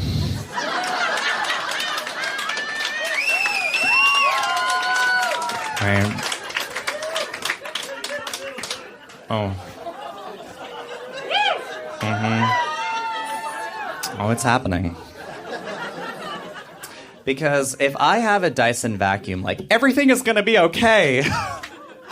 Oh, those are not just commercials. Those are beacons of hope. Oh, my God.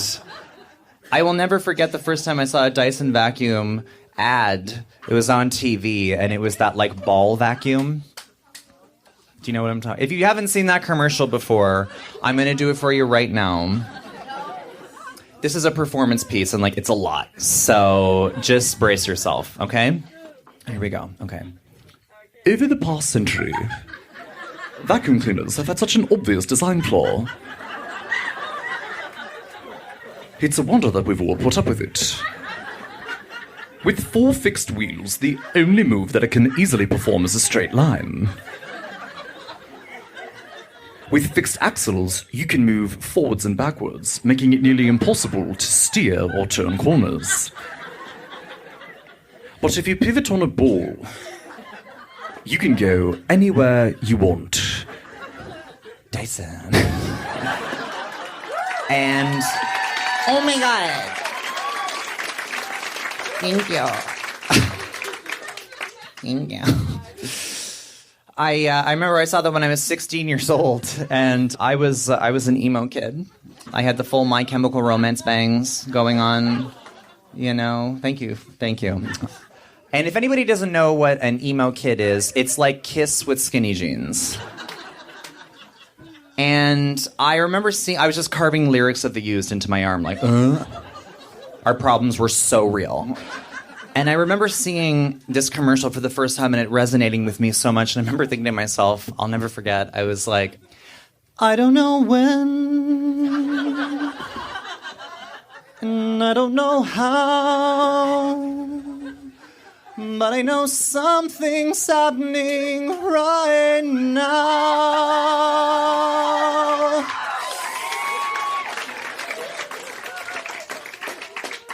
Watch and you'll see the Dyson D66 multi-floor cleaner that if you buy online, you actually get an extended warranty. But I'm not even kidding. You literally have to call ahead every single time because if you don't, they will always screw it up. Will be part of my world.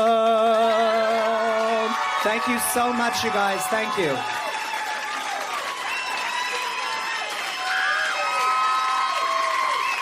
Oh my God.